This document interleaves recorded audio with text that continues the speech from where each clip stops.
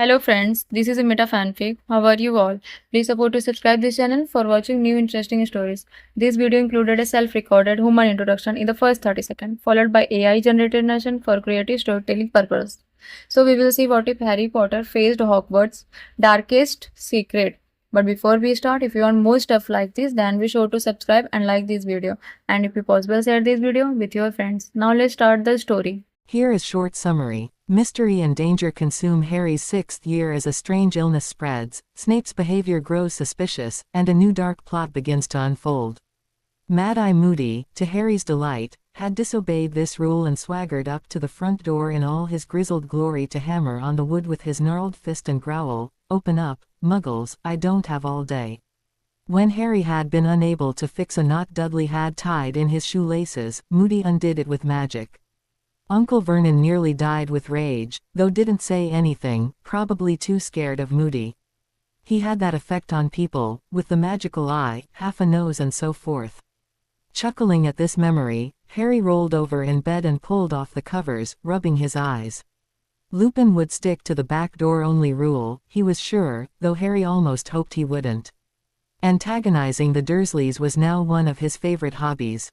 It was even better when adult wizards did it though, especially watching Dudley's reaction.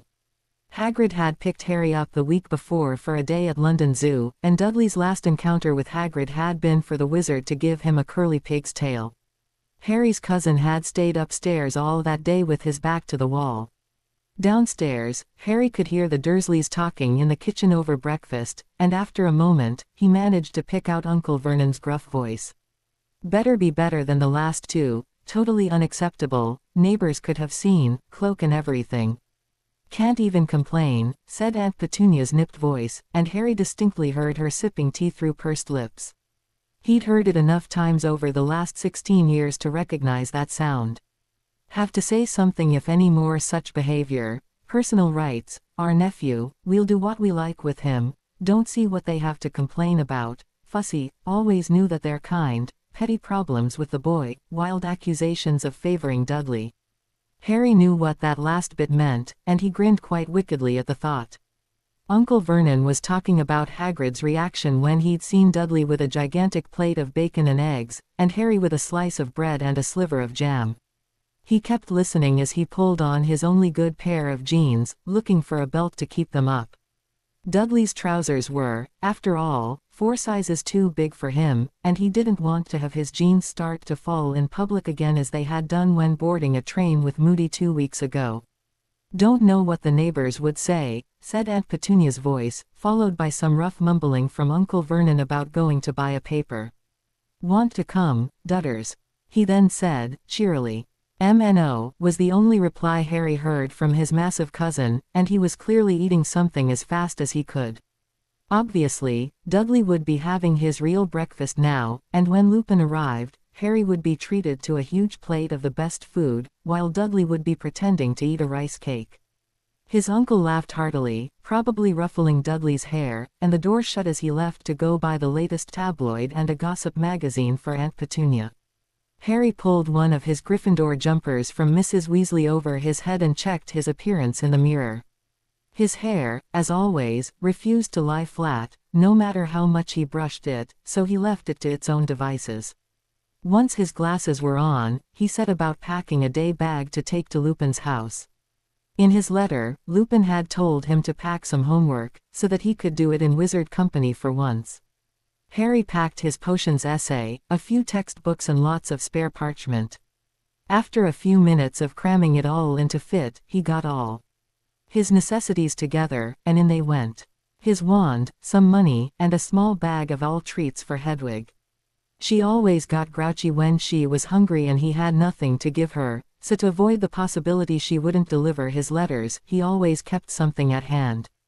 It was 8:30 by the time he got downstairs, just in time to slide into a seat at the table and have a slice of rye bread thrust into his face by Aunt Petunia. "Eat quickly," he snapped. "There's only half an hour until your friend arrives."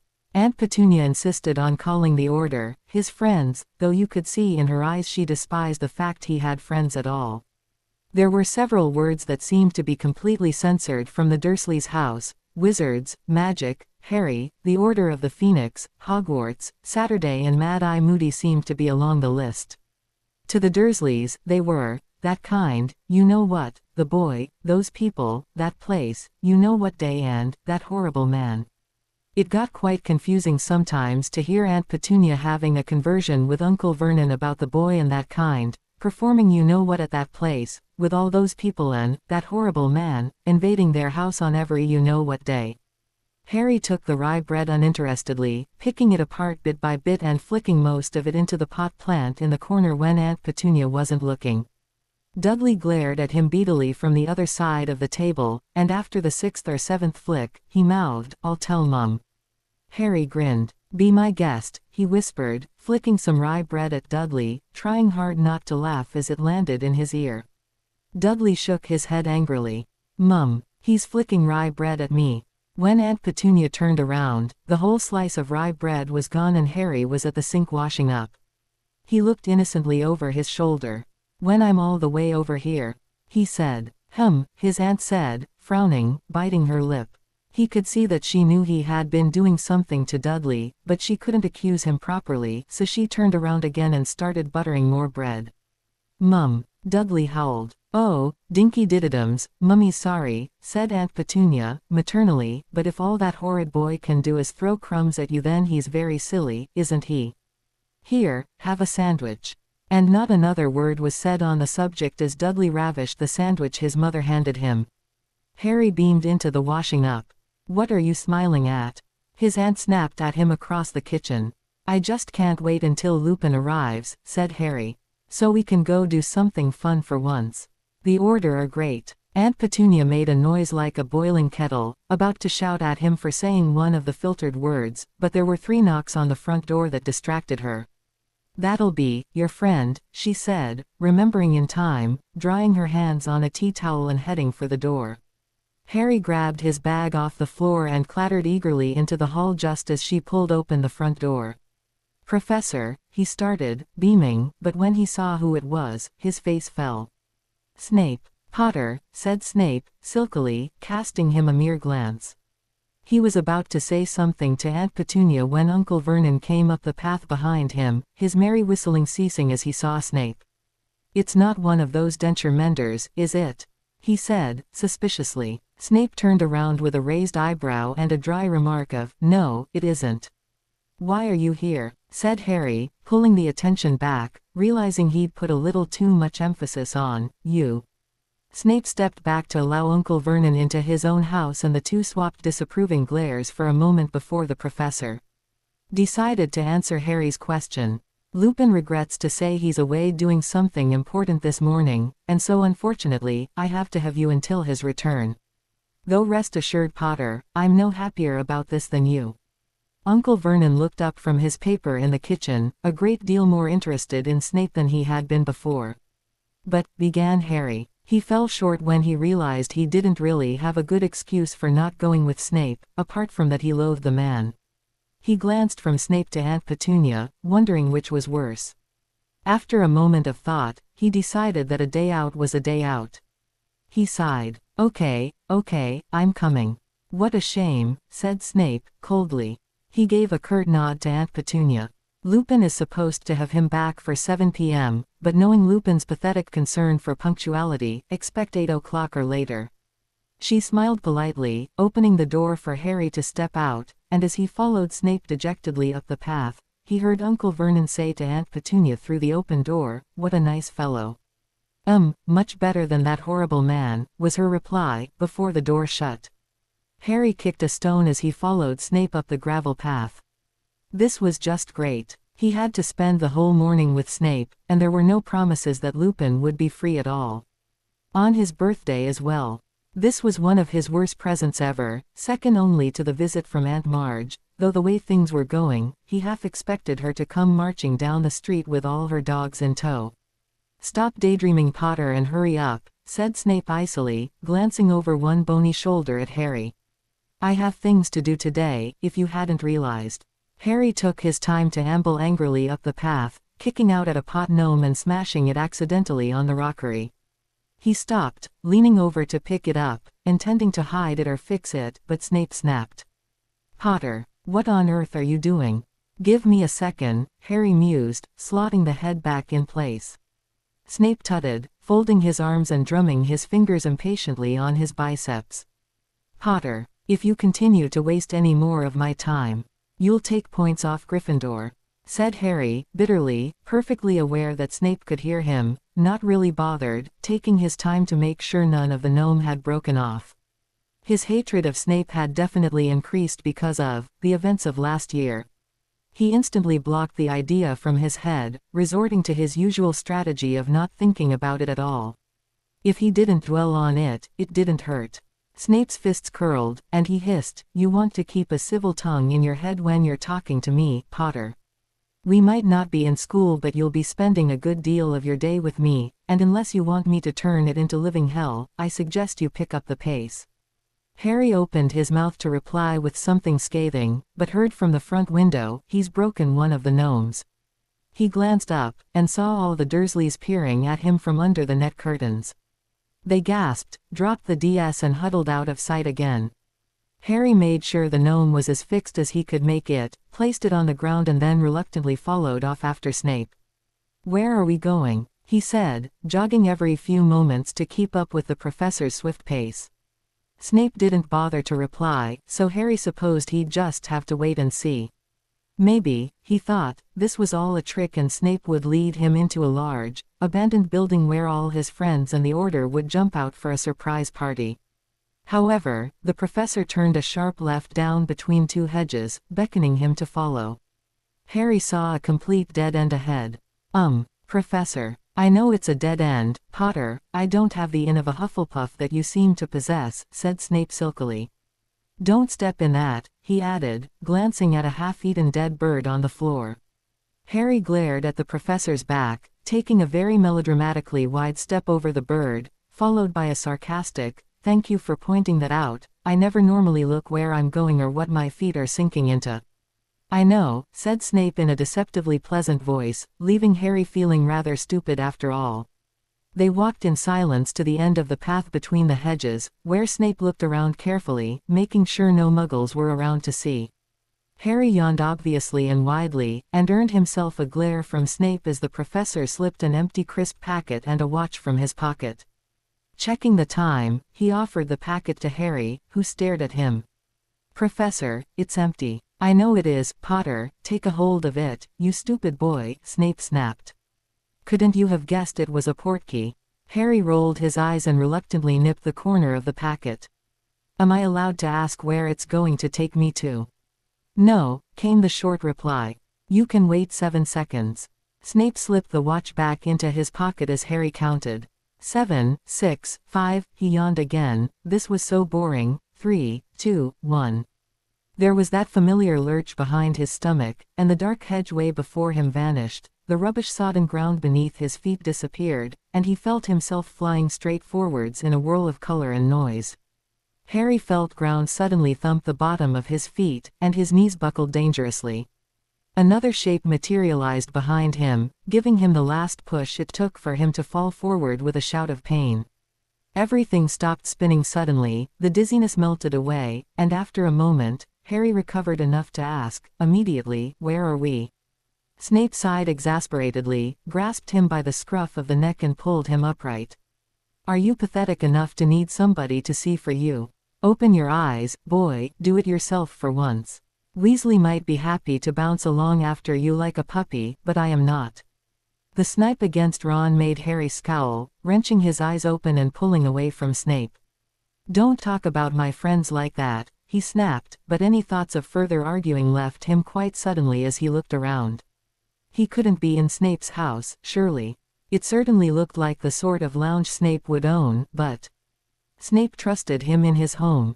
"Is this your house?" he said, amazed. "Surprise," came the dry reply. It was quite a spacious room, and dimly lit, the windows shadowed by thick DS of a wine color. The floor was wooden, the walls were cream and covered in paintings and photographs, and all the furniture was the same crimson color as the curtains. Harry glanced at the photos above the sofa, and perhaps to draw his attention away, Snape said, "I suppose I'm obliged to offer you something to eat. Or will you be happy with the squashed rye bread in your back pocket?" Harry frowned, scooping the mush out of the pocket of his jeans. He'd forgotten he'd stuffed it there after breakfast. He felt an inward sparkle of delight as Snape winced, the crumbs from the bread pattering down onto his spotless floor. Something to eat would be, Harry began. He was about to say nice, but then remembered the end of the year with a pang, and said, nice but no, I'll be fine with my. He held up the handful of mush. Squashed rye bread, thank you. Snape's right eyebrow arched a fraction, but he said nothing. Both of them were remembering times they would rather not, and so to avoid any more awkward silence, Harry asked, what time is Professor Lupin expected to be back? Well, just Lupin now, I suppose. Snape shook his head slightly. No, it is indeed Professor Lupin, and how am I supposed to know, Potter? Harry glared at him from under his unruly fringe. Seeing as though he gave you the message he'd be away, he said, vaguely. And why Professor again? His eyes widened behind his glasses. He's got his job back. Hooray, Snape muttered wryly. Is he the dark arts teacher? Said Harry, and it couldn't disguise the eagerness in his voice. The despicable, twisted look on Snape's face was all the answer Harry needed, and he gave a whoop of happiness, barely resisting the urge to dance. It was even better knowing that Snape was fuming because of this. He'd been trying to get the dark arts job for 16 years now, and Lupin had beaten him for the second time. Potter, stop jigging around like a lunatic, you're getting bread all over the floor, Snape snapped. Professor Lupin will hopefully be back as soon as possible, so he can take you as far away from me as possible. Just because you're jealous, said Harry, grinning. Harry expected a sharp comment or one of Snape's usual insults, but the man's face fell from spite into hollow recollection. Harry frowned slightly, his bouncing ceasing, and then he realized what must have hurt Snape like that. Everybody always said Snape had been jealous of Harry's father, and last year, Harry had found out a good reason to suggest Snape hated James for a far different reason. They looked at each other for a moment, Snape without his usual glare, and Harry without his usual irritating Snape expression. I wouldn't mind a drink though, said Harry after a moment. What? A drink? Harry mimed it with his handful of hot, sticky bread, and another lump fell onto the floor. Oops, sorry. Snape scowled, drawing his wand and giving it a few precise flicks. A mop appeared next to the sofa. I think you know what to do, Potter. Water. Harry couldn't believe this guy. He was making him clean his house. The cold-hearted. After a moment, Harry realized Snape had offered him water, and he nodded. Yes please. Snape smirked, a horrible, cold-twisted kind of smirk that Harry knew very well. Another flick and a bucket of water appeared next to the mop. Enjoy. The potions master then left the room, his long black coat billowing in the breeze, and Harry gaped. It's only a few crumbs. He shouted vaguely, but there was no reply. Grumbling, he grabbed the mop and twirled it around the bread on the floor. Stupid Snape, he thought.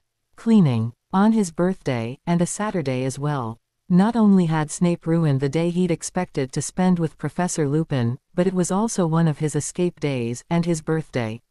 Furiously, he mashed the bread up on the end of the mop, not caring what a mess he made. Sirius wouldn't have done something to him like what he'd just thought hit him quite suddenly, and he fell silent and still, as a wave of realization washed over him. Sirius wouldn't even know it was his birthday, he wouldn't know anything. If Sirius was here he would strangle Snape for making Harry clean, especially on his birthday. It was all Snape's fault. Harry wiped his face with the back of his hand, determined not to have an emotional breakdown in Snape's lounge, stuffing the mop back in the bucket with a clang and a slosh. Finished so soon, said a silky voice behind him, and Harry turned to glare up at Snape. To his surprise, the professor handed him a large glass of water though. With ice. A lump very nearly came to Harry's throat. Thanks, he muttered. My pleasure, Snape said coldly, eyeing him with quite a suspicious frown. Harry glanced up, and then down. Quickly, as he realized there were a few rebellious tears in his eyes. I did the floor. Speak up boy, or I'll have to enhance you with a few sonorous charms. I said I did the floor. Harry half shouted. He fell silent again, surprised at the volume and anger of his own voice. He took a sip of the water, wiping his face with his sleeve again. That will do, Snape said, smoothly. Walls do not have ears, but the neighbors do. Not my fault you have nosy neighbors, Harry muttered, loud enough for Snape to hear him, his head still bowed, taking another sip of the water. I do apologize, said Snape coldly. Next time I buy a house, I'll have to visit all the surrounding houses to check whether they listen with paper cups at the walls, just in case an over-emotional teenage boy is in my house. I am not over-emotional, snapped Harry. As you wish, Potter, said Snape, in a vague voice that Harry didn't like at all. He glared up at the repulsive potions master through his mop of black hair. Now he could identify with his father. Snape was so despicably vile sometimes that it was impossible to not hate the greasy, sallow-skinned vampire look-alike. He wanted something spiteful to say, anything that would stab Snape to the heart. His eyes fell upon the photographs above the sofa again, on one in particular, black and white, of a black-haired boy in Hogwarts graduation's robes, holding a scroll, smirking into the camera. It could only be Snape. Who's the ugly guy in the hat? Said Harry, scathingly. My father, said Snape, with a grimace. I don't know how on earth he acquired that degree, he was even more stupid than you. I hated him. Harry's insult fell flat on his face, and he glared hatefully at the rest of the photographs, sitting in an armchair without asking for permission, drinking his water in silence. And I'm not over-emotional, he said, suddenly, as though remembering they hadn't finished that debate properly yet. Snape was now sitting behind a desk in the corner, writing with a black quill, and didn't seem to hear Harry. Whatever you think, he added, loudly. Dear me, said Snape, lazily. You are having some trouble with maintaining a regular volume today, aren't you? From squeaking and whispering to bellowing at me across the room. I can't wait to see what gems you have for me next. Harry just glared at him, hating him so much it wasn't possible. He wanted to just pull his wand out of his bag and jinx his ugly, hooked nose right off his greasy face.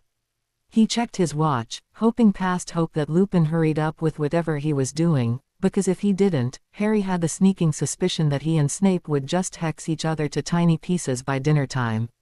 He put his head in his hands, trying to drown out the irritating scratch of Snape's quill. I hate Saturdays, he murmured to himself. Harry had only mentioned his moments of weakness concerning Sirius to one person, and that was Mrs. Weasley, when he spent one of his days out with her. Molly was like the mother he'd never had, and she was one of the only people he knew would never discuss his problems with anybody. Her advice had been to try and not think about it, to concentrate on other things, calm his breathing, and remember that Sirius wouldn't have wanted him to get upset because of anything anybody else did to him. It took Harry half an hour to achieve the frame of mind that said he did not care about Snape, or anything he might have to say. When he was calm again, he sat back in his chair, taking the last sip from his water and taking a deep breath that suggested he was approachable again. Calmed down, have we? Said Snape, without looking up from whatever he was doing. Yes, thank you, said Harry. Pleasantly. If you're under the impression I was expressing concern, you're wildly mistaken, Potter. Snape slid a piece of paper from the top of his pile, jotting on the one underneath absent-mindedly. Nice to know you care, said Harry. He put down his empty glass with a soft clunk. Maybe one more stinging remark at Snape, then he promised himself to stop provoking fights. So, how's Voldemort? Snape looked up at him swiftly, with a hiss of, shut up, Potter. If you want to be alive for your meeting with your precious Lupin, don't talk about things you don't understand. He slipped another paper off the stack, looking back down. I would have thought some sense would have been knocked into you by now. What more do you need to realize what a pathetic, arrogant little idiot you are? And to think, people have died to save you. He scoffed. Meaningless. Harry went a little paler, and he whispered, don't talk about that. You know nothing. Snape raised an eyebrow, looking perfectly cool and scornful. Oh, I see. Nobody can mention Perfect Potter's hurtful experiences at all. God forbid anybody should upset poor, traumatized little Potter, but it's perfectly alright for him to attack others in an attempt to get some attention. Well, that seems perfectly reasonable. Harry shook slightly. I'm not my dad, okay. Don't blame me for what happened, because it's not my fault. What are you talking about, Potter? Snape sneered into his work, jotting distractedly still. You know, said Harry. I saw. Snape actually shrugged, and said, if you're not going to elaborate, Potter, you should know that mind games on me rarely succeed and you're not proving anything. Of course, you wouldn't know, as your inn isn't even fit to be pickled in a jar in my office. Maybe it's your washing powder, you know, it makes things go grayer, said Harry, pointedly, staring right at his greasy face. Or you could try some fake tan, it would make your legs less pale. Shut up, Potter, Snape growled, in a tone of voice that firmly suggested the conversation was over. You have one, less than pleasant memory of mine. I have hundreds of yours. Oh yeah, Harry sneered. Miss Chong, said Snape, smirking suddenly. Harry fell silent instantly. Damn Snape, he thought. Trust him to go straight for the heart. What was it she said? Snape continued, looking up idly and stroking his chin with the tip of his quill. Oh, yes, I really like you, Harry. How simply sweet. You're lucky Evans was there, Snivellus. Harry hissed. At least I wasn't sitting in a tree hiding from a bulldog, sneered Snape. So did my dad really take off your pants? Said Harry, scathingly. I bet all the girls near the water ran away screaming, did they? Snape raised his wand absent-mindedly, still marking as though Harry wasn't there. A thrill of horror shot down Harry's spine. He didn't even have time to move before Snape spoke, in silky tones, legilimens. Harry's mind was washed into submission as memories began to replay around his head. His eyes widened automatically, and he knew Snape was watching him intently, though he couldn't fight the spell. He was too absorbed in memories, the day he had the big fallout with Cho, about Hermione, the day he turned down Draco Malfoy on the Hogwarts Express, the Death Eaters at the World Cup, the day he found himself failing at occlumency, and then seeing Sirius disappearing back into the veil. That one played again and again and again, over and over until finally. Harry found himself on all fours on the floor, panting, tears streaming down his face, shaking so much he could hardly see properly. No, he whispered, his voice choked. Snape's feet were in front of him, his cloak swaying gently. I have something important to say to you and show you. But before that, this is a direly serious warning, Potter. Never ever provoke me again. Snape grabbed his arm, pulling him roughly to his feet. Lupin, he shouted. Harry was shaking too hard to even realize that next second, Professor Lupin had hurried into the room, with a disapproving, "That was far too harsh, Severus, Dumbledore told you." "Do not call me Severus," Snape hissed at Lupin. He was trying to push Harry in the direction of the door, but Harry was having none of it. "Leave me alone," he shouted, lashing out at Snape. The potions master grasped his hand before it hit and snapped, "Help me." At Lupin. "Don't just stand there on the sidelines for once.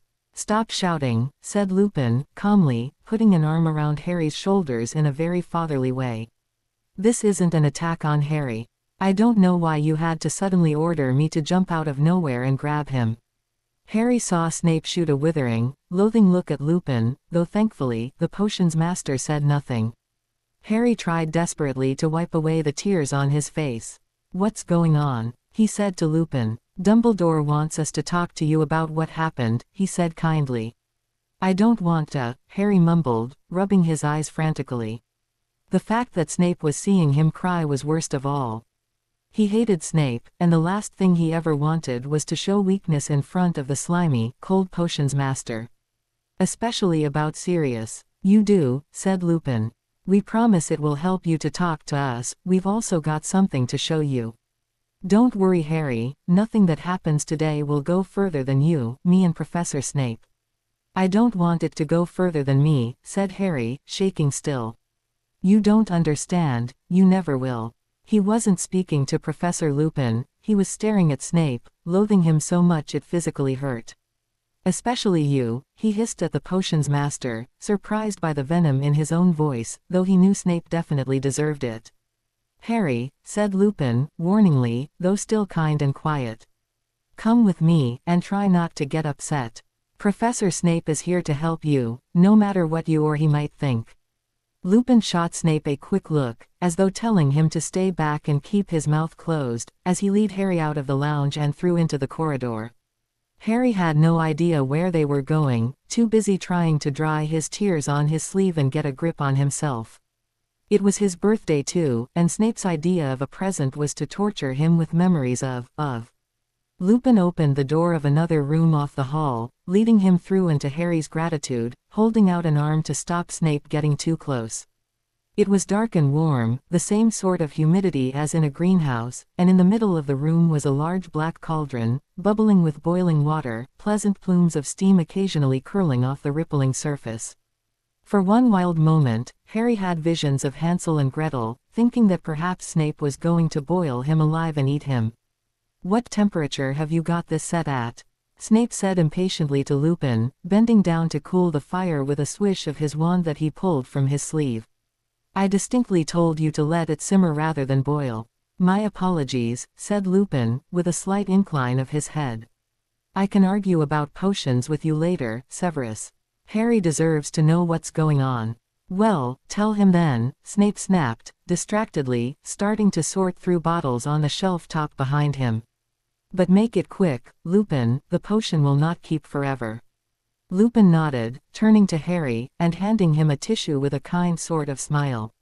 "Professor, Dumbledore wanted us to talk to you about what happened, Harry.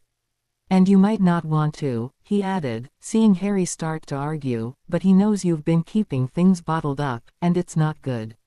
You've had nobody to talk to all holiday, and Sirius's death was important to all of us, yes, even Professor Snape." "Sirius would still be here," said Harry, wiping his face all the more frantically and turning to glare at Snape, "if you hadn't been mocking him constantly about having to stay in the headquarters whilst everybody else was out doing something. You made Sirius feel useless. That's why he came to save me."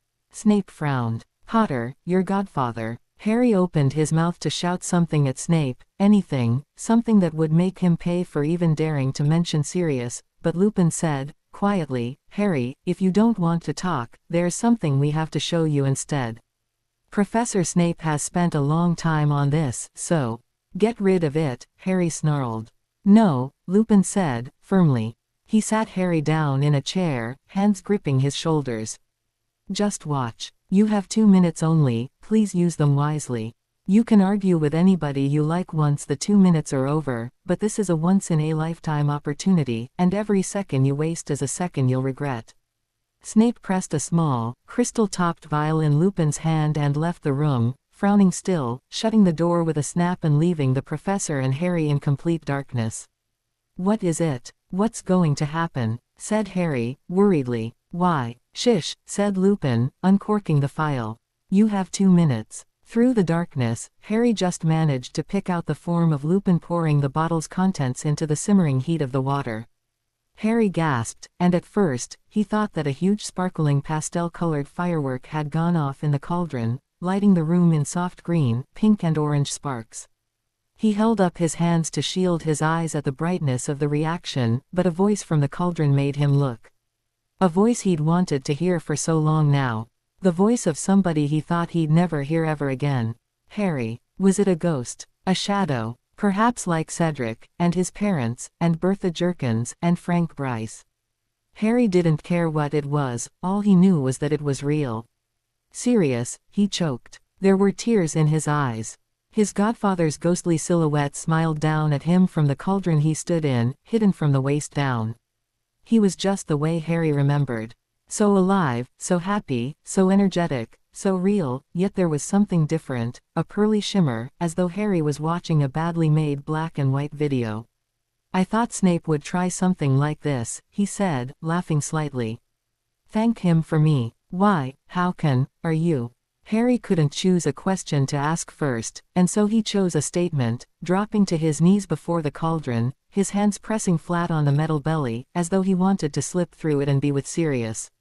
"You're alive." "No," said Sirius, shaking his head. "I'm not. All you need to know is that I'm here. Harry, did you get out of the Department of Mysteries okay?" Harry nodded, still pushing at the metal of the cauldron. Maybe if he pressed hard enough, it would vanish. He could join Sirius. They could talk as much as they liked, play chess and complain about Snape, forever. "Yeah, we all did," he choked. "Sirius, you died to come and help me." Sirius smiled paternally, gazing down at his godson, with just the same longing look in his eyes as Harry thought would be in his own. You would have done the same for me, right? Harry nodded frantically. Of course I would. Sirius, when will I see you again? When will you come back? Sirius's smile was now sad, distant and full of hollow realization. Never. I'm gone, Harry, you have to accept that. No, said Harry, shaking his head, tears now rolling down his face. You're alive, you're right here, you'll always be here, you'll always live. 1 minute, said Lupin, quietly, putting a hand on Harry's shoulder soothingly. Listen to me, Harry, said Sirius. There was such a serious tone in his voice that Harry looked up, pierced by his dead godfather's gaze, longing for things to be different. There are a few things you need to know, so many things I've found out, being here, but there are too many to tell you. And most of it makes no sense to me, but they might help you understand the Order better. He thought, quickly, ticking things off on his fingers. There are a couple of other Order members here and they say that Dumbledore has more spies in Voldemort's ranks than just Snape. Specific people that nobody would ever suspect. I don't know any names, but nobody but Dumbledore knows that they're spies. Another thought came to his head, and he rushed, something about somebody's wife, one of the Death Eaters, she might be a spy, I don't know. I can hardly remember. 30 seconds, Sirius, Lupin warned. Sirius gave up with the information, and looked so desperate to have just a few moments more, staring down at Harry with the look of a man heading to the gallows. Harry, look after yourself. I'll always be there for you. And so will Ron, you'll understand later. And, you'll be getting a letter soon, look after the place for me, will you? I will, Harry choked, even though he didn't understand. Sirius, I don't want you to go. I have to, said Sirius, sadly. Take care, Harry, I'll see you again someday. I promise. 10 seconds, said Lupin. He turned to his lost friend, trying to stay calm and collected. Goodbye, Sirius. Until next time. Bye, Remus, keep up the good work. Sirius looked down at Harry, reaching out to him. Goodbye, Harry, never forget me. Harry reached out too, his fingers slipping straight through Sirius's smoky hand. I won't, he said, shaking. Goodbye, you mean a lot to me. Remember me, said Sirius, one last time, his voice echoing out slowly, as though getting lost in time. Never forget. And then he was gone, the pastel sparks sizzling out into the darkness, silence conquering the frantic goodbyes of the seconds before. Harry felt nothing around his fingers, and saw nothing before him, heard no sounds at all. As though he no longer existed for a moment. Lupin looked down at Harry, his hand still gripping his shoulder gently. Harry was silent. Harry had just said goodbye to somebody, goodbye until the end of life itself, and even then, there was no definite promise that they would meet again then.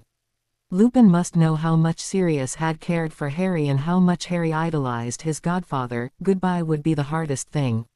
But when Harry looked up, past the tears in his eyes, there was a smile. Thank you, Harry said. The look on his face said he'd never meant anything so much in his life. My pleasure. Snape's voice spoke from behind Lupin, quietly, and it was only then that Harry noticed he was there at all. He'd managed to slip in without a sound. Though, in truth, Dumbledore had the idea, and I despise taking credit for somebody else's mess. Not a mess, said Harry, wiping away his tears, still grinning in a lopsided kind of way. Tidiest mess I've ever seen. He took a deep breath, managing to console himself enough to get a grip, adopting a slightly more serious expression. Thank you. I appreciated that. As I believe I said, it was my pleasure, Snape mused. Harry wiped away the last of his tears, his heart feeling lighter than it had in months and months, getting to his feet, gazing longingly but joyfully at the spot where his godfather had been moments before. He grinned. Maybe this wasn't such a bad birthday after all. Something wrong, Harry. Harry and Lupin had left Snape's house shortly after the farewell from Sirius, strolled through the town for a while sharing memories of Harry's godfather, and now had found a rather nice little bridge overlooking the river.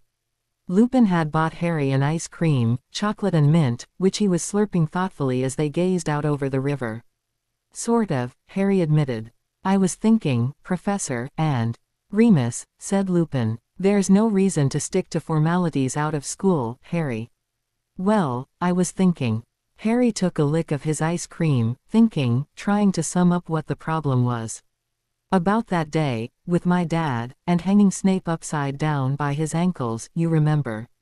Yes, I do. Is it still bothering you? Harry swallowed his mouthful of ice cream, nodded and continued. I guess I just don't like admitting that Snape was right about my dad. He was arrogant, wasn't he? James. Lupin pulled the chocolate flake from his cone, munching it for a second. I suppose he was, in a way. Though really, his arrogance made him who he was. He was still a good person, Harry. Harry nodded. He was still thinking. Today had been the first time that the subject of that day had been breached with Snape, and the potions master hadn't reacted too kindly at all. It must have affected him more than Harry thought. But why though? He wondered aloud. What? Why? Why did that one day affect Snape so much? Why's he so touchy about it? Lupin smiled slightly. Several things, I suppose. That day was most likely the final straw for Severus. Years and years of being ridiculed by James, and it caught up on him. There was another thing though, only something we had a vague idea about, or at least I did. Harry gave him an imploring look, prompting him to go on. Lupin smiled again, and after a further lick from his ice cream, he said, I think that perhaps Severus was jealous of your father for a different reason. Not just Quidditch or popularity, your mother, Harry. Lily was incredibly beautiful, and everybody saw her as James's property, even though, admittedly, she despised him for quite some time. Lily was indeed in Gryffindor, but she had several of the qualities favored by Slytherin House. She was vivacious, ambitious, quite cunning at times. I think Severus probably liked her. My mum, said Harry, horror-struck. He can't like my mum. That's horrible. How dare he? Don't worry, said Lupin, with a smile at the expression on Harry's face. Severus started to despise her after that day by the lake. You've probably guessed that he wasn't exactly the most popular student in the school. He was occasionally in the company of Lucius Malfoy, but apart from that, he was a rather lonesome character. I'm never going to feel sorry for him, no matter what you say, said Harry, grinning slightly. Never say never, Lupin concurred, wisely. However, if makes you feel any happier, Severus no longer cared in the slightest about your mother. The rumor was that he'd found a girl out of school he was happy with, but nobody was quite sure how true that was. Bet it wasn't, said Harry. At the raised eyebrow from Lupin, he added, it's not like Snape though, is it? He just doesn't socialize. That's the thing. He might, said Lupin. Harry shrugged, munching the last part of his cone and sprinkling the crumbs between his fingers.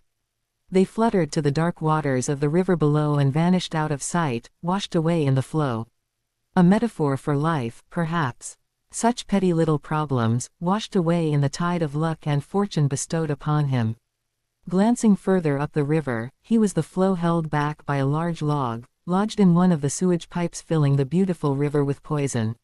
Maybe that was Snape. Held back by one thing. Harry, said Lupin. Harry glanced up. Sorry. Got lost for a moment. Lupin smiled. I noticed. It's 5 o'clock, Harry, you must be hungry. Let's find somewhere to eat before I have to start thinking about getting you home to your aunt and uncle. Despite the happiness inside him, Harry felt a momentary flush of realization and disappointment as he remembered that at 7 o'clock, he'd be back home with Dudley treating him like dirt. Lupin saw the expression on his face. Harry, don't want to go back, he said. He had nearly said, home, then realized that the Dursleys' house was no more home than this bridge was. Only a month to go, said Lupin, kindly. A month too long. Harry sighed, leant out and snapped a twig away from a NCH overlooking the river. He gazed at it morosely for a moment and then dropped it gently. It spiraled through the air, blown back into the tree by the wind, but to Harry's complete amazement, the movement of that one little twig was so great that the tree NCHES slipped loose from under the blocked log, and with a great crash, it sloshed down into the waters below. The river started to flow properly again with a relieved splash, the sewage was washing away. Impressive, said Lupin, smiling. Even though I doubt you did that on purpose. Harry smiled slightly, not really paying attention, too amazed at why nature was pelting him with so many metaphors. One little thing to solve all the problems at once.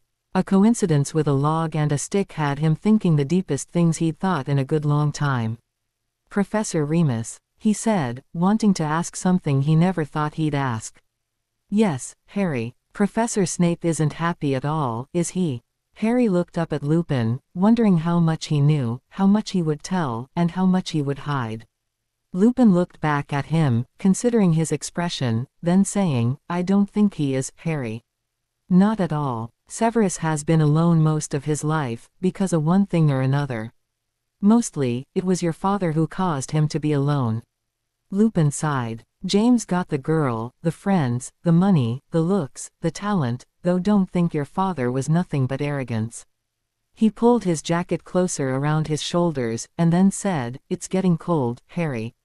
I have a story to tell you, about the day your father knew he'd gone too far, but only if we can go somewhere warm. I have a big meeting tomorrow and it won't do me any good to have a frostbitten nose. Harry nodded, glancing out over the town. There's a McDonald's over there, by the cathedral. There's a what? A McDonald's, it sells food. Trust me on this one, Pr. Remus. Very well. Anything that isn't as bad as the motorway cafe I stopped at on the way here, you don't even want to know. Lupin smiled slightly. Lead the way then, Harry. Oh, one thing. Harry jumped as Lupin scooped into his back pocket, pulling out a now moldy handful of the bread that just refused to die. What on earth is this? Said Lupin, slightly worried. Rye bread, said Harry. Seeing the look on Lupin's face, he smiled and added, long story. Harry, I'm completely full, I'm afraid. Do you want to finish the McNuggets? You don't have to call them McNuggets, you know, said Harry, smiling, taking the box gratefully. Just nuggets. It might say McNuggets on the boards, but it's McEverything in here, McBine, McCare, McTable, McWaitress, McRevolving door. Lupin gave him a slightly confused expression, opening his mouth, but Harry managed to predict his question straight away and grinned. Yes, I am joking. He slurped the last remains of strawberry milkshake from the bottom of the container, and then said, So what was the thing about my dad you promised you'd tell me? Ah, yes, I thought you'd bring that up, said Lupin. Well, you know that James was a seeker. Quite a good one at that. You must have seen the trophies in the trophy room. At Harry's nod, he thought for a moment and then went on. Professor Snape was quite a good player as well, a seeker, like your father. I always spent my evenings in the Leary, and the Slytherins normally practiced Quidditch then, in view of the Leary windows. I used to watch them. Snape could have been of great use to the Slytherin team, but he was never a member. Due to a prank your father played on him. Harry's eyes widened. Why? What did he do? What happened? Severus joined the team in third year, I think, Lupin explained. Of course, your father was already on the team, and he heard about the new Slytherin seeker. He hated the thought of Severus being a rival to him, as naturally, he thought himself better than Snape. I suppose I should have noticed he was planning something when he spent so long in the Leary all of a sudden, looking up charms and unbreakable jinxes and so forth. Did he attack? Oh no, said Lupin, shaking his head. It wasn't violent at all. We were lined up outside potions one day, when James just drew his wand and performed a charm, very calmly. Snape didn't even notice he'd done it until the last moment. What did it do to him? Harry whispered. Something called an anti-catching charm, said Lupin. It doesn't affect grip or reflexes in any way, it just makes the victim unable to catch at all. James told Severus this little fact by throwing a tennis ball at him and telling him to catch it. Snape's fingers were as though they had been buttered, and the charm was unbreakable. He lost his place on the team. Harry felt so incredibly guilty now it was almost painful. He could feel his meal squirming remorsefully in his stomach. So why did that make my dad realize he'd gone too far? Didn't he find it funny? I suppose it would have been, Lupin mused thoughtfully, if the Slytherin captain hadn't announced his removal from the team in front of all the crowds at the next Quidditch match. Severus stood there in all his robes, ready to play, and to just be told that he could go get changed, that affected both Snape and your father, Harry. James saw Snape's last hope slip away before his eyes that day, and to know that he'd caused it. Harry wasn't sure whether he felt better or worse now. Snape could have been a famous Quidditch player, if it weren't for the butterfingers that Harry's father cursed him with. "My dad was pretty nasty," he said, mournfully. "Not so. Your father actually apologized to Snape after that day. It was a mark of how truly sorry he was. James never held grudges. I'm sure he died with no malice in his heart at all, except towards he who must not be named, of course, though I don't think any wizard could ever count that vile creature as a friend." Lupin put a hand across the table over Harry's, paternally. "Sirius died fighting the Dark Lord's ranks, Harry. The best thing you can ever do to get revenge on your godfather and honor his memory is to make sure those who killed him are given justice." Harry nodded. He already fully intended to do just that. "What were all those pieces of information that Sirius gave me about?" "Stuff about spies and Ron and a Death Eater's wife. And a letter." Lupin smiled. "That was a very typically Sirius thing of him to do. He's left you clues, Harry, which will only make sense to you when you've most likely unraveled the mystery completely and you're looking back. That, or they were meant to lead you on a wild goose chase." He gave Harry another fatherly smile. "I didn't suspect for 1 minute that dying for adventure would quench Sirius's of it." Harry grinned, took one of the paper napkins, found a biro in his bag and wrote down, "More spies that people wouldn't expect, something special about Ron, something about a Death Eater's wife, a letter." "I wouldn't spend too long pondering those, if I were you," Lupin mused, smiling still. "It was rather disobedient of Sirius to reveal hints of Dumbledore's secrets to you. I suppose I couldn't have expected anything less." "Dumbledore's secrets? How do you know that?" said Harry, and he beamed. "You know what they mean." "Oh, tell me, Professor, tell me." Lupin chuckled. "Absolutely not. I know a few sketchy facts about one of the things on that list, and I won't tell you which one it is or what I know. The last one I can guess, the first one is Dumbledore's business, and the third thing is more than likely meaningless gossip that we won't hear another word of for years. The second thing could be anything really. Perhaps Sirius was just highlighting the value of friendship to you." "No, I think it's something properly special," said Harry. "Sirius wasn't mushy like that. Maybe Ron's going to become Minister for Magic." Lupin laughed again. "Ghosts can't see into the future, Harry. Maybe there's a dead fortune teller in there with Sirius," said Harry, grinning. "Or maybe not," said Lupin pleasantly. "Come now, it's almost 6 o'clock and I don't want to have you late home." They stood up, gathered their bags, put their rubbish in the bin and left the restaurant, strolling slowly in the direction of the train station. "Who's looking after me next week?" Harry asked, eagerly. "Do you know?" "Yes, I do," Lupin replied. He smiled. "I think you'll be pleased.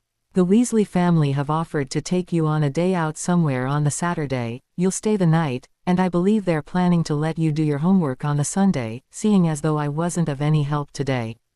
"Great." Harry beamed. He could see Ron and Ginny again, and maybe Bill and Charlie would be there, and the twins, and maybe. He fell silent, remembering something. "Professor," he said. "Remus," he was corrected.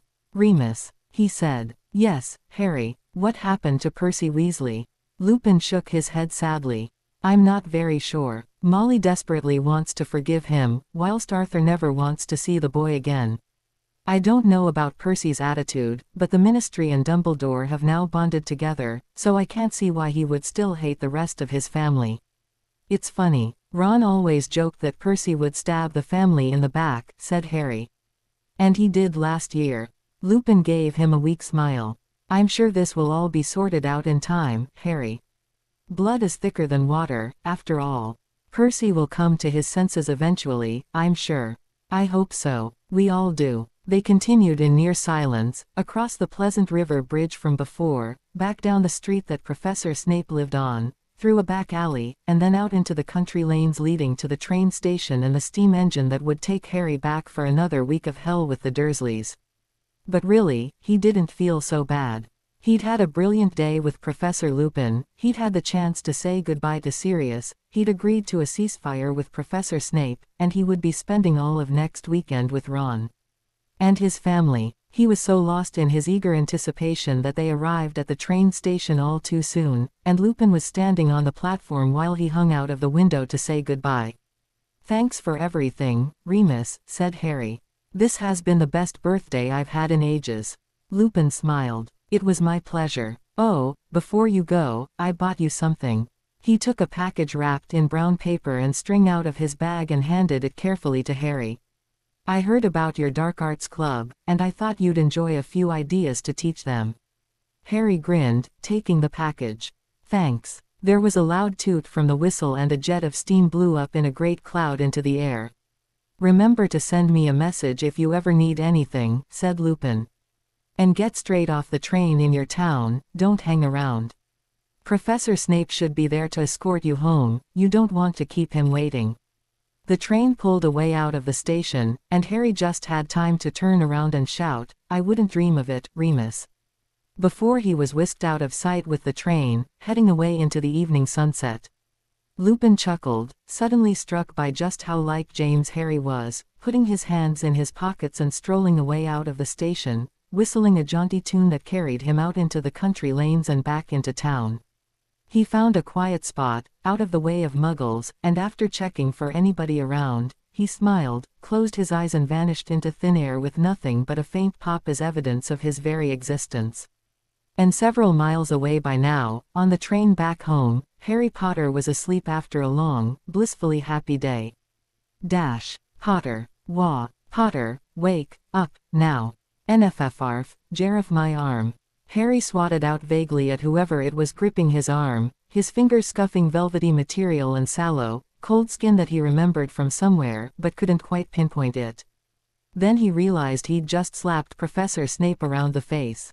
He jolted straight awake and yelped as Snape's hands went for his neck, but the professor narrowly managed to get a grip and avoid strangling the living daylights out of Harry in a public place. "Which part of wake up was it causing you the most trouble, Potter?" he hissed. "Well, if you say something then." "I did say something, you stupid boy," Snape snapped. Several muggles turned around to stare, and Snape glared at them coldly, grasping Harry by the arm and pulling him out of the carriage. "Are you trying to get me arrested for child abuse?" Snape snarled when they were out of earshot of the general public. "Sorry," said Harry, straightening out his sweater huffily. "I didn't know it was you." "Oh, yes, that's perfectly all right, isn't it? An innocent civilian tries to wake you up on a train, with all good intentions in their heart, and your response is to slap them around the face." Snape laughed coldly. "I'm not surprised your aunt and uncle despise you." Harry frowned, and was about to speak his mind, but decided against it at the last moment and just muttered, "Fine, I'm sorry. I won't slap you again." "I hope so," said Snape. "For your sake at least. Come on, it's already 7:45. Damn Lupin, couldn't meet a deadline if it came towards him tied to a broomstick. Hurry up, Potter, I'm damned if I'm going to take the blame for your precious Lupin's mess." Harry tried vaguely to keep up with Snape's ridiculously swift stride, having to actually jog to keep up. He clasped the package tight in his arms, desperate not to drop whatever it was. Snape spotted it and frowned. "What's that?" "A birthday present from Remus," said Harry, stoutly.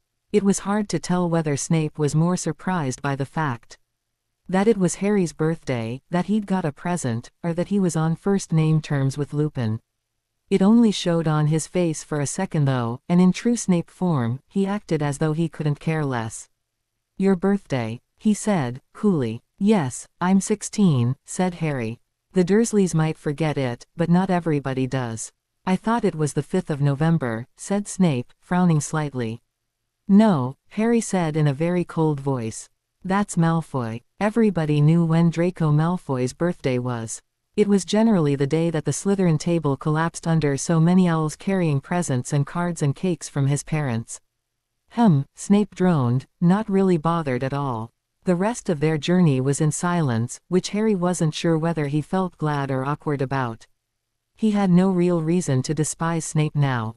After all, not many people in the world would have conjured his godfather from the dead so that Harry could say goodbye. As they turned up Harry's street, the boy realized that maybe he hadn't apologized for his own actions clearly enough. "Professor," he said, jogging for a moment to keep up. No, Potter, I won't slow down. We're late as it is, and... No, it's not that, said Harry, and the fact that he had interrupted so confidently seemed to make Snape take notice more than anything.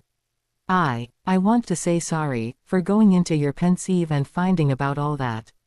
And then mocking you about it. Snape raised an eyebrow, looking down at him, and to Harry's relief his pace slowed slightly.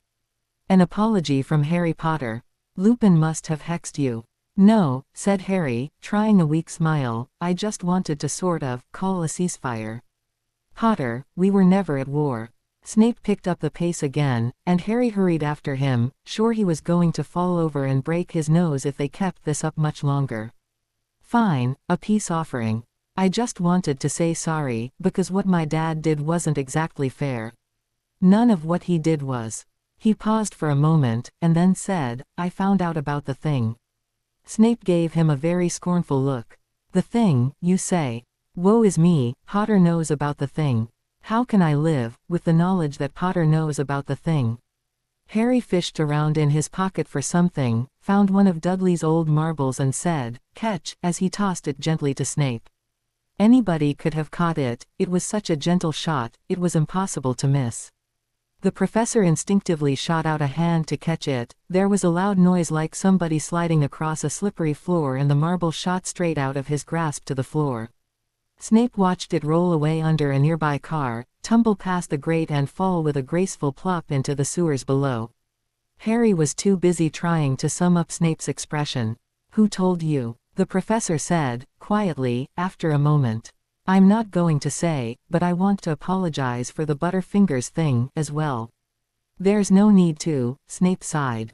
Your father spent all of his 6th and 7th years ing up to me, trying to make me forgive him so he could make my life hell once more. I don't need his hormonal son doing the same. He started to walk again. Potter, pick up the pace, for the of Merlin. Harry hurried after him, and as they turned into the drive of number 4, Harry noticed Snape was rubbing his hands on the pockets of his trousers agitatedly, as though trying to remove a stain. The professor knocked loudly, 3 times, with his bony, long-fingered hand.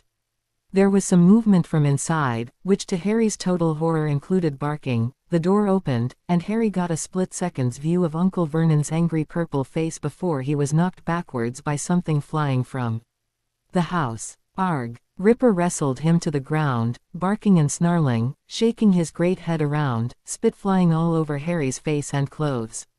Aunt Marge's voice was laughing from the hall, and so was Dudley's. The Dursleys were all laughing.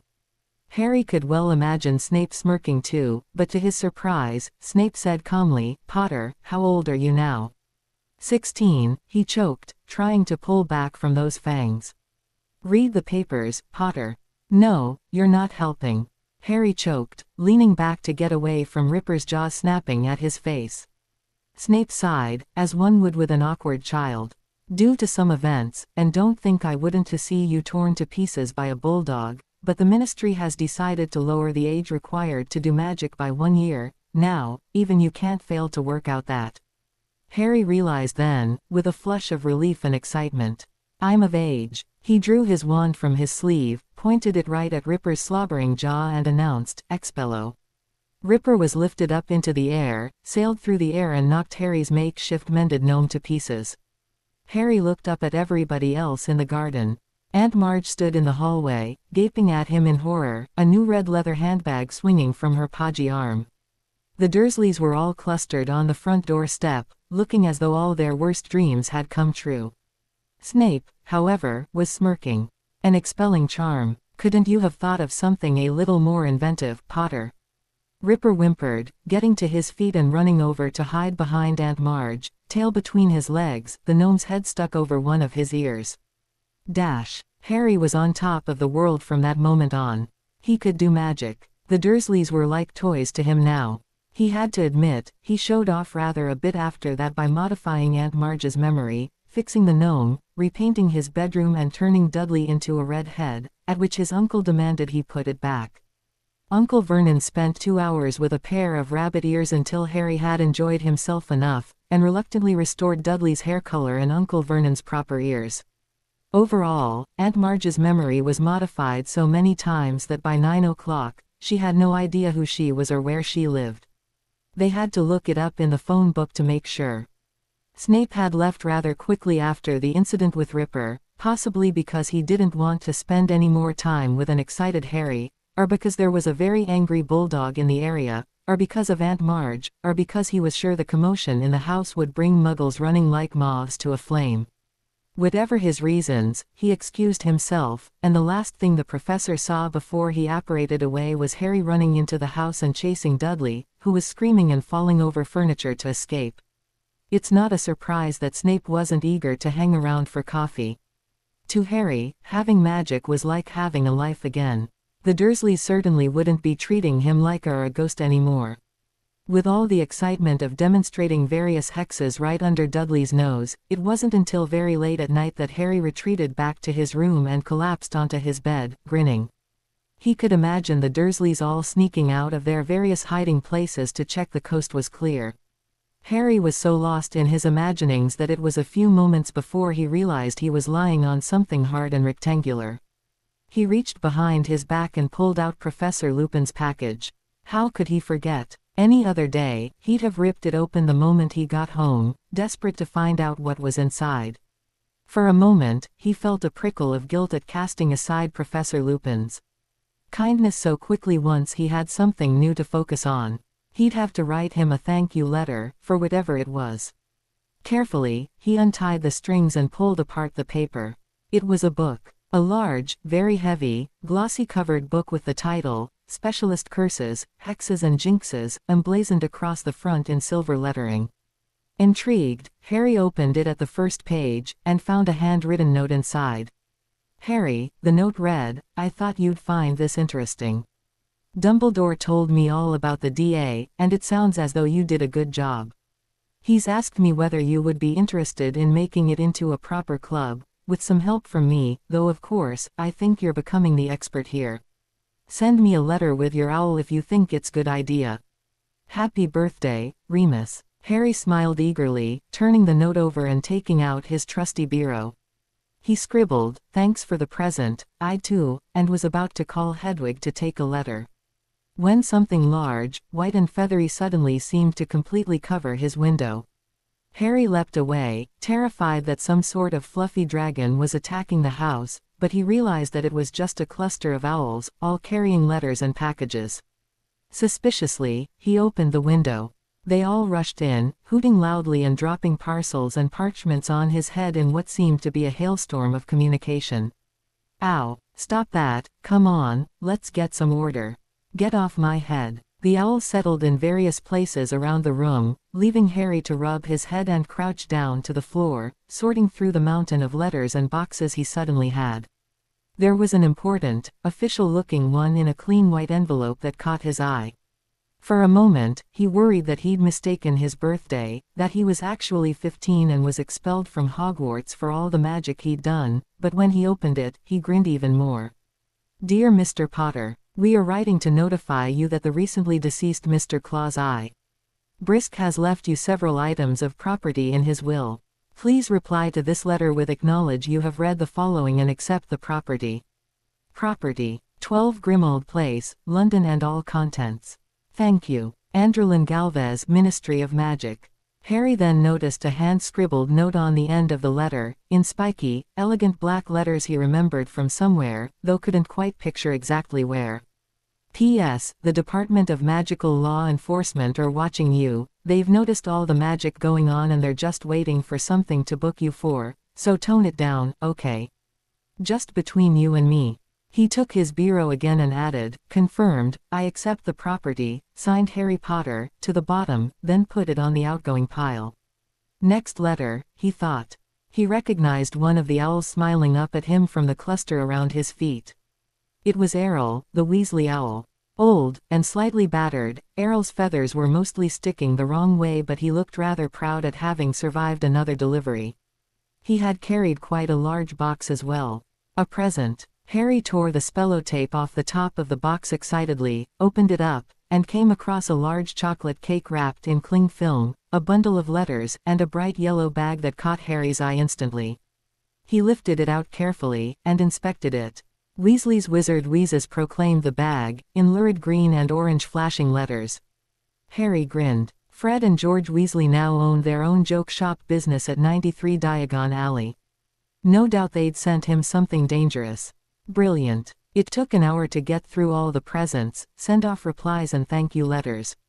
There were presents from Ron, Ginny, the twins and the rest of the Weasley family, Hermione, Hagrid and Luna Good, along with the book Professor Lupin had given him earlier.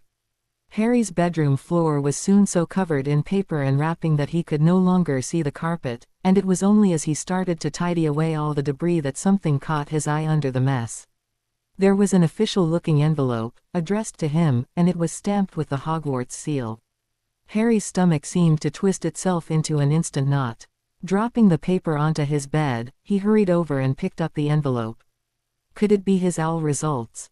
They were due now. He sat back on his bed, tore the letter carefully open and pulled out the paper inside. He did it gradually. Something painful was lodged in his throat. Harry suspected it could be his stomach. The first line of the letter appeared, announcing, "Your OWL examination results." Harry kept sliding the paper out, until the first paragraph was visible. Dear Mr. Potter, as you are aware, during your previous year you took your ordinary wizarding level examinations. Following are your results. Enclosed with this letter is a Newt slip, with spaces for the subjects you wish to continue at Newt level. Your teachers will have seen your OWL examination results and have added comments next to your grades, detailing your suitability in continuing their subject through your 6th and 7th years. If you have any questions, please contact M. McGonagall immediately. Your examination results are. Harry paused. He took a deep breath, then gave the paper a gentle tug, revealing his first result. Defense against the Dark Arts. Tutor, Remus J. Lupin. OWL examination result, outstanding. 96%. Harry's heart leapt. Greatly encouraged, he turned his eyes onto Professor Lupin's comment and read, his smile widening with every word. Harry has amazing potential to perform outstandingly well at Newt level. I will be highly disappointed if he chooses not to continue the subject on. Our star candidate for his year. Now emboldened, he pulled out his next result and found exceeds expectations, 78% in charms. Professor Flitwick urged him to continue with charms at Newt level, and remarked that he performed the best summoning charms this side of the millennium. However, as Harry eased out his next grade, his stomach knotted itself again. He registered the word potions, and Severus A.L. Snape, then quickly looked away. Part of him desperately didn't want to know.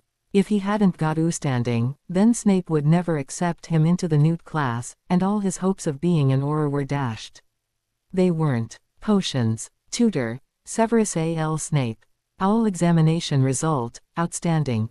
86%. Teacher comments. Despite my insistence to the Wizarding Exam Board that Potter must have somehow cheated, they remain adamant that he could not have, and the topic still mystifies me.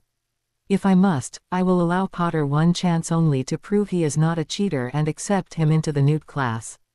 How long he lasts is another matter.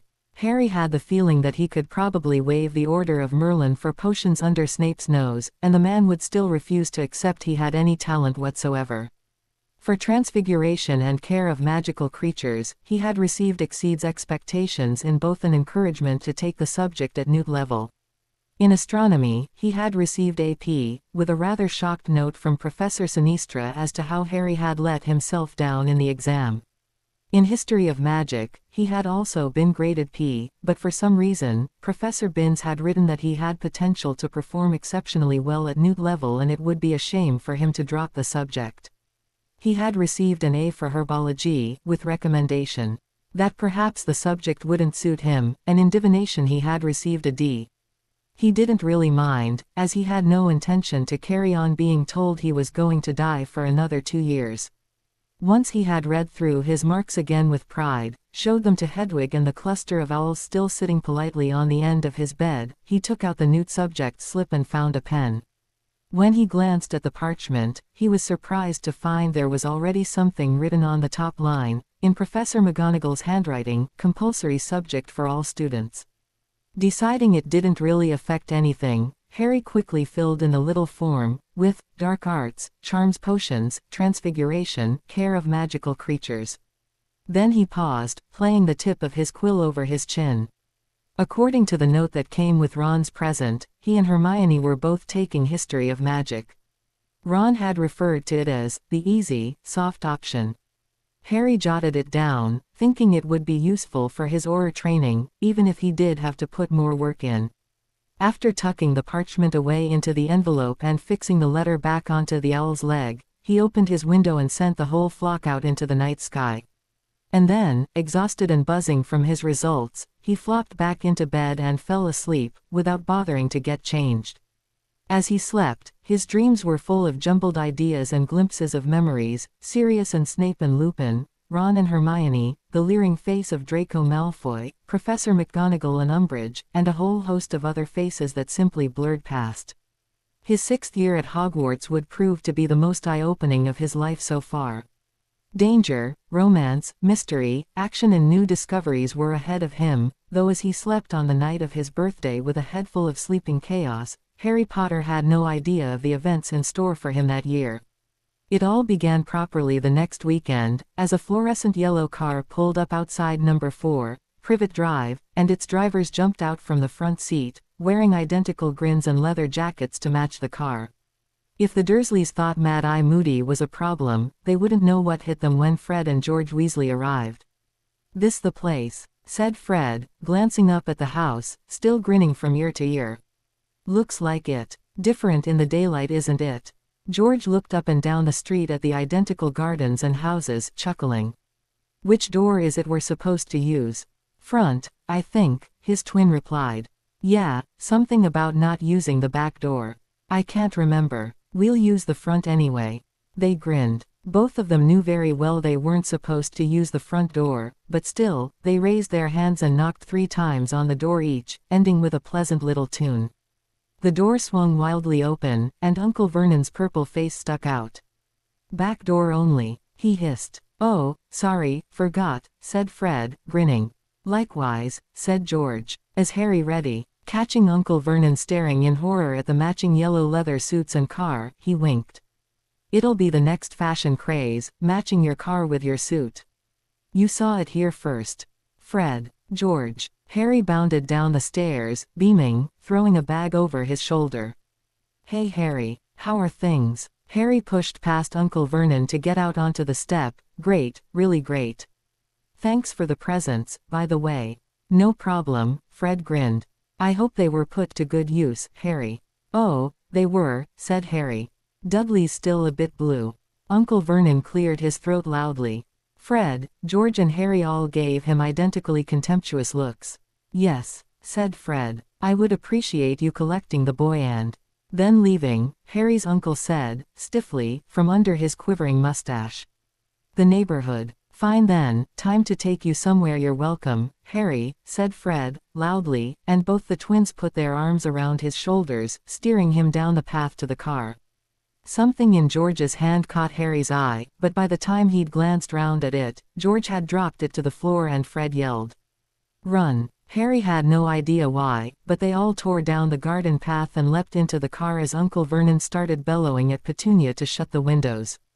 George hammered a button on the dashboard and a roof and windows zoomed into place over the car. Harry had a split-second's view of what looked like a firework on the front doorstep and then... bang! The windows were showered in bright pink and green swirling paint. Harry jumped away, almost landing in Fred's knee. The twins were both choking with laughter. "What did you do?" said Harry, starting to laugh as well. "See for yourself," said George, and he pressed another button on the dashboard. Windscreen wipers clicked out from the side of the car and screwed the paint away from the windows, gave them a shine, and after Fred handed each one a canute, they zoomed away again. Harry stared out at the Dursleys' house, torn between total amazement and the desire to die laughing on the spot.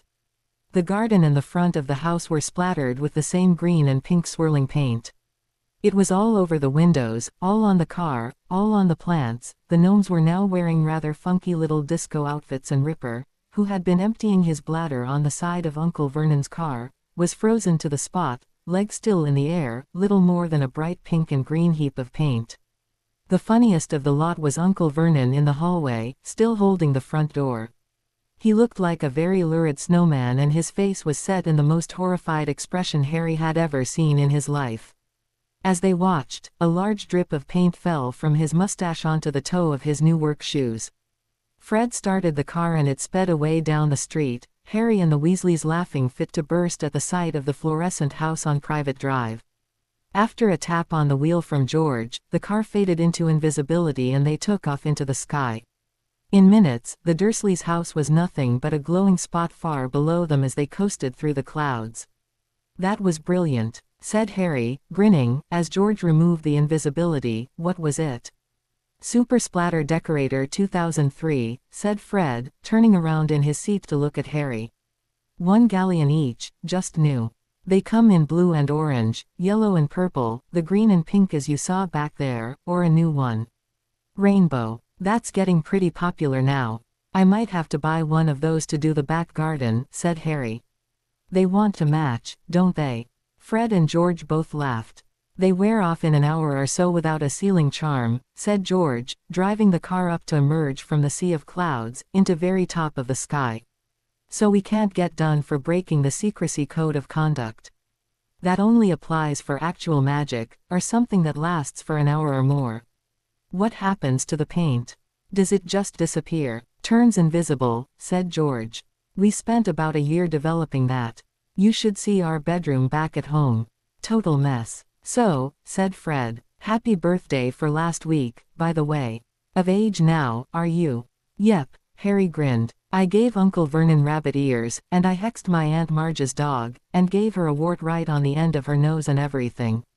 "That's the boy," Fred chortled. "Ron and Ginny have been dying to see you all summer. And Hermione too, she's at the Burrow now. Oh, and Mum says she got your letter, and yes, we can go and sort out your new bachelor pad tomorrow." Harry laughed. "It's not my bachelor pad, don't be stupid. How am I ever going to bring girls home to that when there's Sirius's mother in the hallway screaming if anybody rings the doorbell? Dunno, it'd be a talking point." They all laughed, and George took a bag of toffees from the G compartment, which he offered round. Harry had experience of Fred and George's sweets and so had to decline with a polite, "but thank you anyway." They spent the rest of the journey talking happily about the weekend ahead, the summer behind them and the next year at Hogwarts. Fred and George had left during their 7th year in strike against Professor Umbridge and, they assured Harry, would not be coming back. "But she's left," said Harry, as they cruised over the village near the Burrow. "Peeves chased her away at the end of the year." Fred grinned. "Oh, did he? You know, that poltergeist's not so bad really. Have you heard the current news from Hogwarts?" George asked over his shoulder. "Apparently Peeves is being a complete pain. Even more than normal. Of course, it's just a rumor, but loads of people have said that he's almost torn the school apart." "He does that anyway," said Harry. "He threw a bundle of walking sticks at me on my first day. Percy had to threaten him with the Bloody Baron. Shame Peeves didn't kill Percy," Fred muttered. Harry decided it was best not to press the subject, but luckily, the awkward silence didn't last very long, as the Burrow appeared below them a few moments later. "Hold on to your glasses," said Fred, putting his foot down on the accelerator. The bright yellow car descended from the clouds like a fluorescent meteor and screeched to a halt in the yard a few seconds later. Harry felt as though his insides had been turned upside down from the sudden drop. "Harry." He looked up at the shout from above, and saw Ron, Hermione and Ginny hanging out of an upstairs window, waving frantically at him. He grinned and waved back. "How you doing, mate?" Ron shouted. "Fine," Harry yelled back. "Better now I'm here. Come on, people, we haven't got all day now." Fred interrupted. "You three get down here, we're supposed to be there by now." "Where are we going?" said Harry eagerly. Fred and George grinned in the exact same way. "Just you wait," they both said at once. Harry was instantly intrigued. "Oh, tell me, please." "Latest project we've finished," said George. "And you four are the beta testers," said Fred. What is it?" said Harry, gripping the back of the seat. From the looks on Fred and George's faces, wherever they were going, it was going to be marvelous. "You'll see," said Fred, his eyes sparkling with excitement.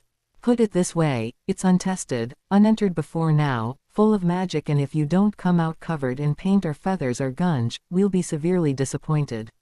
He tapped the horn loudly several times and turned back to the house. Come on, time costs money, people. Ron, Hermione and Ginny came out of the front door and scrambled across the yard, laughing and racing each other. The second Ron pulled open the car door and hopped in beside him, Harry blurted, "Where are we going?" "Weasley's Wizard Wheez's House of Fun," Ron said, grinning from ear to ear, strapping up his seat belt. "Where?" said Harry. Ginny buckled herself in, slammed the car door, and Fred started up the engine again. In a few seconds, they had climbed up into the sky and were sailing over the clouds, the breeze blowing in their hair. "Weasley's Wizard Wheez's House of Fun," said Ron, again, still grinning. "Fred and George's new place. They won't tell us much about it. But it sounds amazing." Fred chuckled, handing around the toffees. "George and I were considering buying an old Muggle warehouse to base the House of Fun, but we decided we'd need much more space. So, we had a look at the building laws of Diagon Alley. And we found a rather interesting loophole. Building underground costs quite a lot of money and can be complicated, but there's nothing about building into the sky." Both twins grinned. Harry's eyes widened. "You've built a flying house of fun." "Precisely," said George. "The most exciting wizarding place on Earth. Absolutely huge. It's taken us ages, and cost all the profit we've made so far. But once we're open to the public." "What sort of stuff is there?" asked Ron through a jawful of toffee. "Oh, everything beyond your wildest dreams, dear youngest brother," George chortled. "Magic, slides, hidden areas to discover, pools full of all sorts of horrible sticky stuff, paint bombs concealed behind every unimaginable place possible, and more gunge than you can shake a wand at." "Cool." Harry, Ginny and Ron breathed.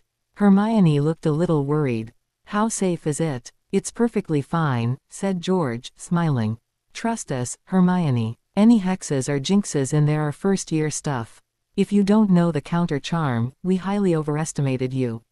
"But, gunge," she said with a painful look on her face. "Cleaning charms on the way out," said Fred. He turned to peer at her through the gap in his chair. "Couldn't you have guessed?" "Well, of course, but I'm not so sure," she said. "Has it been tested for safety and so forth?" "Ah, it will have been, by the end of the day," said Fred. "You're the testers," said George. "Sounds good to me," said Ron, taking another toffee. "Come on, my own, it'll be fine. This is Harry's day off, right? It's gonna be great." He popped the toffee into his mouth, and leant forward. "Hey George, what about trick staircases?" "Way ahead of you, bro," said George. "Half the place is pressure pads to change something. The whole thing is a flying, magical headquarters for chaos." Harry, Ginny and Ron all grinned with excitement.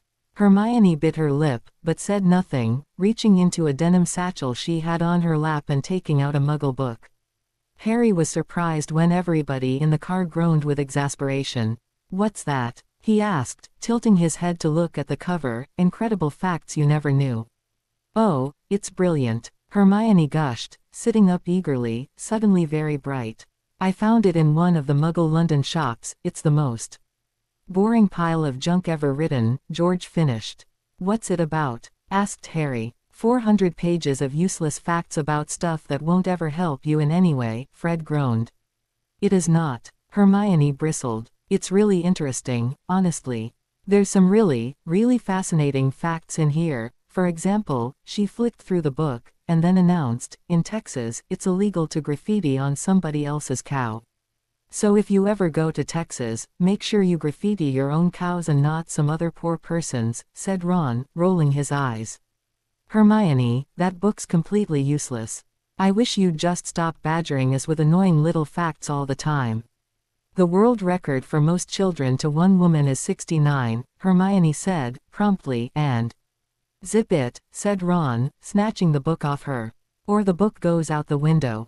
Hermione spluttered, and opened her mouth to argue, but Ron waved the book threateningly over the car door and she shut up. They flew for about an hour or two solid, over forests and hills and fields, cities and towns, roads and motorways, even over the top of the small mountain somewhere, until London was just visible on the horizon.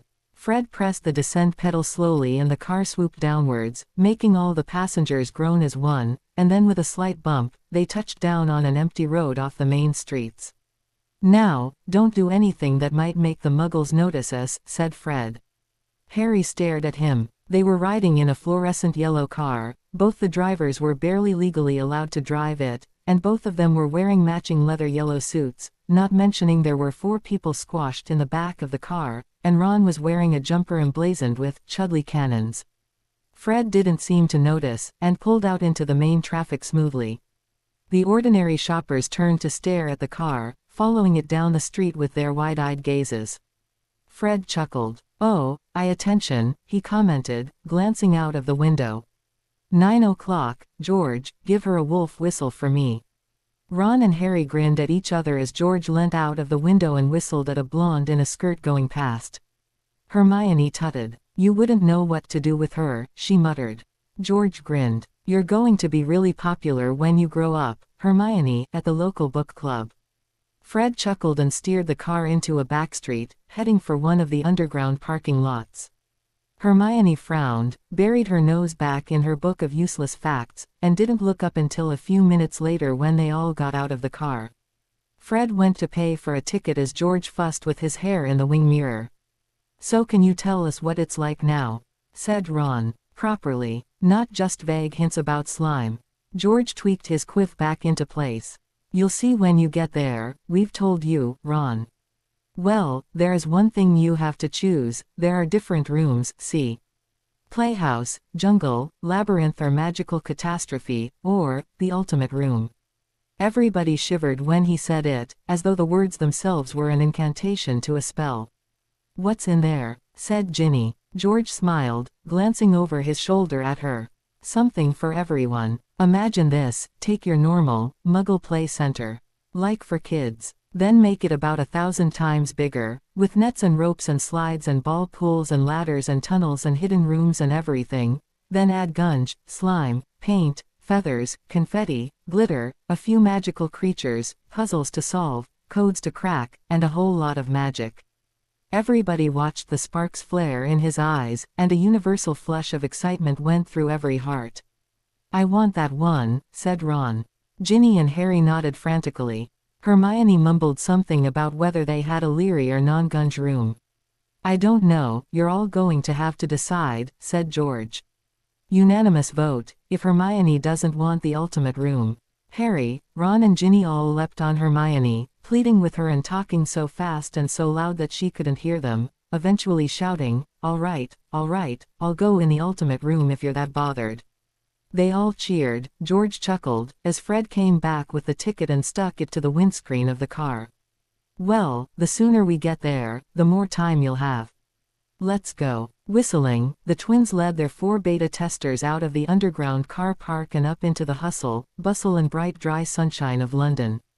Cars of every color and make, save, perhaps, bright yellow that matched the drivers' suits, zoomed past on the street below like a great rainbow S, and buildings rose to the sky in the distance.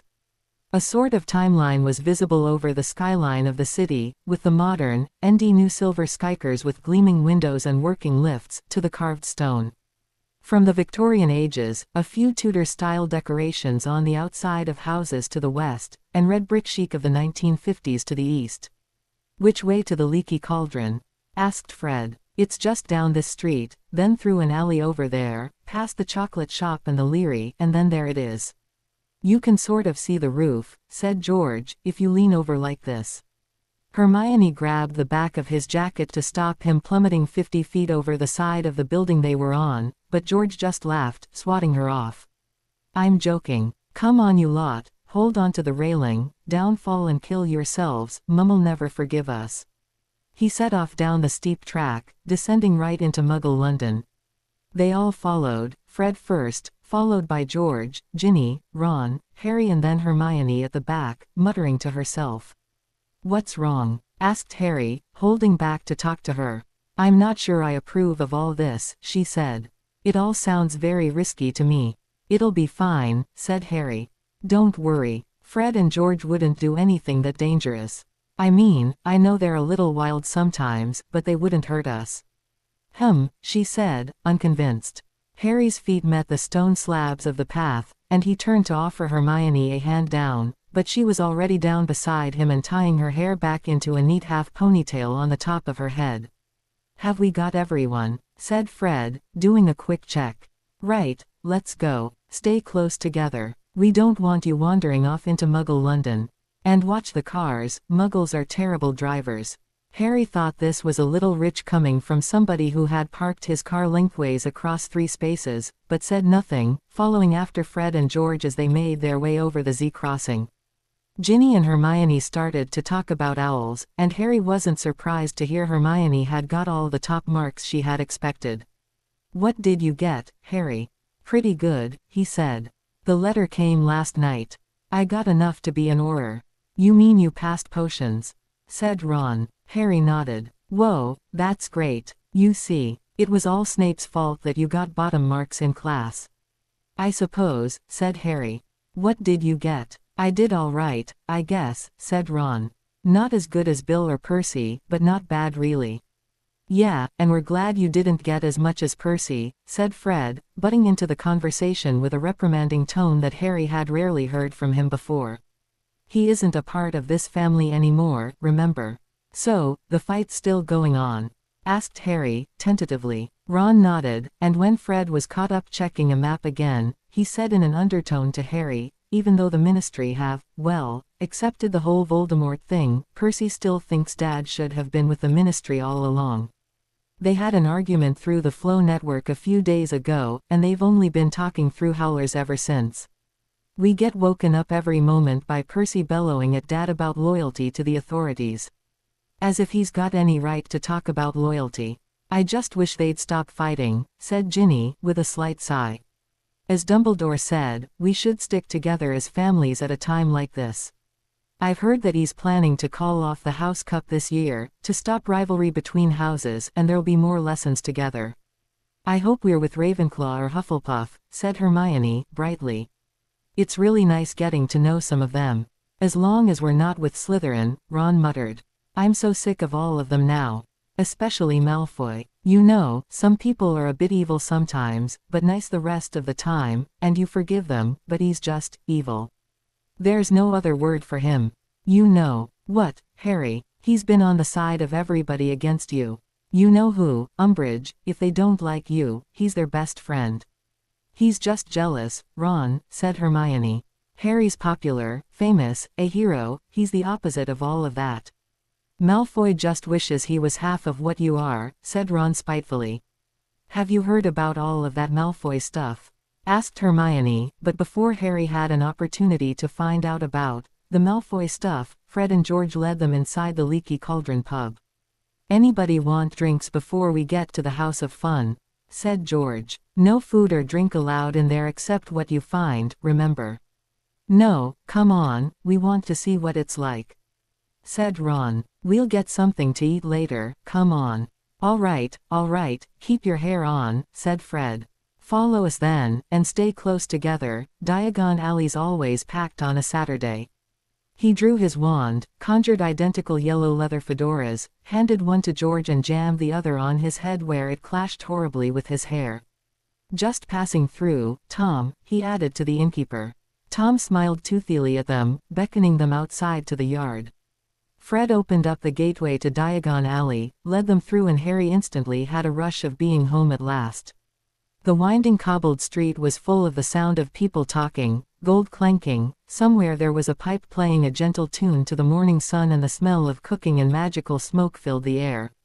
Every shop sold ancient magical objects, or potions, ingredients, spell books, cauldrons, wands, robes, magical creatures, all sorts of fascinating things that sent shivers of excitement up any wizard's spine. "Which way is your shop?" asked Harry, looking expectantly up the air for a floating building. Fred chuckled. "It's made invisible, Harry. Muggle repelling charms too. We forgot those at first, and then a Muggle helicopter sort of found the house. What a mess that was. Took us months to repair the damage," George nodded. They strolled down the packed Wizard Street, past the shops and the shoppers and shopkeepers, under archways and down steps and down alleyways and up steps, until finally, the brightest building in the entire street caught Harry's eye around the corner. It was painted fluorescent orange, with bright pink and green spots, with the familiar logo Weasley's Wizard Wheezes emblazoned above the main window. "Nice color scheme," said Harry, grinning, as Fred took a large iron key from his pocket and fitted it in the lock. "Nice sarcasm," Fred replied with an equally wicked grin. He opened the door, and the most curious smell came floating out like water from an open container. It was like smoke and fruit and sugar and sunshine, all at once. It was the scent of pure mischief. "Mind that," said George, absent-mindedly, gesturing to a machine lying under a nearby shelf that was belching great green bubbles into the air. Hermione stepped to the side to avoid a particularly large and sticky-looking bubble, but to her surprise, it floated after her. "Welcome to Weasley's Wizard Wheezes," said Fred, holding out his arms, grinning at them all. "The modern headquarters of magical mischief. Where's the funhouse?" said Ron, eagerly. Fred and George swapped grins, and then ducked down behind the counter, unfolding several panels. Everybody crowded around to watch, except Hermione, who was still being pursued by the obsessed green bubble. Harry watched over the twins' shoulders as they opened up the last panel, and a large, red button was revealed. "Hold on to your hats," said Fred, winking at him, slapping the button. Harry's only possible likening of that experience was of to being inside a blender with no blades, but full of paint. That didn't stain and water that could be breathed. He felt himself being tossed around and whisked back and forth, shooting up and up into the air, flapping frantically to keep himself afloat, and then quite suddenly, he hit something hard above him and fell with a thud to the floor. He was entangled with Ron in a crumpled heap, in a room that had no walls or ceiling or floor, just bright blue everywhere, stretching away for miles on end. "Where are we?" said Ron, groaning, sitting up and rubbing his head. "The House of Fun," suggested Harry. "Where are Hermione and Ginny? And Fred and George? You don't think something's gone wrong, do you?" said Ron in a worried voice. "We're probably just in teams or something," said Harry, shrugging. He got eagerly to his feet, as a bright yellow door suddenly flickered into visibility on the horizon. "Come on." They both ran towards it, and as they burst through the door, heading towards the most fun Harry had ever had, he realized just how glad he was that he was friends with somebody related to Fred and George. An hour and a half later, Fred and George were in the laboratory of the WWW shop, testing a new range of fake, inflatable mice that could expand and fly away on command, the perfect distraction to any grueling lesson. "Pass us some more of that dye," said Fred, nodding at a large bubbling purple pot on the top shelf. George had just reached out to grab it when there was 4 loud thumps and splats from the main room.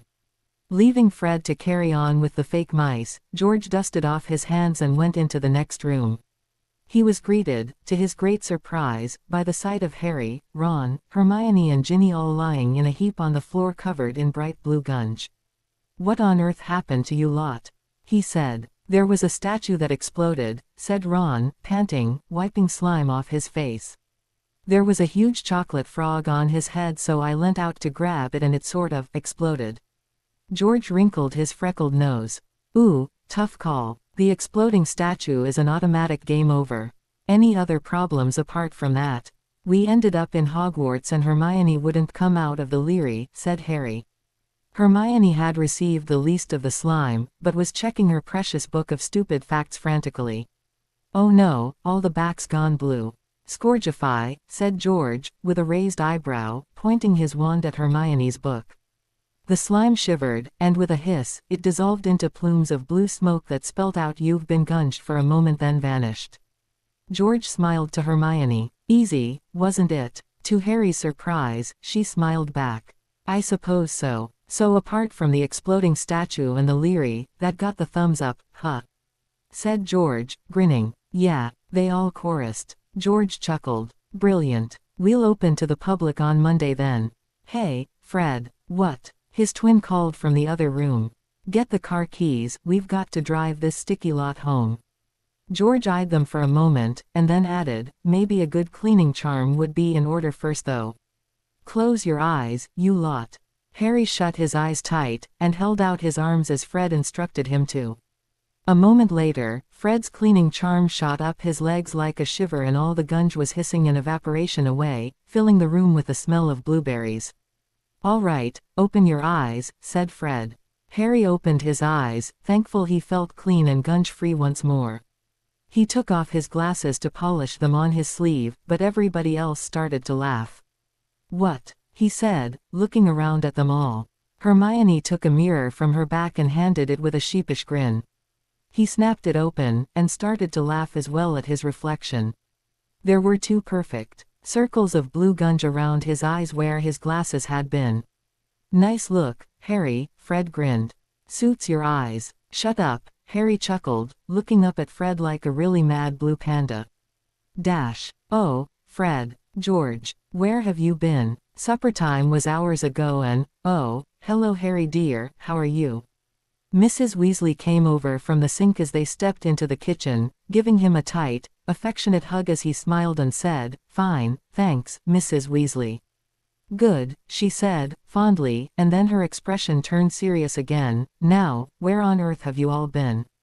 "The House of Fun," they all chimed at once. She groaned. "Oh Fred, George, I told you not to."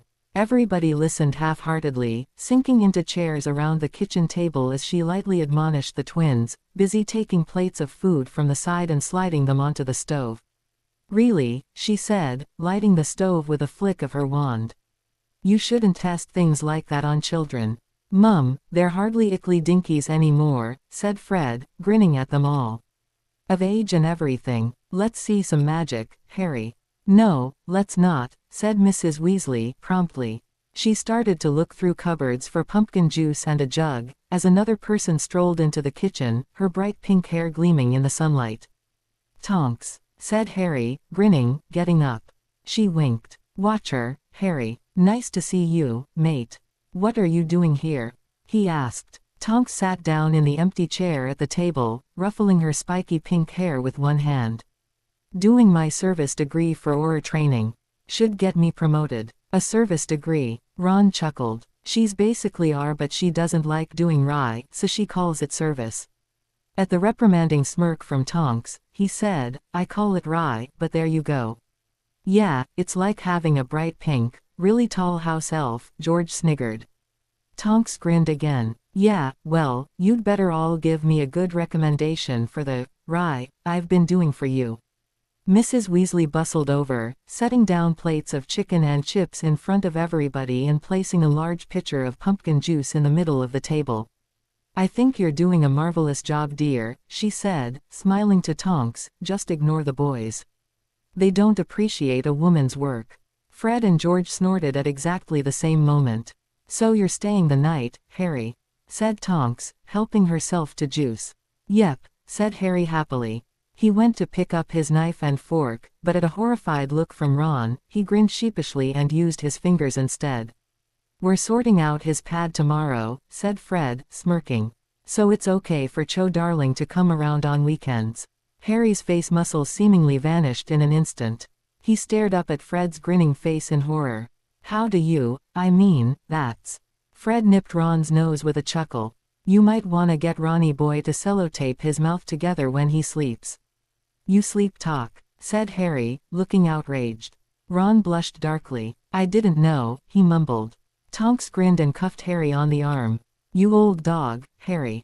Have you heard anything else from her?" Fred asked, casually, swiping the pumpkin juice and draining the last remains. Harry made a choking noise that his life was being discussed so freely over dinner. This isn't exactly..." "Leave him alone, boys," said Mrs. Weasley, frowning at her sons. "He doesn't want to talk about that horrid girl, and if he does, some of us don't want to hear it." "Fred, don't drink straight from that jug. You can wash that now, you know where the glasses are, they're just behind you." "I'll do it," said Tonks, brightly, jumping up and snatching the jug off Fred. Next second, there was an ear-splitting crash. That made everybody jump. Tonks cringed at the broken glass around her feet. "Sorry," she said, sheepishly. "That's quite all right, dear," Mrs. Weasley sighed. "Here, take the dustpan and clear it up, and we won't mention it on your report." Thanks, Mrs. Weasley. She bent down, cleaning the shards up very carefully, and then glancing up at the teenagers with a grin. By the way, I met your new teacher yesterday. Phew, wait until you see him. Professor Lupin. Harry smiled. Lupin wasn't exactly the world's best-looking man. His robes were generally in varying states of shabbiness, and his brown hair was turning gray, despite being fairly young. Nah, the other one, she said. She carried the mess carefully to the bin and tipped it in, making sure none fell out onto the floor. The new guy. Why, has somebody quit? Said Ginny, curiously. Ron clasped his hands together in prayer. Please let it be Snape. Oh, I'll give anything. Harry remembered what he had learned from Professor Lupin last week, about the slippery fingers hex, and for a moment, he considered telling the others, but then he realized he definitely didn't want to. The knowledge that his father had done that to Snape still made him feel rather guilty. Professor Snape does a lot of work for the Order, Ron, said Hermione, frowning. You should appreciate that. Should, he said. But I don't. And I probably never will. Pass us some more juice, Mum. You've had quite enough, Ron, and I think it's about time for bed now. We're up early tomorrow and we want a good start at cleaning Harry's house. Merlin knows how dirty it's got since last summer. Mrs. Weasley took their plates from the table, sliding them into the sink and shooing them all towards the stairs and bed. Chop chop. They all hurried up the stairs, and Fred, George and Tonks bounded after them like a little troop of excitable puppies around lots of kids. Ginny and Hermione disappeared into Ginny's room with smiles of night, and Ron led Harry up one last flight of stairs to the landing his bedroom was on. The plaque that was usually rather plain and old was now a bright shade of orange, and his door seemed to be covered in splatters of the paint from one of the decorating fireworks. Ron noticed Harry looking at the splodges, and said, people who agreed were let off with less splattering. You should see what they did to the shed. Harry smiled. I don't think I want to. Laughing, Ron opened the door and led Harry in. There was a sleeping bag already laid out for him ready, a pillow lovingly tucked inside, and Ron grinned, excellent, as he spotted the 2 large bags of Bertie Bott's his mother had left them. He jumped onto his bed, grabbed one of the bags and tore it open. Bean, Harry. Harry took one carefully. It was orange, which was generally a safe color, and so he popped it into his mouth. Ron picked up a brown one and smirked. Do you dare me? He said. Harry grinned. Yeah, you're a carrot. Ron laughed at his screwed-up face, then slipped the bean in his mouth and chewed carefully. Harry could see a lot of hope in his face that the bean wasn't something unsanitary. Wahee, chocolate, he said after a minute. Harry grinned and sat on the bed with him, taking a few beans and sorting through them. I've got an idea for a game. We pick a bean. The door opened and Tonks shot in, laughing, flushed in the face. You've gotta hide me, she said, wiping her forehead and still grinning wickedly. Why, what have you done? Said Ron. You haven't knocked one of the walls over or something, have you? No, I put an everlasting whoopee cushion in Fred's bed, she laughed, shaking her bright pink hair. The noises are going to keep going until they can find a way to destroy it. They're trying to flush it down the toilet. Evidently, they had succeeded, as next second a prolonged, high note of flatulence zoomed down the pipes from ceiling to floor, leaving a ringing echo. The pipe had quite good acoustics really. Ron, Harry and Tonks all laughed as there was strangled cheering from Fred and George on the floor above. Do you want a Bertie Bott's, Tonks? Said Harry, offering her the packet. She sat cross-legged on the floor on Harry's sleeping bag, taking a yellow one and throwing it into the air, catching it with her mouth. She looked thoughtful for a minute, then said, weird. Dunno what flavor that was. Maybe pineapple-flavored something. Ginny got a strawberry-flavored ice cream-flavored one once, said Ron, digging his hand into the bag. What were you saying about a game, Harry? We each have to choose a bean for each other, then guess if it's going to be nice or nasty, Harry explained. And I'll start. He handed Tonks a bright blue bean. Nasty. Ooh, unfair Harry, said Tonks, grinning, taking the bean. No food's a true blue color, you know. Blueberries are actually purple. So if it's blue, it's normally a cleansing product or some nasty plant that grows in a jungle somewhere. Oh well. She flicked it into her mouth, and chewed. After a moment a smile curled her face. Toothpaste. Very strong toothpaste, I might add. Nasty. She took a red bean from the bag and gave it to Ron. Nice, I bet. This continued for about an hour, with everybody getting different degrees of nasty or nice taste, until Tonks said she'd better go and unblock the whoopee cushion from the toilet. Harry and Ron took turns outside whilst the other got changed, then Harry wriggled into his sleeping bag, Ron got in bed, and they both listened to Fred and George tattling to Mrs. Weasley about Tonks for a while before Ron spoke. Hey, Harry. Harry sat up to peer at Ron over the edge of the tangerine-colored bedspread. What? Have you heard from Cho yet? Ron asked, curiously. Harry frowned. No, I haven't. And I'm glad. Ron smiled slightly, crawling to the end of his bed to get a better look at Harry on the floor. So you're saying that's all definitely over with you and her? Definitely, Harry said stoutly. Anyway, she was going out with Ginny's ex-boyfriend, wasn't she? It was Ron's turn to frown. Hey, we don't mention that boy under this roof. There's a list of unmentionable people spellotaped to the kitchen door now. You know who, Cornelius Fudge, Percy, he spat, as though swearing, and that boy. Whatever his name was. And Dean Thomas. Traitor, going after my little sister. Harry chuckled. So possessive, Ron. Well, you get all offensive when I say the name. Cho. Ron grinned at Harry's reprimanding scowl. Chakakakakako. Harry beat him over the head with a pillow until he stopped, and after a good bout of laughing, they both squirmed back under the blankets in their beds. All was quiet, and Harry thought Ron was asleep until... Hey, Harry. Yes, Ron. Listen, how are you feeling about, you know? Harry shrugged. Not bad, I suppose. Professor Lupin and Professor Snape talked to me about it. Snape, said Ron, wrinkling his nose. What would you want to talk to Snape for? I didn't really want to, said Harry. He told Ron all about the meeting with Snape, Lupin coming in after the Legilimens' attack, then Sirius's ghost rising from the cauldron to say goodbye. Still, he didn't tell Ron about the Butterfingers hex. He couldn't quite put his finger on why though. Ron listened to all this quietly, and then nodded with a half-smile at the end. Nice of Lupin, really. And Snape, said Harry, raising an eyebrow. Yeah, well, I bet it was. All Lupin's idea. Ron closed his eyes, rolling himself back up in the blankets and tucking his face deep into the pillow, so all Harry could see of him was a tuft of bright red hair. Night, Harry. Night, Ron.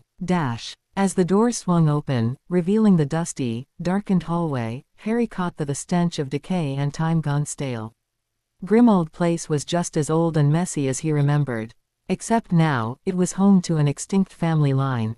The noble and ancient House of Black was gone, and Harry couldn't help but remember this as he followed the Weasleys through into the dust-infested hallway. Everything was quiet, and with good reason, because even though her son was gone, Mrs. Black slept behind the thick DS and waking her wouldn't be the smartest move in the world. Shish, Mr. Weasley said, quickly, as there was a dangerously loud creak from the back of the group. Ron and Harry exchanged glances, then grabbed Tonks by the arms, just in case. Okay, we'll get up to the second floor, then we'll sort out who's cleaning what, said Mrs. Weasley in a whisper.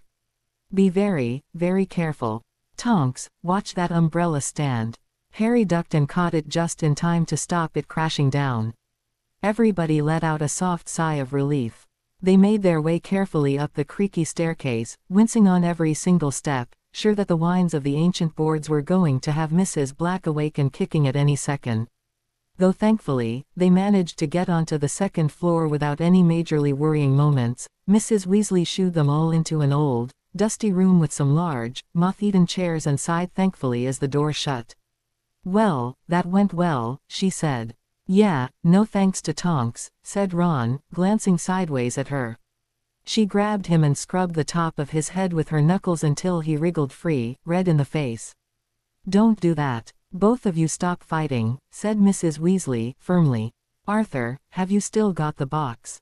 Mr. Weasley nodded. It's all here, Molly. Good. Now, we need to split up. She took out mops, brooms, several tins of Mrs. Scour's all-purpose magical mess remover, dusters and polish, and to Harry's surprise, a large net. Ron and I will do the ground floor and try to, rehome Mrs. Black. Tonks and Ginny, you can do the second floor. Arthur, you take Hermione and Harry up into the attic to try and clear some of the old furniture out. We didn't manage it at all last summer. Now, where did I put those fireworks?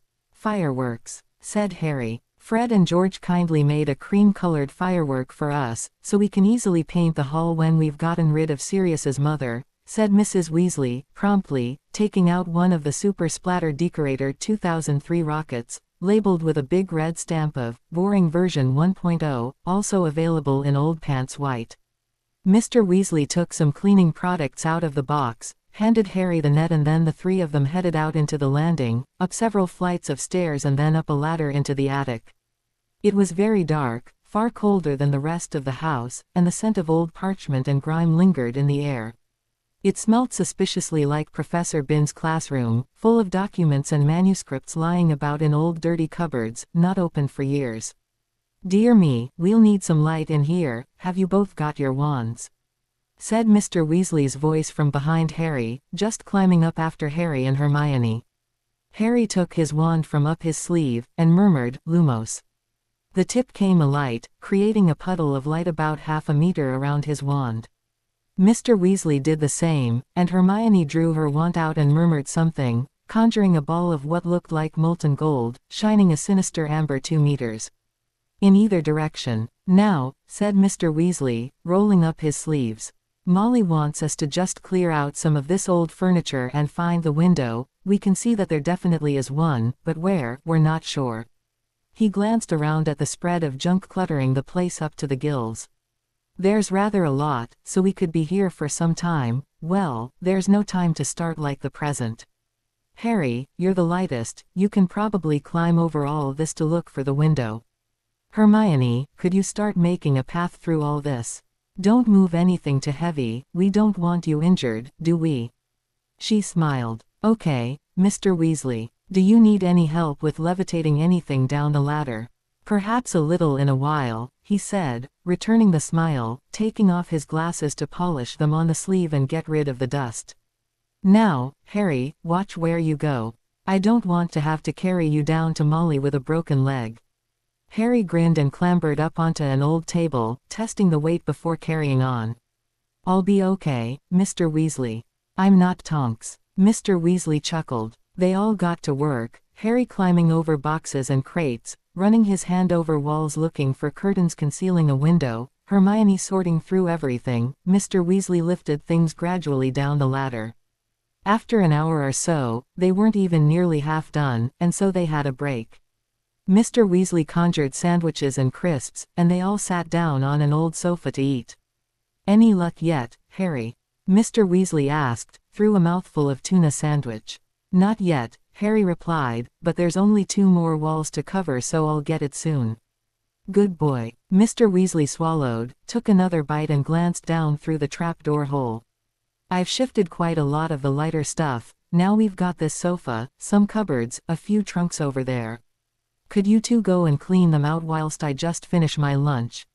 "Sure," said Harry, and he and Hermione scrambled over some boxes to a great pile of trunks in the corner. She sat down, curling her legs delicately underneath her and grasping one end of a smaller one.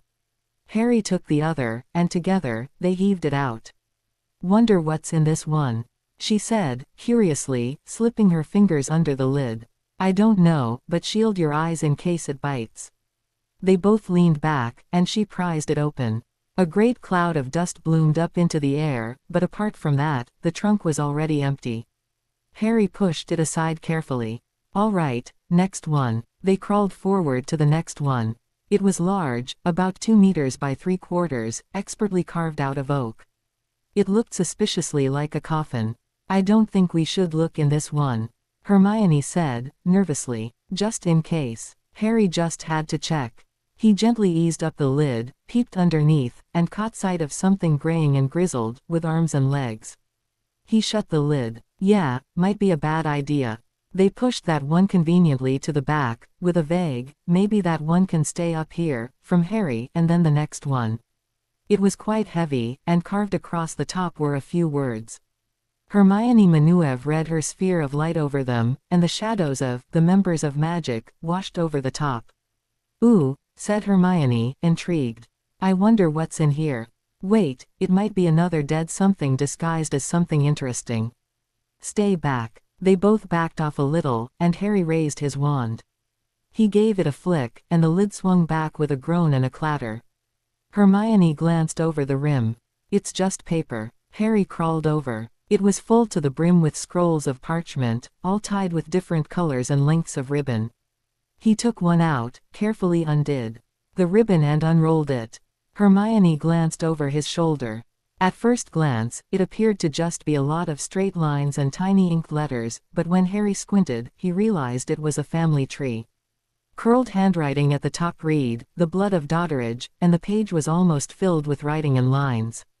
As Harry watched, an invisible hand added another line down from a couple at the foot of the page, and jotted in a name, then today's date. Somebody was born, said Hermione, with raised eyebrows. She reached into the trunk, and took out a second scroll, unrolling it. The Duke family, she read. Harry, I think this box has every single wizarding family tree. This could be worth a fortune.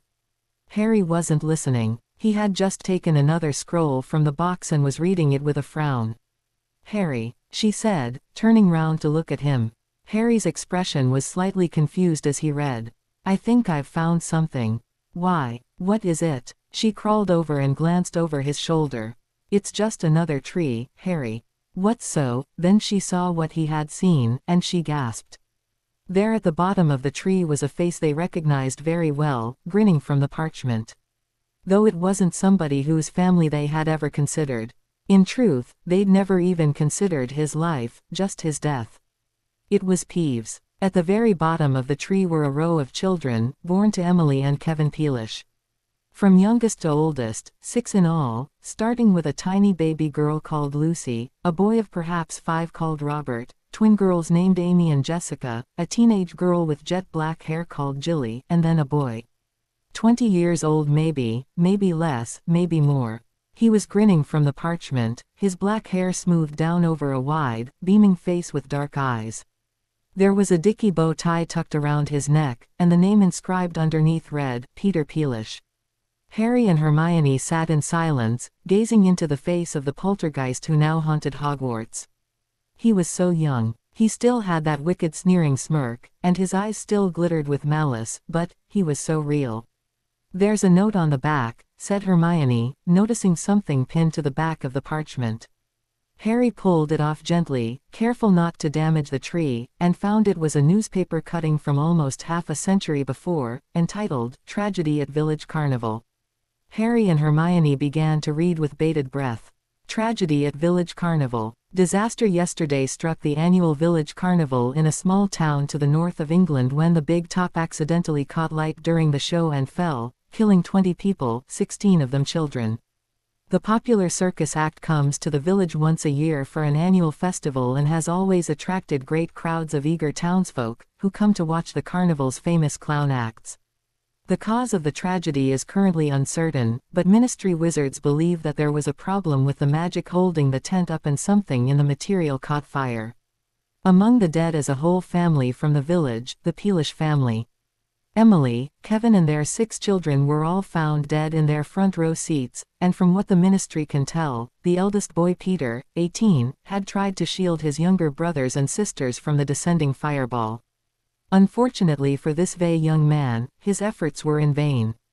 A special ceremony will be held today to remember the 20 people killed in this awful catastrophe. Harry finished reading, and felt a horribly hollow sensation deep down in his stomach somewhere. Peter Peelish, an 18-year-old boy whose last living act was to try and save his little brothers and sisters. A fun night out at the carnival, and then Peter was destined to spend the rest of his life alone, haunting a school somewhere. Harry suddenly forgave Peeves for everything he'd ever done, no matter how bad. He died to save them, said Harry, quietly. I never thought he'd have a family. I mean, it's Peeves, he hates kids. Hermione wiped her eyes with a tissue. Poor Peeves. His sister was the same age as us, said Harry. Look, Jilly Peelish, 16, in the list of deaths. Makes Peeves seem an awful lot more human, doesn't it? Said Hermione, quietly. Harry nodded. Maybe that's why he hates students, bitter. Maybe, said Hermione. Harry rolled the scroll back up, tucking the parchment safely inside and slipping it into his backpack. Keep that for later, just in case. Come on, let's keep looking. We might be able to find something that proves Malfoy is related to trolls. Harry rolled the scroll back up, tucking the parchment safely inside and slipping it into his backpack. Keep that for later, just in case. Come on, let's keep looking. We might be able to find something that proves Malfoy is related to trolls. They both dipped back into the trunk, sorting through the scrolls carefully. Hermione started to arrange them in delicate piles of different nationalities or descent, but Harry just opened each one eagerly. The revelations about Peeves had given him quite a thirst for the family trees. To his delight, he found one that proved the arrogant Hufflepuff boy Zacharias Smith was descended from squibs and petty criminals, though Hermione didn't share his happiness, too absorbed in her sorting. Once or twice, she gave a gasp of awe at finding the tree of some ancient warlock that nobody in the world had heard of apart from her, and Harry tried his best to sound interested when she gave him a lecture on the famous wizards of 5th century Russia, though it was rather boring to say the least. She was just taking him through the finer points of wizard descent when Mr. Weasley came clambering over the crates nearby, wiping a handkerchief over his shiny head. "Now then," he said. "How are things going over here?" "We found a dead something over there," said Harry, gesturing vaguely to the coffin, "but we also found this."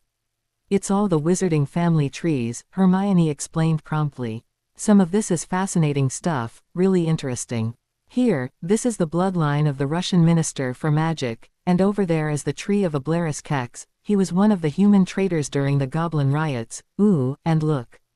This is a really special one, you see there. That was the cousin of Balrat Mulrin, you know who he is, right?"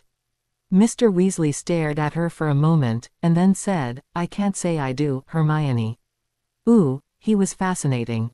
He started up the Society for Werewolf Protection after his brother became one, she gushed, the words bubbling from her mouth as though fighting to get out as fast as possible. "Something like 50 years before he died in a werewolf attack himself. It's in all the major history books, the meaning of irony, I think.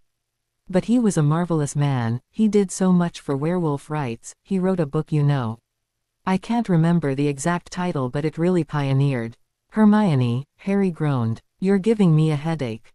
Mr. Weasley smiled and reached down into the trunk, taking out a few scrolls and unrolling them on his lap as he sat down on a crate. "Ah, Julius Jones, he works in the experimental charms department. My, I never knew he was half-blood." He opened the next one, and glanced down.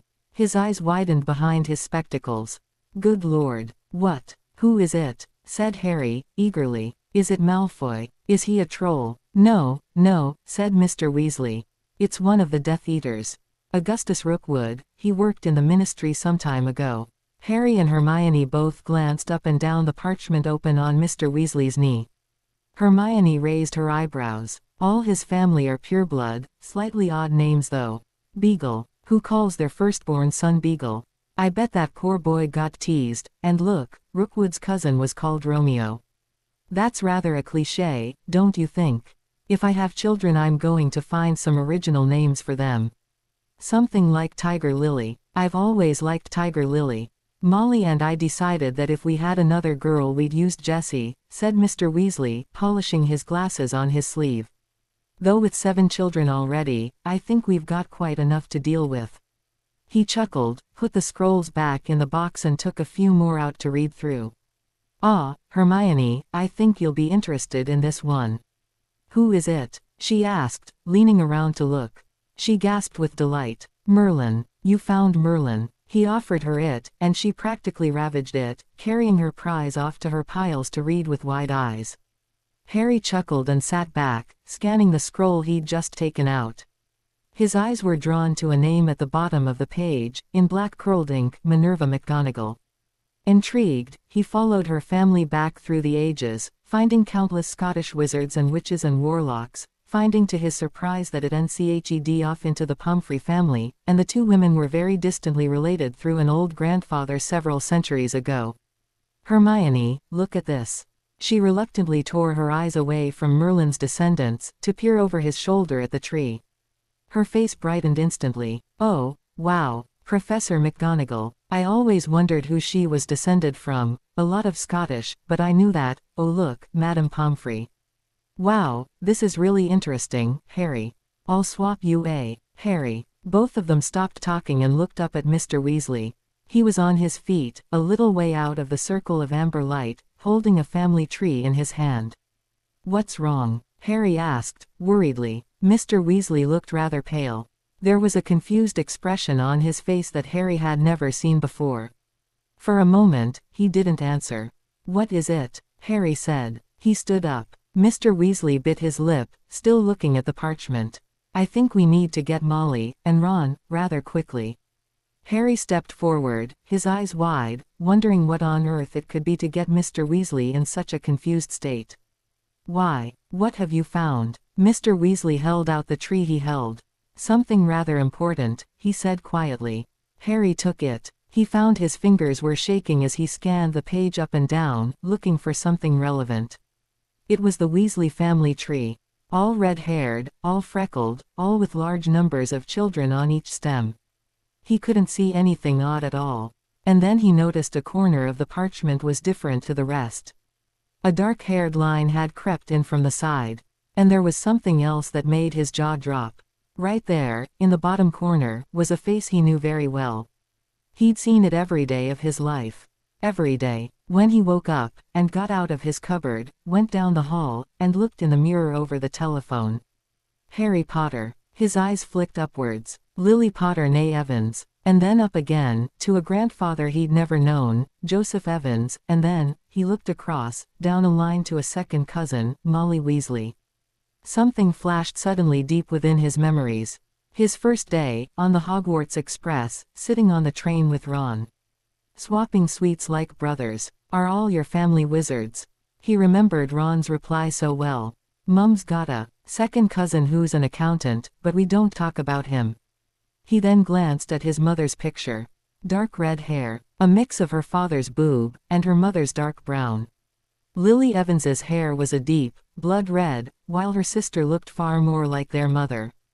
Petunia Dursley, née Evans, was dark-haired and horse-faced. His shocked eyes then traveled to the face underneath Lily's.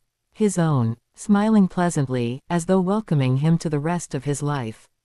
Mr. Weasley's hand pulled the parchment down slowly, and the two of them locked eyes, both of them equally as hollow and shocked as the other.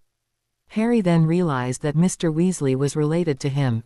Family. Uncle Arthur. Was it uncle? Did it matter? "Why didn't you tell me?" he said, in a choked voice he didn't recognize. "I had no idea," Mr. Weasley whispered. "None at all. Molly never said. Well, I know about her second cousin, but I didn't know that you, and Merlin, what are we standing around here for? Come on, we have to tell them. Hermione, put down that family tree, we can study Paracelsus's dynasty later, this is important." He grabbed Harry by the arm, though he hardly had to drag him to the ladder at all. Harry was quivering with shock by this point. What would Ron say? He barely even registered the fact that Hermione was running after them, asking, What could be more interesting than Paracelsus? And Mr. Weasley was saying something about getting it checked out at the ministry, something about Muggle DNA tests. Harry was just numb. He had family, he didn't know whether he dared to believe it. He had cousins now. Mrs. Weasley was, second cousin. Twice removed. And Ron, third cousin once removed. Ron and Ginny. And Fred and George. Third cousins once removed. "I've got family," he said, numbly, not sure who he was saying it to at all. The Flow Powder Network that day was rather busy, all thanks to somebody on the records as Mrs. M. Weasley, who made numerous visits and calls. She talked to Dumbledore, and then Lupin. She visited Fred and George, she used the Muggle phone in the kitchen and spent quite a lot of money ringing Charlie in Romania and Bill in Egypt. She then visited her mother, she called on Dumbledore again, she sent an owl to Hagrid, she tried to ring the Dursleys who wouldn't answer the phone, for some reason she then called Snape who didn't sound very interested at all. She spent a few minutes convincing Moody to let her contact him, and then he suggested she get the family tree verified before getting excited and telling anybody. But it was rather late then, so she rung several thousand more people, and only then did she leave the old Muggle phone in the dining room and go through to the kitchen. Ron had flatly refused to believe it at first, until the owl came from the Ministry of Magic to confirm that the tree was authentic. Harry was related to the Weasleys. Yes, it just came, just now, I'm holding it right now. Oh, Dumbledore, it's great news, really great. Oh, of course, as soon as things are ready, just go ahead, yes. I will. Harry listened idly to Mrs. Weasley's third conversation with Dumbledore, absent-mindedly eating a jam sandwich he'd made himself. It wasn't very good, and the jam was running down onto his fingers. Mrs. Weasley spotted this and wiped it off absent-mindedly, then knelt back down by the fireplace to talk to Dumbledore. Of course. So he's expected to arrive soon. Ron had been staring at Harry for about half an hour now, absent-mindedly eating GS from the bowl in the middle of the old table. The news didn't seem to have sunk in yet. As Harry glanced at him, Ron looked up again and handed him a G. You're my cousin. Third cousin once removed, said Hermione's voice from down the table. Harry took the G blankly, put it in his mouth and chewed vaguely. I didn't know we were related. Me neither, said Ron. He blinked into the fruit basket. I can't believe Mum didn't tell us. Oh, one moment, Albus, Mrs. Weasley said, turning away from the fireplace. I had no idea either. I didn't think Jo started a family or everything, but, she turned back to the fire, and continued her conversation with Dumbledore. Ron took another G. I still don't believe it. I think it's a wind-up. Ron, said Hermione, putting down her book of useless facts and watching him with a raised eyebrow. That trunk is enchanted. It can't be cheated or lied to. But, we don't look anything like each other, said Ron, vaguely, as though he didn't really believe his own excuse.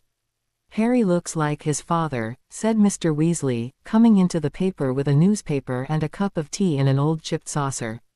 Though there are some vague similarities. If you look at the back of Harry's neck, there's a mole just there.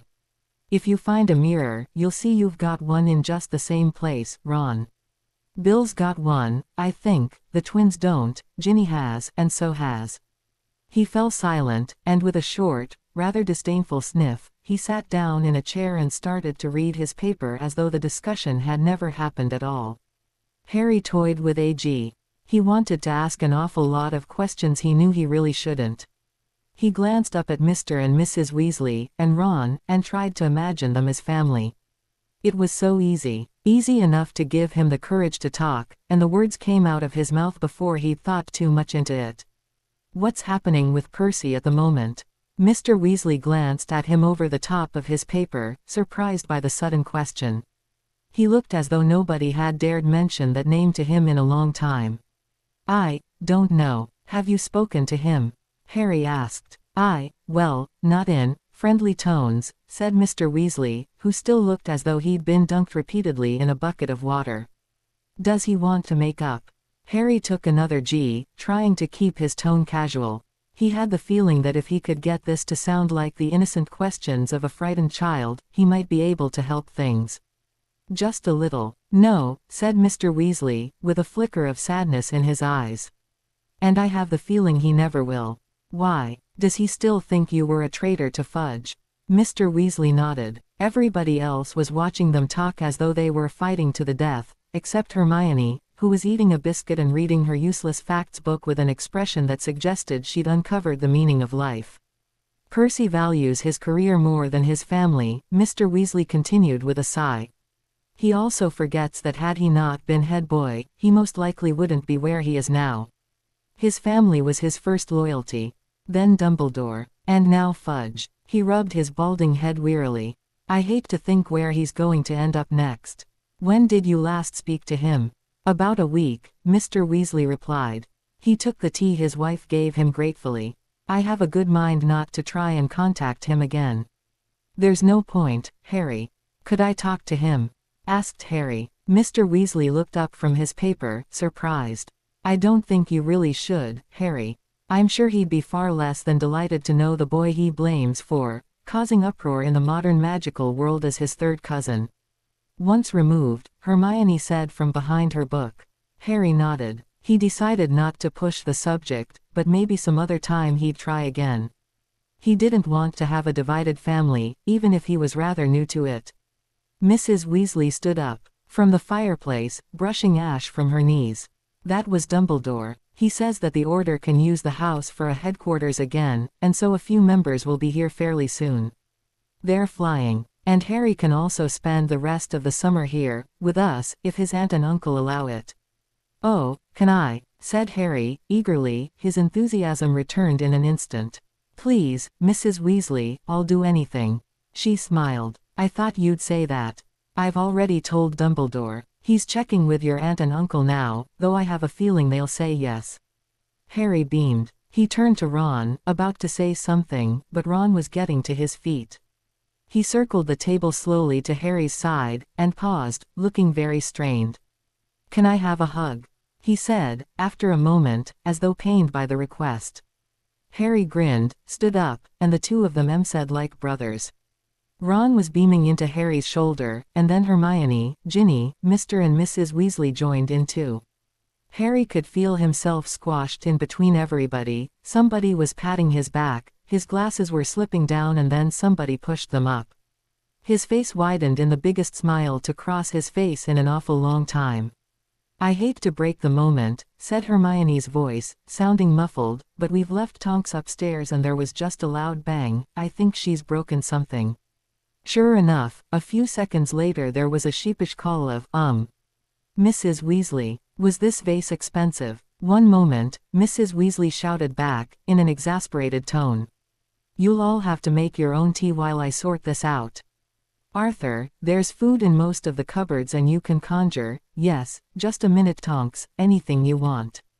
Don't make a mess. She hurried out of the kitchen as Tonks started to about broken ceramics all over the floor. Mr. Weasley smiled at them all. Well, what shall we have? Chips, said Ron, quick as lightning. I'd prefer something healthier, said Hermione. Have we got any pizza? Asked Harry. Chicken nuggets, said Ginny. We can't have all that on the same plate, said Mr. Weasley, smiling. Your mother would tell you all of. No she wouldn't, said Ginny, she'd just tell you off. Mr. Weasley chuckled. I'll do pizza and chips. Yes, and some nuggets, Ginny, and pasta for Hermione, but you'll all have to help. I'm not a very good cook. They all looked rather excited at cooking their own food, especially Ron, who asked if they could maybe have burgers as well, but Mr. Weasley drew the line. Hermione was put in charge of salads, and was the only one who went about the Muggle way of doing things apart from a little conjuring work. Everybody else chose magic, and it went terribly. Harry's pizza somehow managed to spread itself up the walls, and ended up with more cheese on the floor than on the dough. Ginny's transfiguration charm went terribly wrong, trying to turn apples into chicken. In all fairness, she did conjure chicken. Unfortunately, it was a live one.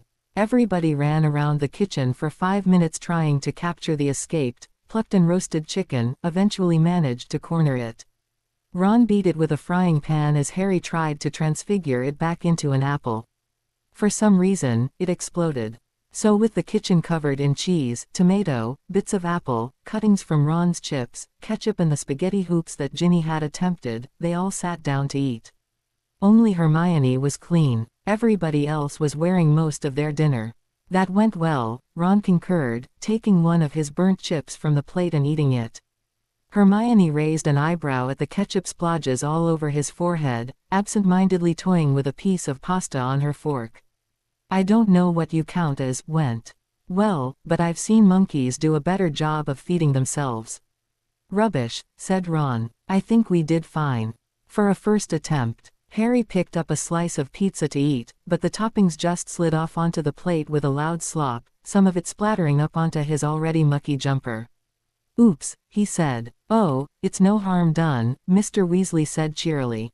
He'd made a sandwich, but he'd tried to do it the Muggle way like Hermione, just for the fun, and his fingers were now covered in plasters and Marmite. A few good strong cleaning charms and we'll be right as rain. There was a series of very quiet knocks on the door. I'll get it, said Harry, standing up and leaving his pile of pizza ingredients. Carefully, he left the kitchen and crept down the hall, desperately trying not to wake Mrs. Black. Cringing at the loud creak the door made as he twisted the handle, he eased it open. Professor Dumbledore stood on the front step, his long white beard shimmering in the evening glow, a pleasant smile on his face. "Good evening, Harry," he said, quietly. Harry smiled, trying not to remember the time when he had smashed up Dumbledore's office in his rage about Sirius. "Evening, Professor." He stepped back, opening the door carefully for Dumbledore to come in. "I must apologize, Harry," said Dumbledore, as Harry closed the door behind him. "For my poor research 16 years ago. I, like the rest of us it seems, had no idea that, why is there melted cheese in your eyebrows?" Harry smiled. "We were making pizza." "Ah, I understand completely," Dumbledore murmured, returning the pleasant smile, his eyes twinkling. Harry led him through to the kitchen, where everybody else greeted Dumbledore happily. Mr. Weasley jumped up, wiped some of the marmite off his fingers onto a tea towel and then shook hands with a sheepish, "I must apologize for the mess. We were making dinner and Molly normally does the cooking." Dumbledore chuckled. "That's quite all right, Arthur, a little mess never did me any harm." He sat down on the only clean chair next to Hermione, stole a chip from Ron with a smile and then said, "Well, a new, and I'm sure well-welcomed, member to the Weasley family." Harry grinned. "Didn't you know, Professor?" "I had no idea," Dumbledore admitted, his blue eyes sparkling even if the mild darkness of the kitchen. "It did come as a shock when Molly Weasley's head appeared in my fireplace. I was folding my socks at the time and lost my place, though for such good news, I'm sure we can overlook that little problem." Harry then realized that Dumbledore was wearing one stripy red and yellow sock and a spotty green sock on the other foot. Arthur smiled, handing Dumbledore a plate of burnt chips. "I found the parchment, and it was quite a shock. I don't think any of us believed it at first, until we had it verified. But good news now, very good." "Has the rest of the family been told?" asked Dumbledore as he took a chip, nipped off the burnt bit and popped it into his mouth. "Yes, those who would want to know," said Arthur, smiling, though when he turned his back to get a glass of orange juice from the cupboard, Harry saw that he looked rather sad behind his glasses. There was a further knock at the door which distracted them all. Harry jumped up again and crept to open it, and when he did, he found Professor Lupin. "Oh, you're here," said Harry. Snape rolled his eyes, and then turned his exasperated glare on Harry again. "The headmaster wishes to see me, Potter, however, you can rest assured I'm going to leave as fast as I possibly can." "Shish, keep your voice down," said Harry, frowning. "You'll wake Sirius's mum. Come in." The two wizards stepped in, and Harry shut the door, leading them through to the kitchen. Snape sneered as he saw the spaghetti hoops splattered all up the walls, but Lupin didn't seem to mind, sinking into a chair. He had to perch right on the edge of his to avoid sitting in a small heap of beans. "Do sit down, Severus," said Dumbledore, pleasantly, gesturing to the empty chair. Snape cast a contemptuous eye over the ketchup-covered chair, sighed, and then drew his wand from his sleeve. "Scourgify," he drawled. Nothing happened. It was the first time Harry had ever seen Snape worried. The expression on his face was unnerving. There was the look of cold realization in his eyes, as though he'd been waiting for this to happen for a long time and dreading it all the same, but next second, he had forced his face into a grimace and pushed the wand back up his sleeve. "This house is disgustingly repressive on dragon heartstring wands," he sneered. "Somebody else do it." Hermione took out her wand, and was about to do the charm, but Lupin beat her to it, the charm cleaning the chair completely in a few seconds. As Snape sat down on it, Lupin shrugged mildly. "Odd. Mine's dragon heartstring and it seems to work fine." Snape glared at him across the table, a look of deepest loathing on his face. "Don't look too pleased, werewolf," he hissed. "Severus," said Dumbledore warningly. Snape fell quiet, and still glaring at Lupin, he sat back in his chair. Harry and Ron swapped meaningful looks. As Dumbledore leant forward to inquire how everybody's holidays were going, Ron muttered sideways to Harry, "Did you see?" "Yeah," Harry said quietly. "What do you think happened?" "I dunno," said Ron, talking under the pretext of a long drink of orange juice. "Lupin's worked." "I know." Harry took one of Ron's chips. "What can stop a wand working?" Ron was about to reply, but Dumbledore was talking to all of them, and so they both turned to listen. "Thank you," said Dumbledore. "Now, you are all aware of today's marvelous discovery. Because of this, some new opportunities are open to us. Mostly concerning Harry's." But once again, he was broken off as there was a series of knocks at the door. Harry got up and headed wearily for the door, considering just leaving it open so that anybody could come and go as they pleased. He grasped the handle, pulled it open and said, "Just come in, don't bother wiping your F," and then he stopped abruptly, his face dropping in shock. "I got 'em," said Mundungus Fletcher, grinning up at him from the front step. "I 'ad to use a bit of force with these two though, but I reckons they'll be fine." Harry's shocked eyes traveled to the two people tied up, gagged and levitating on Mundungus's left. Percy Weasley and Uncle Vernon both glared at him furiously, and it was hard to say who looked angriest. Fred, George, Charlie and Bill Weasley all stood behind Percy, grinning from ear to ear. Why have you tied up my uncle?" Harry said, still in shock. "Dumbledore's orders," Mundungus beamed. Mundungus, I mentioned nothing about tying them up," said Dumbledore's voice from behind Harry. "I told you to request they come here, on their own free will." "Well, yeah, but I got 'em, didn't I?" Dumbledore rubbed his forehead wearily. "If the Ministry hears of this, Mundungus, they are not going to be happy." Mundungus chuckled. "Yeah, but I'm guessin' that these two aren't that 'appy either. Get 'em inside, lads, and watch you don't 'urt 'em." Fred and George stepped forward, each taking the rigid Percy by an arm. "Oh, we will," they said together, grinning. The drawing room was the cleanest and least dangerous place in the house, and so when the initial greetings were over, everybody proceeded to their. Percy was released from his binds under the agreement that he wouldn't try to run or be uncooperative, and he had stalked ahead of them all up the stairs, his nose in the air, barging roughly past his father. Uncle Vernon on the other hand had been deemed dangerous, and they all agreed that it wasn't safe to let him out of the binds, so he was practically dragged up the stairs by Fred and George, who delighted in complaining loudly about having to haul the fat muggle. Harry now sat in the middle of the room on a chair, with everybody arranged rather neatly around him. The Weasleys minus Percy were to his right. Uncle Vernon was tied to a chair by the window, where he could do no harm. Professors Lupin, Dumbledore and Snape were standing in various places around the room. Mundungus Fletcher was sitting by the fireplace pretending not to admire the silver. Tonks stood with Lupin, and Percy was as far away from his father, arms folded, hunched by the door. "Now then," said Professor Dumbledore, pleasantly. "You are all here to help determine Harry's future residence." "Ahem," said Percy, contemptuously. "I do not need to be here." "You are a member of the Weasley family," said Dumbledore. "And therefore, you do need to be here, as much as you may not like it. And my presence is required because," Snape said, silkily. "That's coming in a moment," said Dumbledore. "Now, as we know, for 16 years Harry has lived with you, my good sir." He smiled to Uncle Vernon. Uncle Vernon glared back at him spitefully. "Unfortunately," he said in a gruff voice after a moment. Dumbledore pretended not to have heard him. "Of course, at first I thought that you and your family were his only living relatives. That is why I sent him to live with you, for the blood protection of your wife, and so that he wasn't in the constant glare of spotlights from the wizarding world. However, because of recent developments, we have found that Harry does indeed have living relatives, the Weasley family." Harry had the feeling he was the guest on a talk show. Dumbledore was the host, introducing all the different characters in a tale of confusion, revelations and a young boy with a family he never knew he had. "So what needs to be decided," said Dumbledore, "is where Harry is to spend the rest of his childhood. Of course, we can't expect him to live with his family all his life, but for as long as possible I think."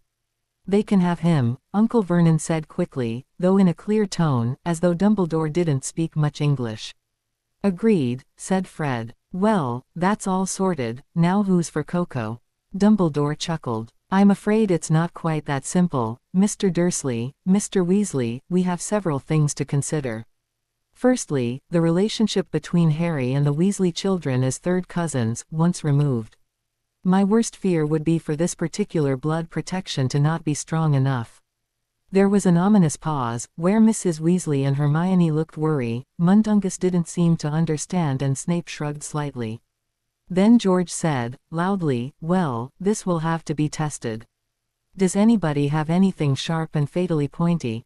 I can get you, began Mundungus, but Bill cut across him. How can we tell if it's strong enough, Dumbledore? Of course, the only way we can know for sure is to have a Death Eater or Voldemort. There was a general flinch throughout the room. Attack Harry. Before anybody suggests, said Snape, darkly, no. You, Severus, are loyal to our side, said Dumbledore. Therefore, if you should attack Harry, which I must insist you do not, it would not constitute as a Voldemort attack. He sat down in one of the old armchairs, resting his elbows on the arms and watching Harry closely over steepled fingers. Harry, we have two choices. I could give the relationship between you and the Weasleys the benefit of the doubt, and leave you here to stay at Grimmauld Place for the rest of the summer. Of course, if we are wrong, and the protection is not strong enough, Lord Voldemort may strike. Dumbledore peered at Harry over the top of his half-moon spectacles. Or you can remain in the certified protection of your aunt and uncle. Harry looked down at his hands. He knew what he really wanted. He'd give anything to stay with Ron and his family, though if the protection wasn't strong enough, and that prophecy. The world wasn't big enough for both him and Voldemort. The best time to attack him would be when that blood protection wasn't around. He looked up and saw all the Weasleys watching him with a hopeful, comforting expression. Ron's eyes seemed to be burning desperately into him. Harry then glanced at Dumbledore, into that piercing blue stare, and he smiled slightly. I want to go with the Weasleys. The headmaster's face split into a smile too. In that case, Remus, Severus, come here please. They both approached Dumbledore, Remus standing behind Harry with one hand on his right shoulder. Snape languished vaguely between Harry and the headmaster, arms crossed, not looking impressed at being here. I'm putting all the Weasley children on Harry Potter protection duty, he said. And I want you both to just keep an eye over things. I dare say Aurister can help when he arrives too, and the other professors. However, I'm putting you both in charge. Will this be okay? Perfectly, said Lupin. He smiled, gripping Harry's shoulder. Severus? Asked Dumbledore. Snape fought to keep his face straight, staring at a place on the mantelpiece as though it was taking every ounce of his restraint to not kill something. That sounds fine, he said after a minute, exasperatedly. Dumbledore smiled pleasantly. Excellent. Now, I believe somebody mentioned Coco. I'll make it, said Tonks, brightly, shooting out of the room. Mrs. Weasley looked worried for a minute then rushed after her, but Dumbledore said, Ah, Molly, I'd like you to stay please. Remus, could you possibly supervise Miss Tonks with the cocoa? Can I please leave? Snape said, frowning. And make sure you put extra sugar in Severus's, Dumbledore added as Lupin left. Snape groaned and rubbed his eyes. The headmaster turned to Mundungus. Mr. Fletcher, could you possibly escort Mr. Dursley back home? Severus, I want you to take Hermione and Harry somewhere else. I wish to talk to the Weasley family. All of them, he added, pointedly, as Percy moved to go. You're staying where you are, Percy, sit down, said Dumbledore, so firmly that Percy didn't question the order and sat down promptly. Snape beckoned vaguely to Harry and Hermione, then swept from the room in a flurry of black robes and swift footsteps. Harry patted Ron on the shoulder as he left. All the Weasleys looked rather worried. Snape led them across the landing, down the creaky old staircase and then silently through the hall, down another staircase and into the kitchen. He cast a glare around at the messy walls, and reached for his wand to clean it. Mid-movement, he stopped, and acted as though he hadn't noticed any of the muck. Harry glanced at Hermione, though she hadn't noticed, sitting down on a chair and getting out her annoying book. He tried to catch her eye, but Snape was looking at him suspiciously, so he gave up and slumped forward on his elbows instead, bored. His mind drifted to Ron, stuck up there with an irritated Percy, the rest of his family and Dumbledore. The rest of my family, Harry reminded himself. Why'd I have to stay here? He thought aloud. I'm part of that family too. They know Percy better than you, said Hermione gently. Let them talk, and you can see them again. Don't worry. Harry sighed, bored, starting to drum his fingertips on the table before him, tapping out a rhythm to think to. Snape watched him closely. Harry looked up. What? Desist. What? I said desist, Potter, it means stop. That pathetic tapping noise. Stop it. Harry rolled his eyes and looked away, though stopped with the drumming. Snape's face darkened in a frown. Do not give me that sulky expression, Potter. Harry started to draw an idle pattern in the spaghetti stain on the tabletop with his fingertip. Sorry, he muttered vaguely. There were a few minutes of more silence, where Harry watched Hermione read and Snape just sat with his arms folded, glaring at a jar of some black leaves on the cupboard top. Every tick of the clock seemed to come hours apart. Harry laid his head on his arms. Why was Snape so incredibly strict and boring, even out of school? Something seriously bad must have happened to him to make him so uptight and bitter. Potter, are there any glasses in here? Snape drawled. Harry glanced over his shoulder, and gestured vaguely to one of the high cupboards above the sink. Yeah, there I think. Watch the spilled tomato puree, he added, as Snape nearly went skidding. Thank you, Potter, I have my own eyes, the professor murmured, stiffly, crossing over to the cabinet and curling his fingers around the handle. I know that it takes some reminding you, but... There was an almighty crash, louder than anything Harry had ever heard in his life as every single glass in the cupboard came raining down on Snape's head. Hermione screamed at the noise and Harry jumped a foot in the air, and as the last glass fell, Snape was on the floor, swearing under his breath and clutching his right wrist. It was bleeding badly, slashed by a flying shard.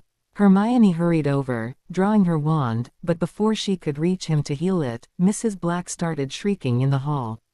Harry clamped his hands over his ears and bellowed, I'll sort her out, you stay here with him.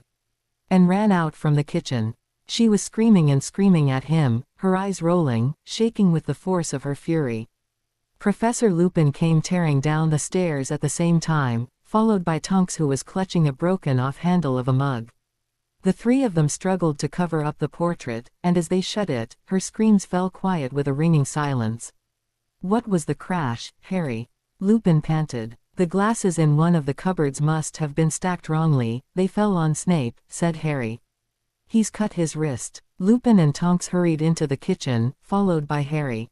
Snape was still crouched on the floor, doing his best to stay away from Hermione, and as he flicked his head with a snarl of, Get off me, Miss Granger, they saw that there was a nasty cut on his head too. The sleeve of his robes was now soaking with blood. Lupin knelt down by him, grabbing his wrist quite forcefully and holding it out with a calm expression. There's still some glass embedded in it, honestly, Severus, we can't leave you alone for 1 minute. Shut up, Lupin, Snape muttered under his breath, though Harry caught it. Lupin drew out his wand, swept it over Snape's wound and murmured a healing charm. The blood dried over instantly, the slash seemed to seal up like a zipper and all that was left in a few moments was a scar. Snape stood up to go, but Lupin pushed him back down. Head wound. Sit still, this might feel a little strange. Snape rolled his eyes as Lupin performed another healing charm, being slower with this one, tongue between his teeth. Hurry up, Lupin, Snape snarled. Do you want a great scar across your forehead, Severus? Because if you do, just keep wriggling around and telling me to hurry up. Snape sighed impatiently, and the moment Lupin sealed the charm with a flick of his wand he got up off the floor, crossed to the sink and filled his hands with a small pool of water. They all watched in surprise as he buried his face in it, splashing it all over his skin. Harry handed him a tea towel with a blank, rather worried expression. Snape snatched it off him and dried his face. Possibly to disguise the awkward silence, Lupin said, The cocoa's ready. I dare say you could all need a drink after today. Harry nodded, and as they all left the room, he hung to the back of the group, watching Snape from behind with a frown. Something strange was going on with him. The glasses in the cupboard couldn't have all fallen directly on top of him, even if they had been stacked in a strange way, and from what Harry had seen before they toppled, they were done fine, in neat rows. He hardly heard a word of Hermione and Lupin's conversation about mackled molliclaws, and he wasn't even watching when Tonks lengthened her face and made her eyes shrink to vaguely resemble one. All the time, he was listening, hoping that Ron and his family would be done arguing soon. Snape wasn't very talkative either. He sat apart from the group by the window, looking out over the grubby suburbs with a frown on his face, sipping his cocoa through pursed lips. He hadn't been this clumsy the week before at his house. Well, clumsy wasn't the word. Tonks was clumsy, cheery and friendly but a little too eager, and so she knocked things over. Snape hadn't done anything to make those glasses fall. As disturbing as it sounded, when Harry had seen them start to fall, he was sure they had all surged forward as one to attack him. Was it something to do with being in the Black House? Was Sirius, perhaps, making his presence felt and suggesting Snape should leave? No, there was something in his face when his magic had broken that told Harry all too plainly Snape had been dreading that happening for some time. It was very dark outside by the time the Weasleys came downstairs into the lounge. Mr. Weasley looked stressed, and collapsed instantly into a chair, grasping a mug of cocoa and draining it without saying anything, though he was the only one who didn't look happy. Bill and Charlie sat with Tonks and Lupin, talking casually to them about the order. Ginny and Mrs. Weasley were both smiling in a relieved way. Percy was listening to Fred and George talk about all their business plans, occasionally butting in with an anecdote about the ministry, and Ron came right over to Harry, grinning. Dumbledore sorted it all out, he said. We're a family again. Great, said Harry, vaguely. Look, I've got something to tell you.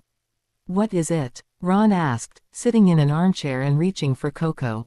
Harry didn't answer. Dumbledore had just walked in, and Lupin had excused himself from the group, going over to murmur something in his ear. Both of them looked at Snape, who stared back defiantly. After a moment, Dumbledore nodded, beckoned to Snape, and the two of them swept from the room. Harry, said Ron, curiously. We've got to follow them, said Harry. I want to know what's going on with Snape. We were in the kitchen, and he just opened one of the cupboards, and all the glasses just rained down on his head, but it didn't look like an accident. I think something's going on.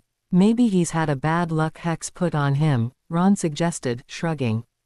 Does it really matter? Yes, said Harry, stoutly. Come on, it might be something important. He put down his cocoa, told everyone that he and Ron were going to get more sugar, and they both hurried from the room quickly, just in time to hear a door shut a few floors below. Quietly as they could, they crept down the stairs, sticking close to the walls so the creaks were as quiet as possible. Harry saw the door that the two professors must be in, and he pointed, signaling Ron over. They both sneaked down the stairs, across the hall and in front of the door.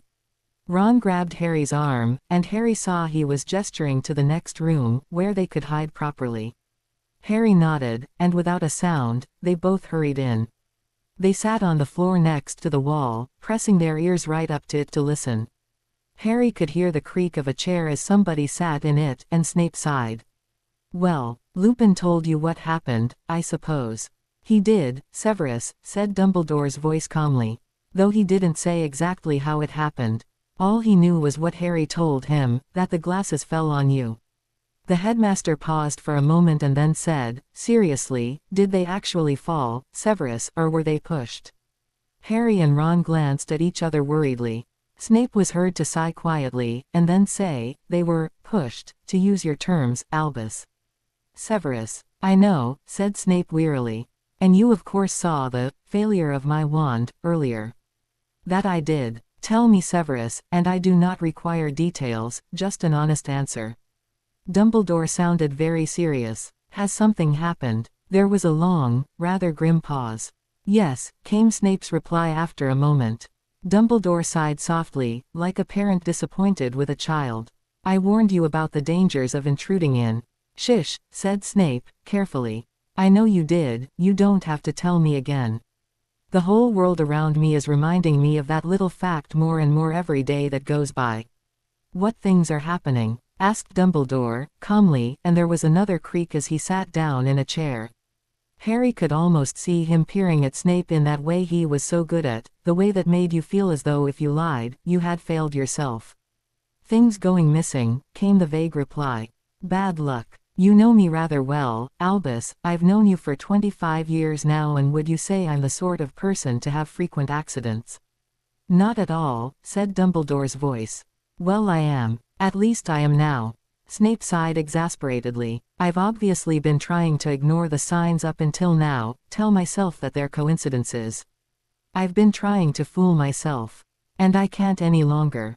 My magic broke for the first time today, and it still isn't back. How long will it take? A day or two, Dumbledore mused quietly. Depending on the severity of the cause. Was it? No, said Snape quickly, and then calmer, no, Albus, no. I have my limits. It was just confessing. Ron frowned, totally confused by what was going on, and Harry had to admit he didn't have any ideas either. It sounded like Snape had done something that was causing him to have a lot of unexplainable accidents and bad luck. Harry wondered whether it was something to do with Voldemort. A Death Eater ritual. It didn't make sense. I know this is probably the advice you least want to hear, said Dumbledore calmly. But it's the advice which is best for you. I know what you're going to say, said Snape. And you're completely correct, Albus, I do not want to hear it. I shall tell you anyway. Dumbledore's serious tones were back. Do not let yourself wallow any deeper in this business, Severus. Ancient magic is the most powerful and vengeful kind there is, and at the moment, you may as well travel down to Wales and jab a sleeping dragon in the eye with a sharp stick. It would do you just as much good as if you continued with. Shish, said Snape again. Dumbledore lowered his voice a notch, and Harry struggled to hear what he said, barely managing to pick up the sounds. Severus, I say this as a very important warning. You may think you have all the right in the world, but if you do not realize that you're dabbling with danger, you will, and that is will, not might, lose more than just your foolish pride. Snape was quiet for a moment, then said, to give up now would be to admit my weakness and inability to fight for the things I want. And that I will not do. Sometimes we have to forget the things we want for the things we need, said Dumbledore seriously. At the moment, you need your life and your magic. I implore you now to back out while there is still time to do so, or the next thing that comes raining from a cupboard on your head may well be a great deal more dangerous than glasses. Harry caught Ron's eye. They stared at each other as Snape paused again, thinking of what to say. I'll try, Headmaster. Good. There was a squeak from chairs as they both stood up. There were footsteps towards the door, which opened with a quiet creak, and then Dumbledore's voice added, and one more thing. Yes, Headmaster. Stay away from the cutlery drawers in the kitchen. It may be for your own good. What am I to do, eat with my fingers? Dumbledore said, slowly, that or die, Severus. The dramatic effect of this statement was incredible. Both Harry and Ron's eyes widened in shock. Die, whispered Ron. What's? Harry pushed him to be quiet as Snape and Dumbledore's footsteps swept away up the stairs, neither of them saying another word. When they heard the door above shut, Ron sat back, looking still very shocked. What do you think he's been doing? Something with you-know-who. That's what I thought, said Harry. He bit his lip. I don't like the sound of this. It's scary. Yeah, maybe Snape's blown it big time. What if he's accidentally given you-know-who some important information? No, I don't think so. Harry thought for a moment. It sounds like he's getting into something bad. Maybe it's got dangerous with the Death Eaters and Dumbledore wants him to back out. No, it can't be. Why's his magic failed? And what's with all the accidents? You don't get stuff like that just for being a Death Eater, do you? Harry shook his head. I don't get it. I reckon he's up to something, said Ron, suspiciously. Something really bad. Maybe you-know-who wants him to swear allegiance. And he's testing his loyalty by giving him all this bad luck. Hey, here's an idea. Maybe you-know-who is tempting him to use black magic by taking away his own. Maybe, said Harry. Come on, we'd better get that sugar and go back upstairs before Snape gets suspicious. They retrieved the sugar, and hurried back upstairs in time to see Percy hugging his teary-eyed mother. In all the happiness and reunion, nobody noticed them slide casually back into the room as though they'd ever left, though as Percy and Mrs. Weasley broke apart, Harry saw Snape's eyes trained on him through the crowd. He looked away before Snape could get into his thoughts. Even if he didn't know much, he had the feeling that Snape still wouldn't want him to know even that. Snape was up to something, and Harry for once intended to find out what it was. The remaining few weeks passed very quickly to Harry. He spent his days with Ron and Ginny, just hanging around the house and trying to eavesdrop in on-order meetings, or Mr. Weasley would take them for a walk down Diagon Alley. Harry noticed that Mr. Weasley and Ron stayed close on either side of him during these walks, so he was fully covered by Weasley protection. But having people always around him was marvelous to Harry. Normally, his summer holidays were the meaning of loneliness. He used to sit at the Dursleys' Inn, the gardener in his room, and just dream of Hogwarts and his friends for hours on end until they were almost real, but then he'd be ordered out to cook or clean, and the dream would be gone and he'd be completely alone again. At the time, the Dursleys were the only family he'd had, and they hardly cared about his existence at all. The Weasleys were everything Harry had ever dreamed of. Mr. and Mrs. Weasley fussed over him and spoiled him somewhat, making sure he always had enough to eat, making sure he never got bored. They even asked him to call them Uncle and Auntie. Auntie Molly has such a nice ring to it, Mrs. Weasley said, beaming, her eyes very glossy before she planted a huge on his cheek, gave him a plate of pizza and told him to come straight back for more when he was done. He and Ron still weren't allowed into meetings about the order, and probably with good reason, as nearly every member turned up once every 2 days for some huge conference. Mundungus generally brought some news from the criminal underworld that he was all too happy to share with Ron and Harry, but most other people wouldn't talk. Tonks and Lupin were staying at Grimmauld Place with the Weasleys, and Tonks was put in charge of keeping Ron and Harry out of the meetings, though more often than not, she was at the door with them listening. Snape attended the meetings too, and Ron and Harry were always hanging over the staircase banister when he arrived, though he had no major accidents, which made Harry think that perhaps Dumbledore had got through to Snape somehow. He stumbled on the doorstep a few times, and once a bird had flown down and attacked him as he stepped through the front door, which both Ron and Harry had found extremely funny until Snape threatened to gouge their eyes out with a spoon. Once or twice, Harry, Ginny and Ron were allowed to have friends over. Neville Longbottom found Grimmauld Place a bit unnerving at first, though Hermione soon calmed his nerves, and Luna Good said the place smelt of nigh dung, though what exactly a nigh was, nobody really knew. With all the fun he was having, time seemed to pass speedily by, and in what seemed like the blink of an eye, it was growing dark on the night before their journey back to Hogwarts. For the first time, Harry knew he would miss the summer holidays and quite wanted them to go on longer, but then he thought of Hogwarts and all the things he'd do about the castle, and he was soon as eager to get back. He, Ron, Ginny and Luna, who had come for the day, were sitting at the top of the stairs overlooking the entrance hall, all trying to make a model of Hogwarts castle out of the mashed potato and chicken they were supposed to be eating for tea. It was around 7 o'clock, and the order would soon be here for the customary meeting. Luna, what's that? Asked Ron, squinting at an odd lump Luna had stuck on the end of the Defense Against the Dark Arts corridor. No, I didn't think you'd know what that was, she said, softly, shaping it carefully with her spoon. Ron clearly decided he'd rather not know, and carried on with Hagrid's cabin. Can I have that carrot for a chimney, Harry? Sure, here you go, Harry said, handing Ron the carrot. He stuck it neatly in the middle of the mound of mush that was Hagrid's hut and smiled, pleased with himself. I think it looks pretty lifelike, actually. Except being made out of potato, said Ginny. Yeah, well, the potato speaks for itself, said Ron. Obviously, I mean, oops. His elbow had knocked the plate as he turned to speak to Ginny, and the whole plate had gone through the broken railings, sailing gracefully through the air. Even worse, somebody gave a startled cry and there was a squishing noise as the potato Hogwarts ambushed from above. Oh no, who did we hit? Said Ginny, peering down. Mr. Weasley lay sprawled on the floor, the plate of potato squashed over his head so his face was hidden by a fluffy white mass, a little like a snowman hit by a steamroller. Dad, said Ron, we're sorry, we didn't know you were down there. Mr. Weasley heaved himself off the floor, blinking potato out of his eyes. What on earth are you all doing up there? He pulled the carrot from out of his nose with a loud sneeze. And why are you throwing it at me? We were making models out of potato, said Ginny.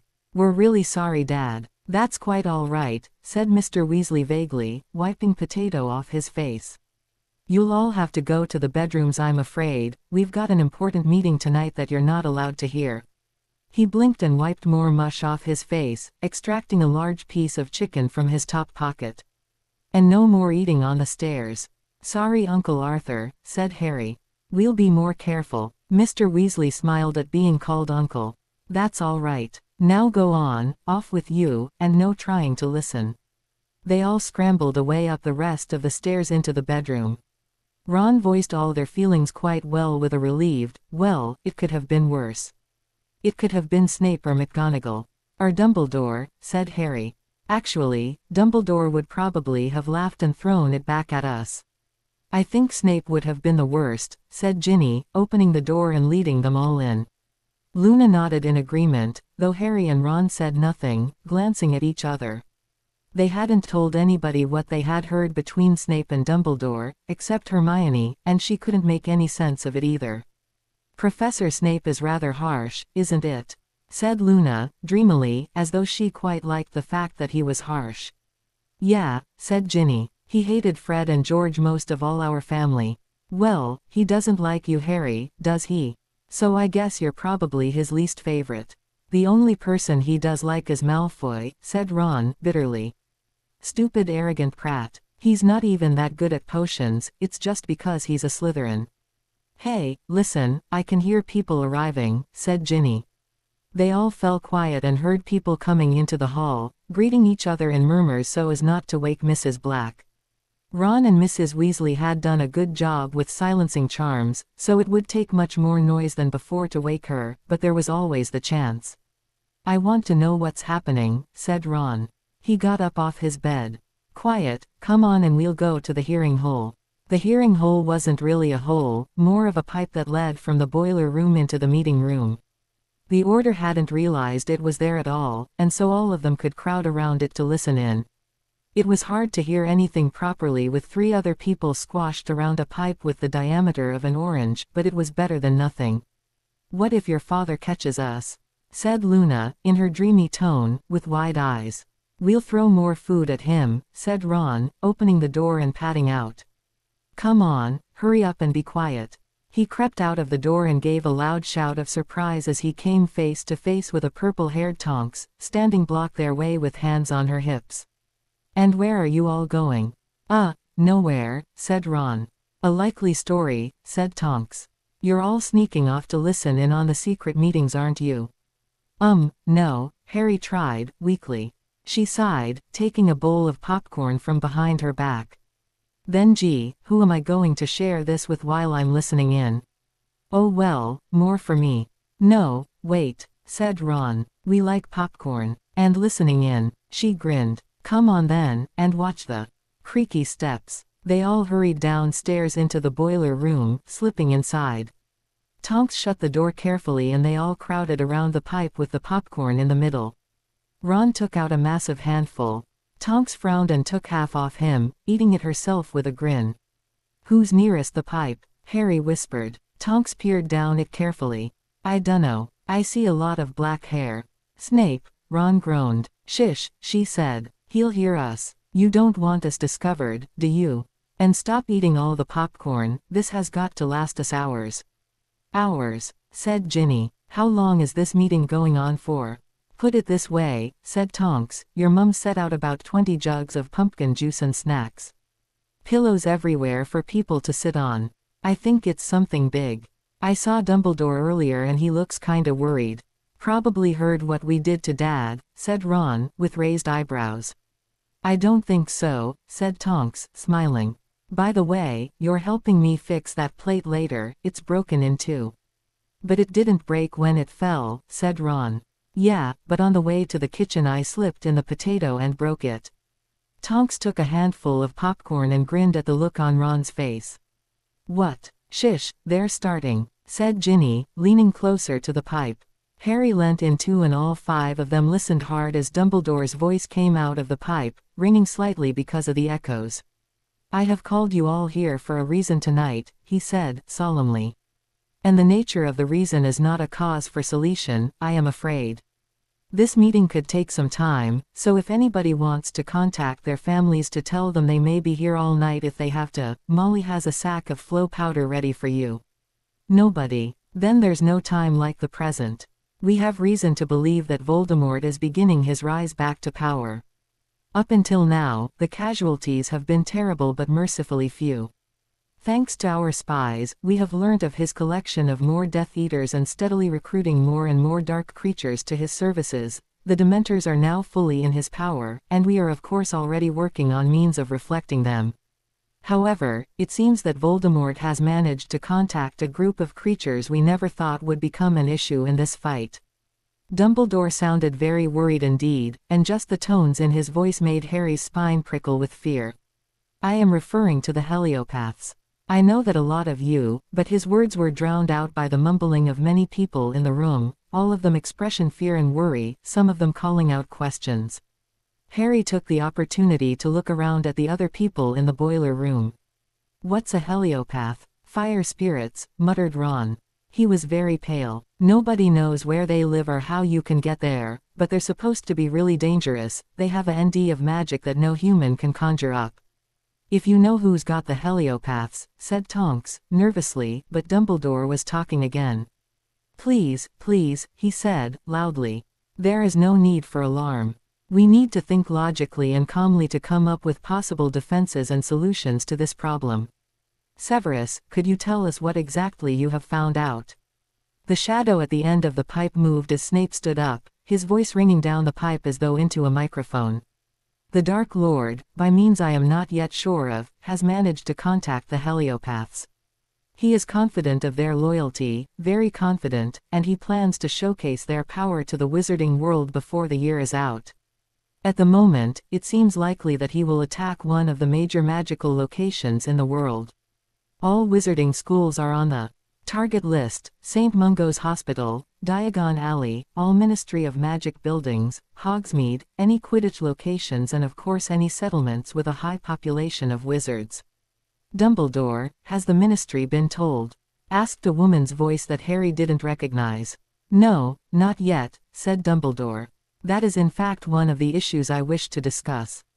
Cornelius Fudge and the rest of the Ministry, no matter how accepting they are of Voldemort's return, are not taking the stance we need to wipe out the dark forces once and for all. Every time I send him a report on Voldemort's activities, he warns me not to send a copy to the Prophet. His priority is the heaven he has created, and not the hell he could well cause if he doesn't listen to us. There was more mumbling throughout the crowd, most of it agreeing with Dumbledore's words. He waited for silence to fall again, and then continued seriously. I believe that we can act as a far more effective force if we talk to the wizarding world without Cornelius's interference and filtering. We need people in higher places, most of all, a source where we can contact everybody in this world at once. The Daily Prophet is too controlled by the Ministry and ultimately, the Minister. How about we start our own? Somebody suggested. Precisely my thoughts. We need writers, photographers. Could I have some nominations for an editor? Back in the boiler room, Tonks raised a hand and whispered, me. There were a few mutters from the meeting room, and it seemed like people were being picked out. Dumbledore said, thank you all, if you could work something out between you that would be much appreciated. Second item on the list is defense. Protection for the places most under threat. Obviously, in foreign countries, all we can do is warn them and let them suffer the consequences if they do not heed that caution. Here in Britain, we can do something. The places most at risk: Hogsmeade, Diagon Alley, St. Mungo's and Hogwarts. We need people stationed in or around each place at all times to protect them, and to be able to alert the rest of the order should need for concern arise. Firstly, Hogsmeade. Mundungus, I believe you spend a lot of time around the village. There was a grunting noise as Mundungus woke up with a start. Yeah, I agree with whoever spoke last. Dumbledore chuckled. Hogsmeade, Mundungus. You spend a lot of time there, yes. Yeah, said Mundungus, who sounded as though he was worried it was a trick question. I want you to. Oh, never mind. Does anybody else spend a lot of time around Hogsmeade? Tonks turned away from the pipe, taking a handful of popcorn and munching it in a rather thoughtful way. So Voldemort's got the heliopaths. We've got a problem on our hands now. Father's been alerting the wizarding world of their presence for years, said Luna. Such a shame that nobody took notice until now. Ron took some popcorn from the bowl. I reckon he'll attack St. Mungo's. The Meta-Wizards are famed for being great at healing but no good at dueling. It'll fall like a mashed potato Hogwarts on Dad's head. I don't know, Hogsmeade isn't exactly full of powerful wizards, is it? Said Ginny. Shish, Harry hissed. They all fell quiet and listened. Now that we've sorted out that, could somebody please go to the boiler room and bring Nymphadora Tonks and the 4 children, who are listening to every word and might as well join in the discussions. Oops, said Tonks. Dumbledore chuckled. Thank you, Arthur. A few seconds later, the door opened and Mr. Weasley smiled down at them all. Tonks, he said, pretending to tut. You're no better than a child yourself. She smiled, her mouth full of popcorn. They made me. We did not. Ron said, outraged. Mr. Weasley chuckled. Come along. Dumbledore wants you in the meeting. Though stay quiet and don't interrupt anybody. They followed him out of the boiler room, down the hall and into the meeting hall. They were a lot more people than there usually were, most of them Harry didn't recognize, a few he did. He didn't stop to look over every face packed into the hall, and instead followed Ron over to the Weasleys and Professor Lupin, sitting cross-legged on one of the pillows and looking up at Dumbledore. He smiled down at them all, the way he did at the Hogwarts welcoming feast. I trust you all know that any information you hear tonight is a complete secret. They all nodded silently, and Dumbledore turned back to his audience in general, looking a little more relieved than at the start of the meeting. The last place we need to discuss which is in danger is Hogwarts. The castle is, of course, heavily protected already, though against heliopaths, those defenses can and will fall. This year, I intend to take extra precautions. Firstly, as some of you may know, Harry here, Dumbledore smiled to Harry before continuing, set up and successfully ran a defense against the Dark Arts Club, all after school and all in secret, and he remains the only 16-year-old wizard I am aware of who can produce a corporeal Patronus. It is my intention for him to continue his good work, and with the help of our defense against the Dark Arts Master Professor Lupin, the students will be given extra defense lessons this year. Harry, do you think you can do this for me? Harry nodded numbly, aware that every eye in the room was fixed on him. I'll try, he said. Dumbledore's eyes sparkled behind his glasses. Thank you, Harry. Secondly, throughout the summer holidays I have had a highly able person try his best to find the problems with my castle defenses, and he has certainly found quite a few. Ron leant across to Harry and murmured, Peeves. Fred and George said he'd been wrecking the castle. Harry nodded, and then glanced back to Dumbledore. These have been patched up and tested vigorously. I am confident that no spirit, beast or being can get into my castle if they are not wanted. The headmaster smiled, took a sip of water from the glass on the table before him, and then continued. Also, I have introduced a new subject this year which will be taken by all students. I hope that this new knowledge will teach them to defend themselves better when the time of war comes. Harry wasn't exactly comforted by Dumbledore's use of the word, when. And finally, said Dumbledore, something not quite related just to Hogwarts but to young wizards in general throughout this country. The age required to do magic has been lowered by a year, so that the younger members in our fight against Voldemort can learn to defend themselves far earlier and have sufficient practice. The Ministry has also been very hard on children performing underage magic, and my deepest regret would be for a child in danger to not dare defend themselves, in fear of the consequences. He looked around at them all seriously. We are no longer safe. For the past 16 years, we have been able to walk the streets freely and be confident in our laws. We have let our children out to play with no doubt that they will come back safe and sound. We have gone about our normal business with no worries in our head. But the time has come for action to be taken. Lord Voldemort is very much alive, greater and more powerful than he was before. There is no need to be afraid of staying safe. It is my belief that every child in this world should be just as useful as their parents and the adults around them. He looked down to the 4 children sitting on the floor in front of the Weasleys, all looking up at him with hope in their eyes. I have been headmaster of Hogwarts for quite some time now, and my students still amaze and surprise me every single day. There are many problems in this world at the moment, and even if the wizards of my generation are more than likely going to end their lives surrounded by death and darkness. But if there's one thing I want to be sure of when I can fight no longer, it's that our grandchildren will grow up in a world free of hatred and violence. Muggle children, wizard children, children whose parents died before Lord Voldemort, children whose parents died for Lord Voldemort, they should all be able to join hands and stand tall, and be able to look out at the world and know that they are safe.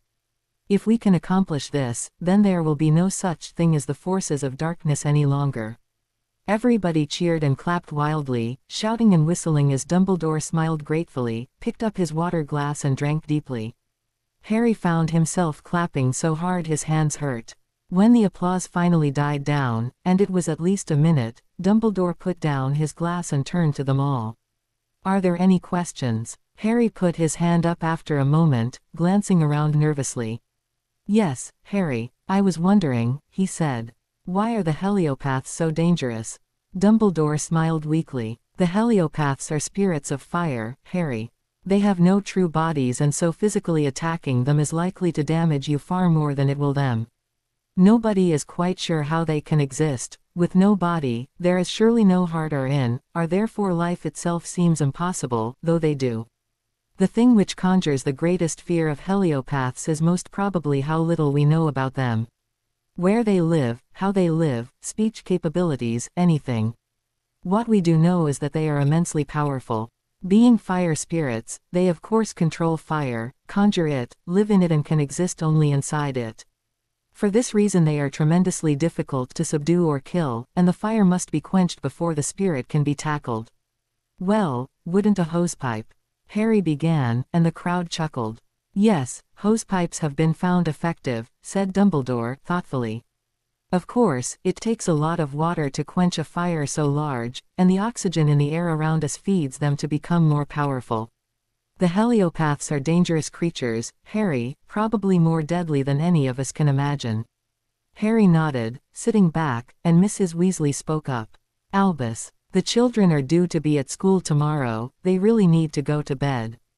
Dumbledore nodded. "Of course, Molly. I usually find that warm milk and chocolate biscuits speeds me into the land of Nod, so they have my hearty recommendation. Good night, Harry, Ron, Ginny, Luna." "Night," said Harry, smiling, as Mrs. Weasley led them all out into the corridor. Mr. Weasley followed them out, pulling on his jacket. "I'll take Luna home, shall I?" "Yes, I think you should. Into bed, you three, and I don't want to hear a peep out of you until tomorrow morning. Are you all packed?" Harry and Ron nodded. She ed them all good night and shooed them into their rooms, Ron protesting. "Professor Dumbledore said we could have biscuits." "You can have biscuits tomorrow," she said. "Good night, dears. Sleep well." Harry and Ron changed, then got into their beds and settled down under the covers. Ron yawned widely, and then said, "Harry. Yeah, let's not tell Hermione about that new subject," he said, sleepily. "So she won't bore us both to death with wondering aloud about it all the way to Hogwarts tomorrow." Harry smiled into his pillow. "Good idea. Night, Ron." "Night, Harry." Ron reached out, gave a tug on the chain, and the light went out with a chink.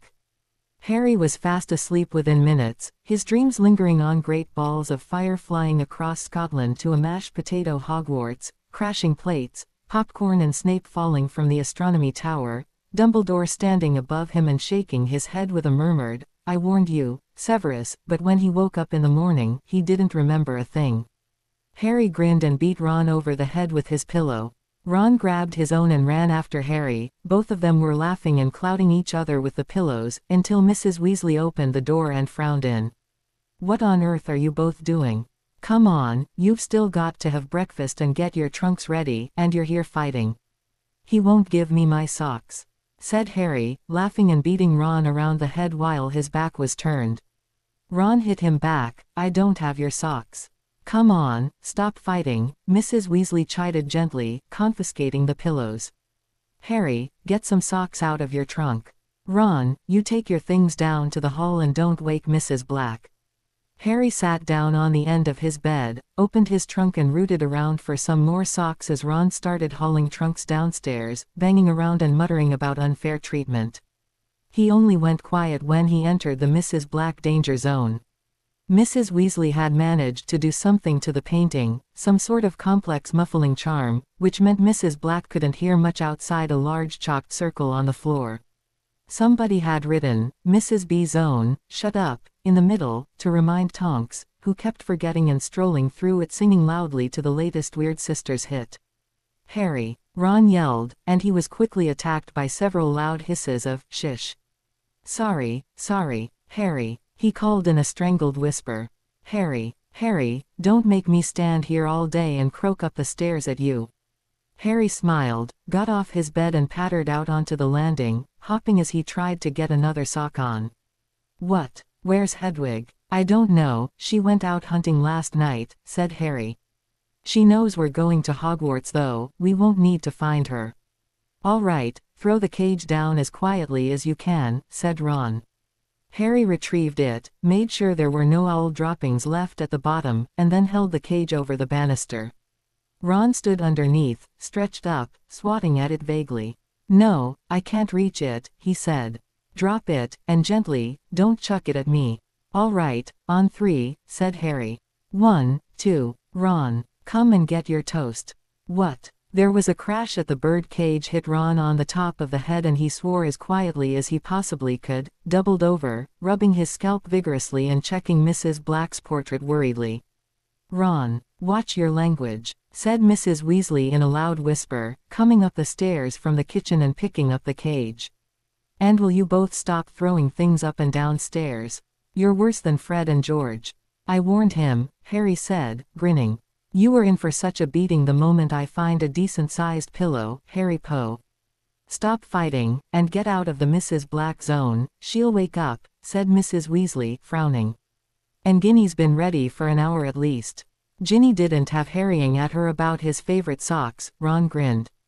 I'm not going to Hogwarts without my best socks, said Harry, pretending to be offended. Those socks are very special to me, they're old and don't quite match properly, they're treasured. Ron and Harry both doubled up laughing. Mrs. Weasley scowled. Well, if you'd rather stand here and laugh at each other, fine with me, I don't think you really need breakfast. All right, we're coming, said Ron. What is it? Toast. Anything you want, his mother said, as the two boys followed her down to the kitchen and sat at the creaky table. Since the disastrous episode of making their own lunch, Mrs. Weasley had chosen just to cook whatever they asked for, as though terrified that if she didn't, they would take matters into their own hands again. After breakfast of bacon and eggs, Harry and Ron both helped haul the rest of their trunks downstairs and sat on them by the front door, waiting with bored looks on their faces. Both of them were itching to get back to Hogwarts, and both were so lost in thought that it was a couple of minutes before either spoke. Harry, said Ron. Yes, I wonder, Ron replied. Harry glanced at him. Wonder what? About Hogwarts, said Ron. It sounds like loads of stuff has changed. All those new defenses. And Peeves had been trying to wreck the place all summer. I bet Gryffindor Tower's fallen down or something. Then there's that new subject we're doing. Wonder if we're going to have to take it at Newt. Probably. What did you choose? Harry asked, sitting back on his trunk, getting out a brightly colored packet and offering Ron one. Ron looked reproachful. What are they? Jelly beans, said Harry. Oh, Bertie Bott's. What's with the new packet? No, they're just ordinary, said Harry, as Ron took an orange one and looked at it closely. So there's no weird flavors. Ron snorted, chewing the bean. Where's the fun in that? Anyway, I've taken, Defense Against the Dark Arts, Charms, History of Magic, Transfiguration and Care of Magical Creatures. What about you? Defense Against the Dark Arts, Charms, Transfiguration, Care of Magical Creatures, History of Magic and Potions, said Harry. Ron took on a revolted expression. Potions. You're willingly carrying on with potions. I need it to become an Auror, said Harry, shrugging. What do you think this new subject's going to be? It's probably going to be curses or something, said Ron. He took another jelly bean and chewed it thoughtfully. It must be important, something that'll help us against Voldemort. Maybe they're going to teach us to fight like muggles with those guns and stuff. No, I somehow don't think we'll be having firearms lessons, Harry said, smiling. Maybe it's like stealth lessons. Teaching us how to sneak around undetected. That sounds all right, said Ron. He took another jelly bean. Wonder what Hermione's taking. Harry laughed. I don't know, how many subjects are there? I don't know, said Ron. We'll just ask how many she's taking, and seeing as though she'll be doing all of them, I guess that'll be how many subjects there are. There's something else I've been wondering, said Harry. What's that? How are we going to get to King's Cross? Your dad hasn't got a car, has he? Are we walking? Ron snorted. Carrying all of this? No, course we're not walking. Fred and George are going to drive us there. He checked the battered old watch on his wrist. They should be here by now though. Maybe there's been another traffic jam. Muggle traffic is so slow, you wouldn't believe. They took me to Diagon Alley to get my new school things a few weeks ago. We were stuck behind a tractor for an hour. Fred had a nap, and he was driving. Just then, there was a screech of Kess on the gravel path outside and a great yellow mass blossomed in the yard, shimmering in the frosted glass panes around the door. Harry opened the door. Fred and George sat in their luminous yellow car, wearing lurid green velvet suits today and matching black sunglasses that were more like visors. Morning, Harry, Fred grinned from the driver's seat. Like the new suits? Yeah, really. Unique, said Harry, trying not to laugh. Ron didn't mince his words quite as much. With a disgusted look, he said, "What are you wearing?" The twins swept coolly out of the car, snapping off their sunglasses and tucking them into their top pockets.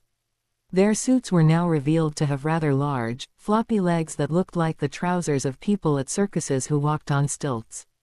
Watch this, said George, grinning, and both of them tugged on two pieces of string hanging from the bottom of their jackets. The suits faded to a luminous pink, through to orange, and then back to lime green. Cool, said Harry, grinning. How did you make it? Charms work, Fred replied. That and some dye that cost quite a packet, let me tell you. Well, get your luggage in the back, and watch the leather, just had it cleaned. Ron, Harry, Fred and George all heaved the heavy trunks into the boot of the car, magically expanded like a great cavern. Even then, Fred had to jump up and down on the boot to get it to close, leaving footprints all over it. By the time they were all packed up, Mr. and Mrs. Weasley were standing hesitantly on the step. Mrs. Weasley was dabbing her eyes with a tissue. And do drive carefully, boys, said Mr. Weasley, putting an arm around his wife. We will, said Fred, swinging his legs into the car, and turning to Harry, Ron and Ginny. Well, say goodbye, it's going to be a year before you see them. Mrs. Weasley grabbed the three of them in a tight hug, smiling even though Harry could tell she hated to see them go. Have a good year, all of you. And work hard. Mr. Weasley crouched down to join in the hug, patted Harry on the back and said. And try to stay out of trouble. Harry smiled. I can't promise anything. Mr. Weasley looked worried, but seeing the playful expression on Harry's face, he chuckled. Good boy. Go on, you don't want to be late. Harry opened the bright yellow door of the car, slipped in alongside Ron and did up his seat belt. With a last call of goodbye, Fred started the car and pulled away through the scruffy estate, out into the roads beyond. Harry turned around to wave, but Mr. and Mrs. Weasley were already inside. He felt sad to see the house go, and he knew he'd miss listening in on the order meetings, playing hide and seek in the many rooms of the old house, sitting up for hours and eating sweets with Ron. He sighed softly. Harry, you okay? Said George, turning round to look concerned at the solemn look on Harry's face. Yeah, I'm just going to miss it, said Harry sadly. This has been the best holiday I've had in ages. Hey, no sulky faces in the car, said George. He smiled and cuffed Harry jovially on the shoulder. Come on, don't be sad. You've got a lot to look forward to, huh? New subjects, more work, Newt's coursework, you lucky thing. He grinned. Fred and me missed ours. But hey, who needs Newts when we've got flashy suits and a car that scares small children? Harry, Ginny and Ron all laughed, and Harry, feeling a bit better, happily turned in his seat to watch London flashing past around them. People were already out and doing some early morning shopping, or strolling briskly down the road, briefcases swinging back and forth and smart hats pulled over their heads. A lot of muggles turned to stare as the lurid car zipped past, like a great meteor flying through the center of London,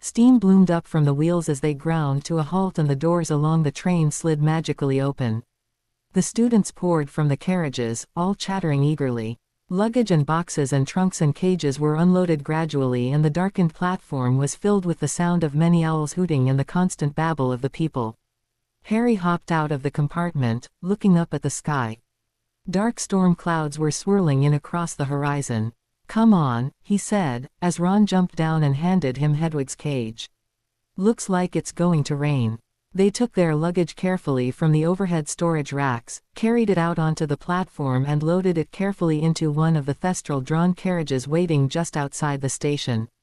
Ron jumped in without a second thought, and Hermione made to follow him, but Harry had seen something odd further back along the line of awaiting carriages. Draco Malfoy stood next to one of the Thestrals, and he was stroking its neck gently, watching its magnificent face, but it certainly wasn't the Draco Malfoy that Harry remembered from last year. He appeared to have diminished greatly over the summer. He was usually slim, elegant and tall, but now he was dangerously thin and a great deal shorter than when Harry last saw him. Perhaps it was due to the lack of his designer black and silver clothes. Gone were the tailored trousers and satin shirts, replaced by a rather old gray jumper and scruffy jeans under school robes several inches too short. His hair, once so sleek, was greasy and splayed vaguely around his sagging shoulders. Even though he had been pale before, he now just looked weak, severely underfed and ill. Harry found himself alarmed by the forlorn expression in his weary gray eyes. "Harry," said Ron, curiously, "come on, get in. What are you looking at?" "Malfoy," said Harry, quietly. "Look at him." Ron leant out of the carriage window and cast a contemptuous eye over Malfoy's startling new appearance. "Oh, poor thing," he said, unconvincingly, and then raising his voice, he yelled down the line. "Oi, Malfoy." Malfoy looked up, his hand falling still on the Thestral's neck. He stayed silent, as though he was too tired to even speak any more. "Which muggle did you torture to death to be able to see that horse, Ron yelled, and a knot of Gryffindors nearby laughed loudly. Hermione, however, was not impressed at all.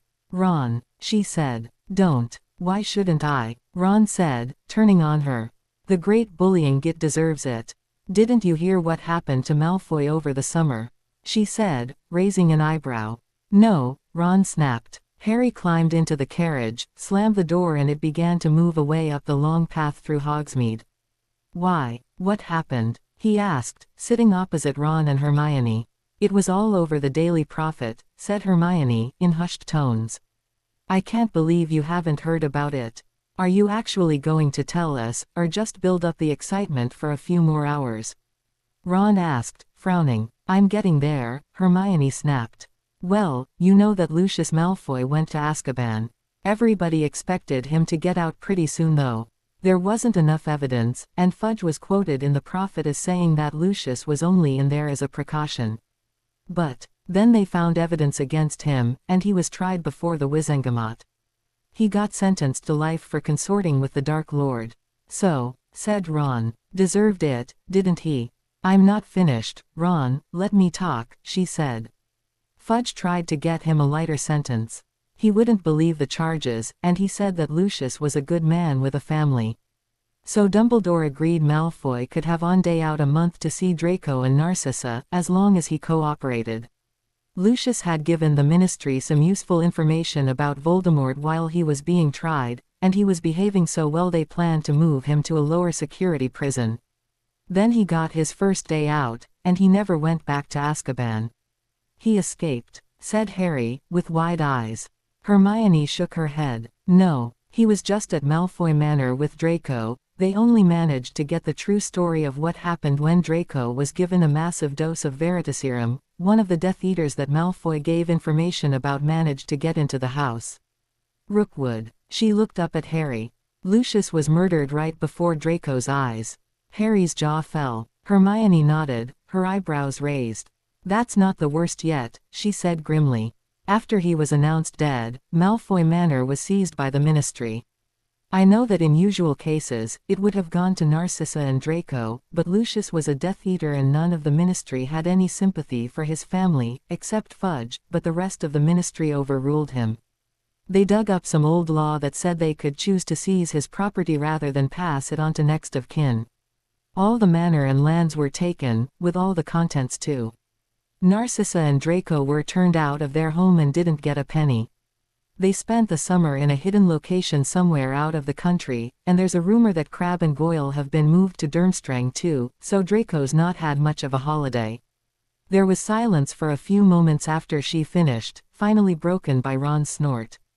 So Malfoy gets a taste of what his dad's been inflicting on the rest of the world for years. Big deal. Of course it's a big deal, said Hermione, frowning. Draco's lost everything: Ron, his father, his house, his things, his friends. Malfoy's not the only person to lose somebody, said Ron. Look at Harry. He's lost his parents and his godfather, and they were good people. Lucius Malfoy was just a scumbag. Does that mean that it's right that Draco had his life ruined? Hermione snapped. Draco might not have been in with Voldemort at all, Ron, just because his father was.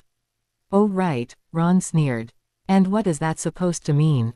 Hermione asked, coldly. Stop arguing, said Harry, frowning.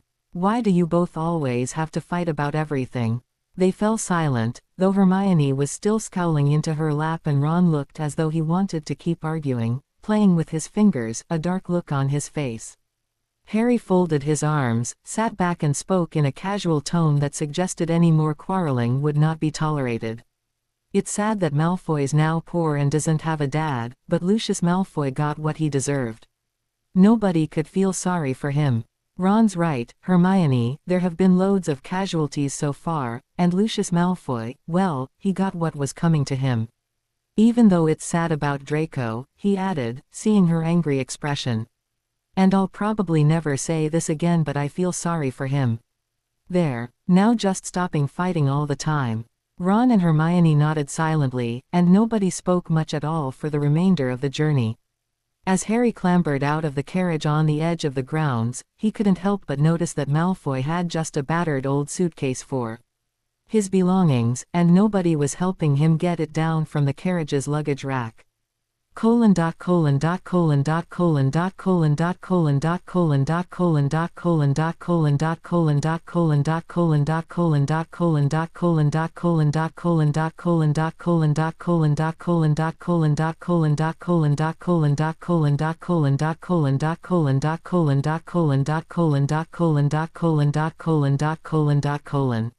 I don't believe how much books can weigh, Ron groaned 5 minutes later, as he and Harry helped haul the 6 carrier bags full of Hermione's books across the grounds to the castle.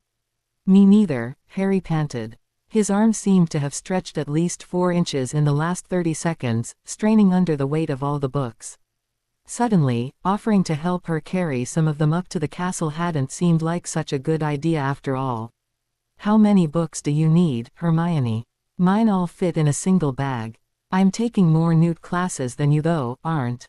She said, promptly, strolling behind them with her suitcase, 2 more carrier bags and Crookshank's basket balanced on top of the suitcase. The ginger cat scampered after her, his bottlebrush tail in the air as he pranced quite smugly, pleased at not having to carry anything. Why? Ron groaned, stumbling as one of the bag straps gave way. You don't even know what you're going to do as a career yet. Yes I do, she snapped. What then? I'm going to be a professor.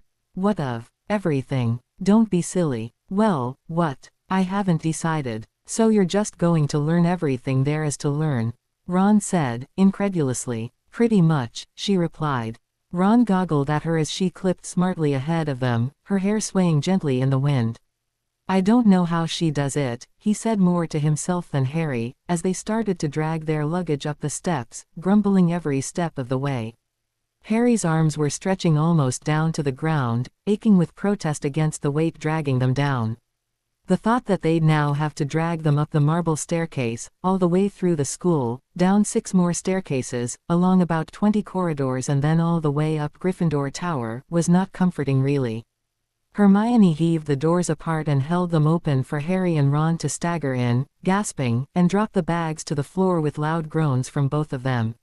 She giggled. Honestly, boys. Ron glared at her from under the red hair sticking to his sweating brow, though said nothing, not trusting himself to speak.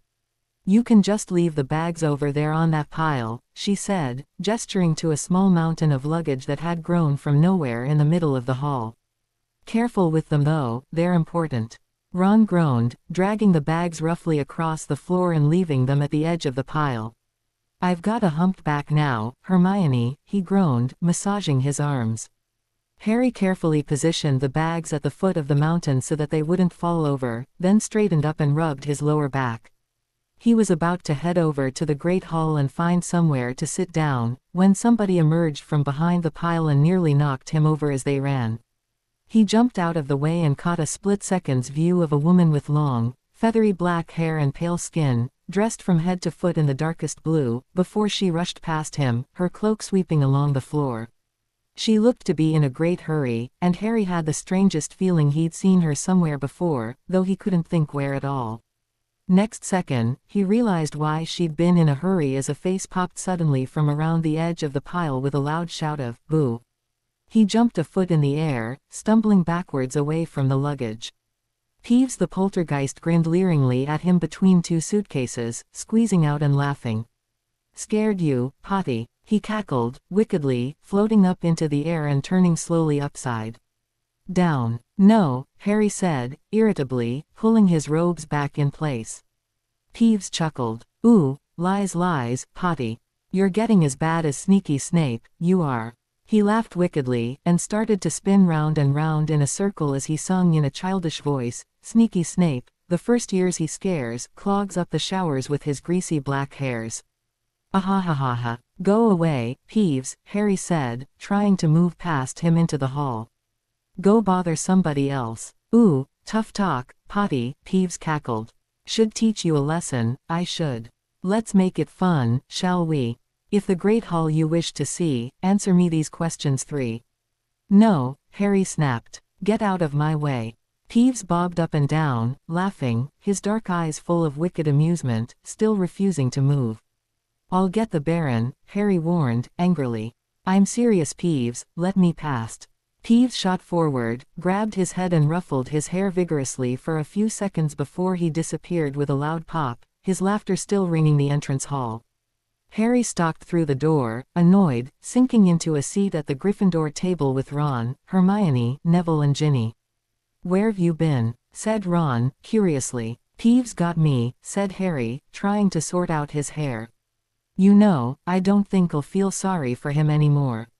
He's just an annoying." But at the staff table, Dumbledore was standing up and waving for quiet. Harry looked up at him, falling quiet, wanting to know what he was going to say for once. There was quite a lot to find out. The new subject, for one. Harry then noticed that there were 2 spare chairs at the staff table, one next to Snape, and one on Dumbledore's right-hand side. "Where's Professor Lupin?" said Ron, frowning, scanning the table. Harry shrugged, "Don't know," as Dumbledore opened his mouth to start. "Welcome to Hogwarts," he said, smiling graciously, his arms held out as though blessing them all. "And may I add how nice it is to see you all happy and healthy, though a trifle windswept, perhaps. I hope you have all had a good summer, and have returned ready to learn. The first-year students who are to be sorted shall be through in a few moments after Professor McGonagall has welcomed them properly to the school. But until then, I'm afraid I shall have to bore you all silly with a few start-of-term notices. Some I am no doubt you will be delighted by, and some that I know a lot of you would rather I not tell you about. One such thing is the most important, and I wish to be completely serious when I tell you this, so I implore you all to listen well. Lord Voldemort." A shiver spread through the school at this, and Dumbledore paused to let people settle once more, then continued.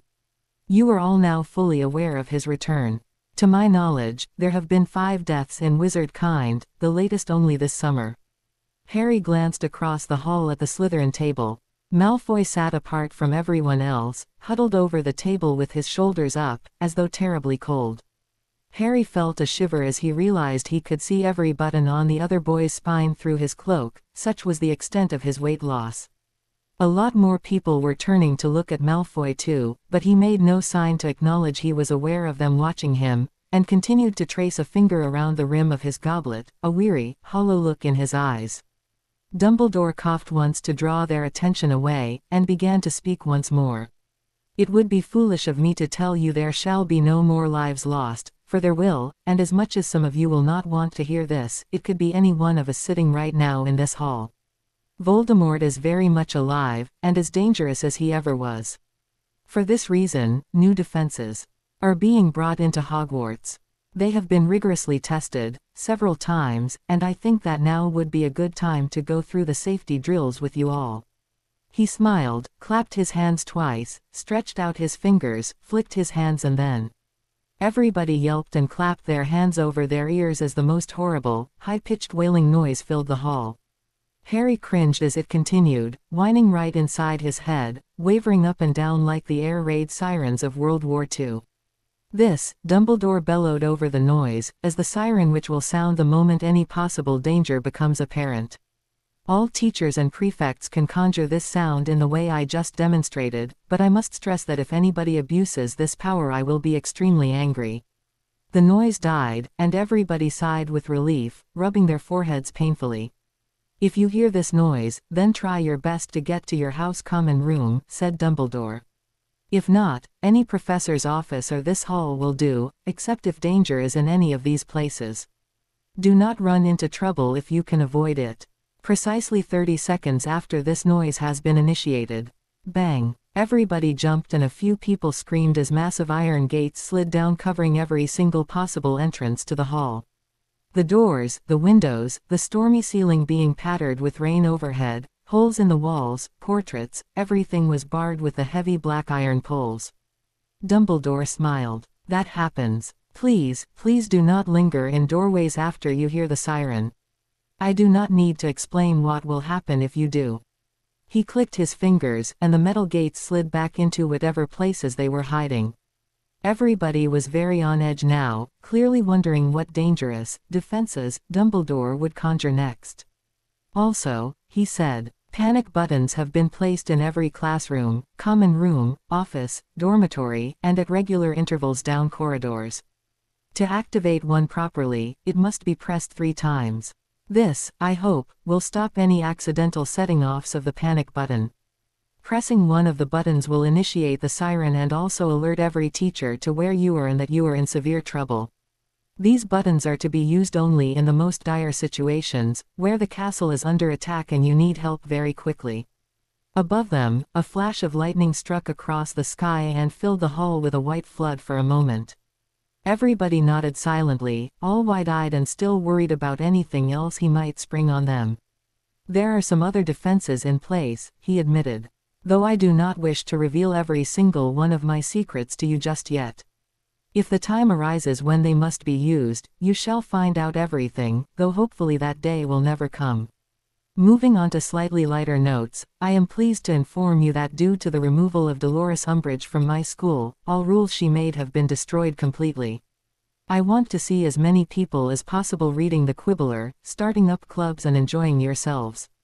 Speaking of after-school activities, it has come to my attention that during last year, Mr. Harry Potter took matters of defense against the dark arts into his own hands and started a secret organization which quite some number of you were involved in. He smiled pleasantly at Harry over the top of his half-moon spectacles. Harry has kindly agreed, with the help of various staff members, to carry on his good work.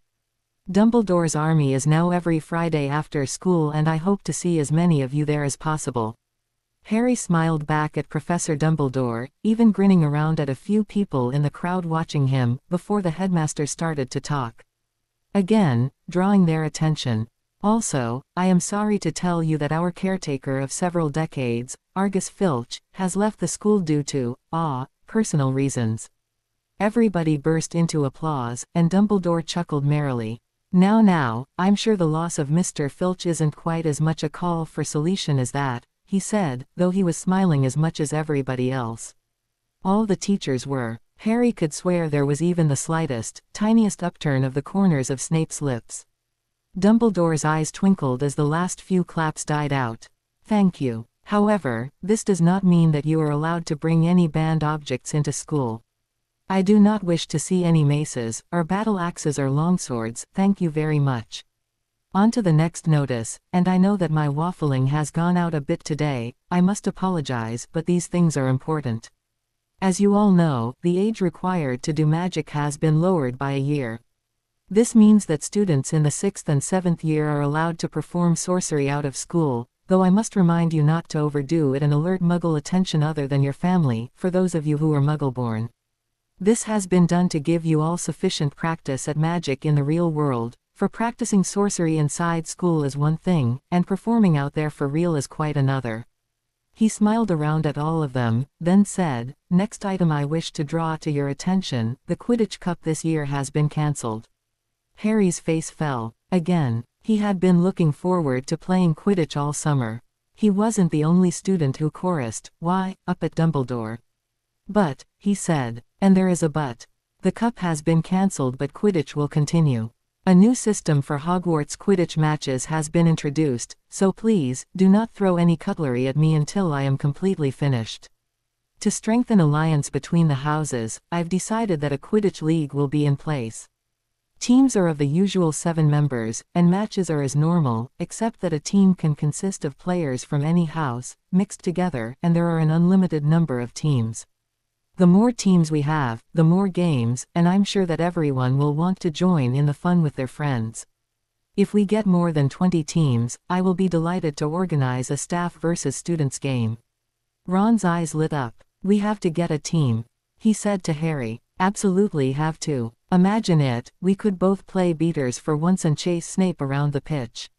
Harry smiled weakly, the Butterfingers hex creeping into his head again. Snape seemed to have been reminded of this as well. He had looked away from Dumbledore and was pretending to study his goblet, though Harry could see the bitterness in his face. Dumbledore called for quiet, and when everybody had settled down, he said, "Thank you all for your enthusiasm and your attention throughout this old man's blathering, and I promise I shall never bore you like this again." In a few moments, the doors of the Great Hall opened at that moment, cutting him off in mid-sentence. The wind and rain roared outside, and another flash of lightning tore through the hall, illuminating 2 figures in the doorway, before the doors slammed shut again, taking the howling wind with it. 2 men stood before them in the torchlight. One was Professor Lupin, looking rather bedraggled and disheveled in a tattered gray cloak. He held his briefcase with the familiar peeling gold letters, and overall, he looked quite a state with his graying hair all over his face, windswept and ruffled. But the man behind him, "Who's that?" Parvati Patil whispered down the Gryffindor table, her eyes wide, seemingly transfixed. A lot of people in the hall were whispering the same question, watching this new visitor with wonder in their faces. At first he looked to have fallen right out of a story about the smooth, slick smugglers of olden times, sailing the high seas and burying treasure on desert islands somewhere on the horizon. He was young, less than 30, and tall, strikingly so, well-built, clothed in black riding trousers, a red wine-colored tunic and the black boots normally associated with pirates. Compared to Professor Lupin, he looked like the definition of attractive and sophisticated.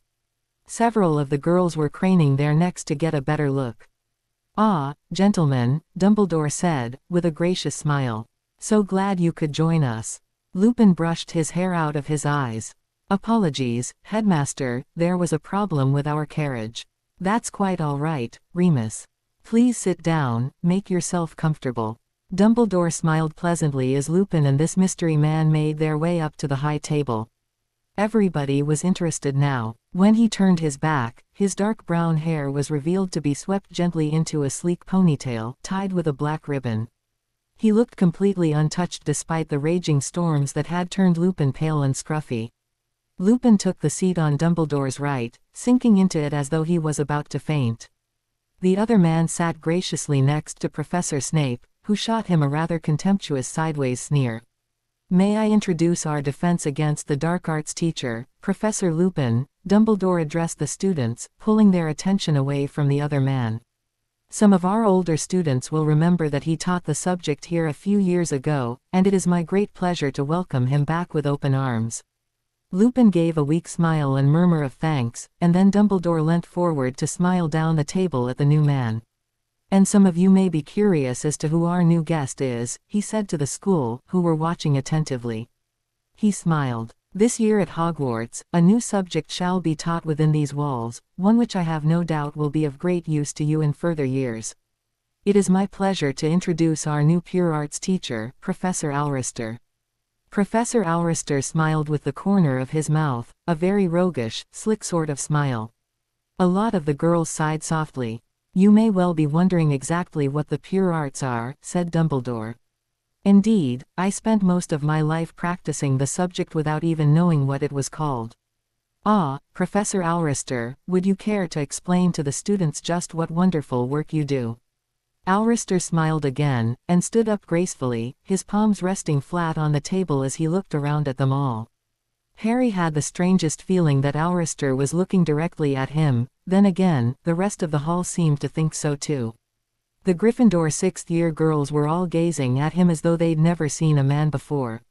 Thank you, Headmaster, he said, in a deep sort of voice, then addressing the hall, he smiled slightly again. My subject is the Pure Arts, sometimes commonly known as raw magic, sorcery without a wand. Of course, a lot of you may presume that Pure Arts is merely charms but minus the wand, but my subject is far, far more complex than that. I presume you all had to test several wands before you found the right one. Everybody nodded, as though they were having a conversation one-on-one with the new professor. He smiled, and continued. That is because, as you know, the right person has to match the right wand. A faulty wand, or one that does not like you, will not perform as well as your one true match. Without the correct wand, the magical power inside you is not focused well enough to produce controlled magic. Often, an angry or upset wizard will perform violent, tempered bursts of magic even without a wand, because it is uncontrolled. Harry knew exactly what the professor was talking about. Up until the age of 11, when he'd started his education at Hogwarts, whenever he was distressed, he'd become a magnet for accidents. Indeed, just before his third year, he'd inflated his Aunt Marge after she drove him insane with her complaints about his parents. My job is to teach you how to control that unfocused magic, Professor Alrister continued, in his calm, level voice. I have no doubt that with practice most of you here will be able to perform vital magic without your wands, of course, only when necessary. It takes many years of work to achieve the level where you can discard your wand. It will be a pleasure to teach you all, and if you're willing to try, we'll get on marvelously, I think. Dumbledore smiled, and started to clap politely. The school burst into applause. Several of the seventh-year Hufflepuff girls whistled. Professor Alrister smiled graciously and sat back in his chair. Through clapping mildly, Harry glanced at the other professors' reactions to this speech. Professor Snape was not amused, tracing a pale finger idly around the rim of his goblet as though in a particularly boring lesson. Professor Sprout, Madame Pomfrey and Madame Hooch were all clapping particularly hard and grinning at each other. Thank you, Professor Alrister, said Dumbledore, nodding graciously. Now, I believe. The siren suddenly went off and everybody screamed, ducking and grabbing their ears. Dumbledore filled his lungs and bellowed, "Ah, that must be Professor McGonagall showing the first years the new safety precautions. Turn it off, just let them get abducted by dark wizards." Ron yelled, though his voice was lost completely in the siren's wailing. My ears are going to explode. The horrible whining stopped, and everybody sighed, rubbing their heads again. Why does it have to hurt so much? Ron groaned from next to Harry. Harry was blinking, trying to get his vision to focus again, though across the table Hermione was still very blurry. She stared at him. What? The sirens just turned everything fuzzy. Give it a minute, he said, going cross-eyed. Bang! The gates came down with a loud crash, and everybody screamed again. Snape jumped so much his goblet clattered to the floor, and he scooped it up, looking angry. Harry noticed that Lupin's face was turned towards Snape, and Snape shot him an absolutely vile look as he slammed the goblet back on the table.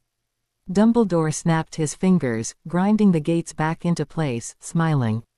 I believe that's quite enough of that. Now, we have some new students who need to be sorted and join our school.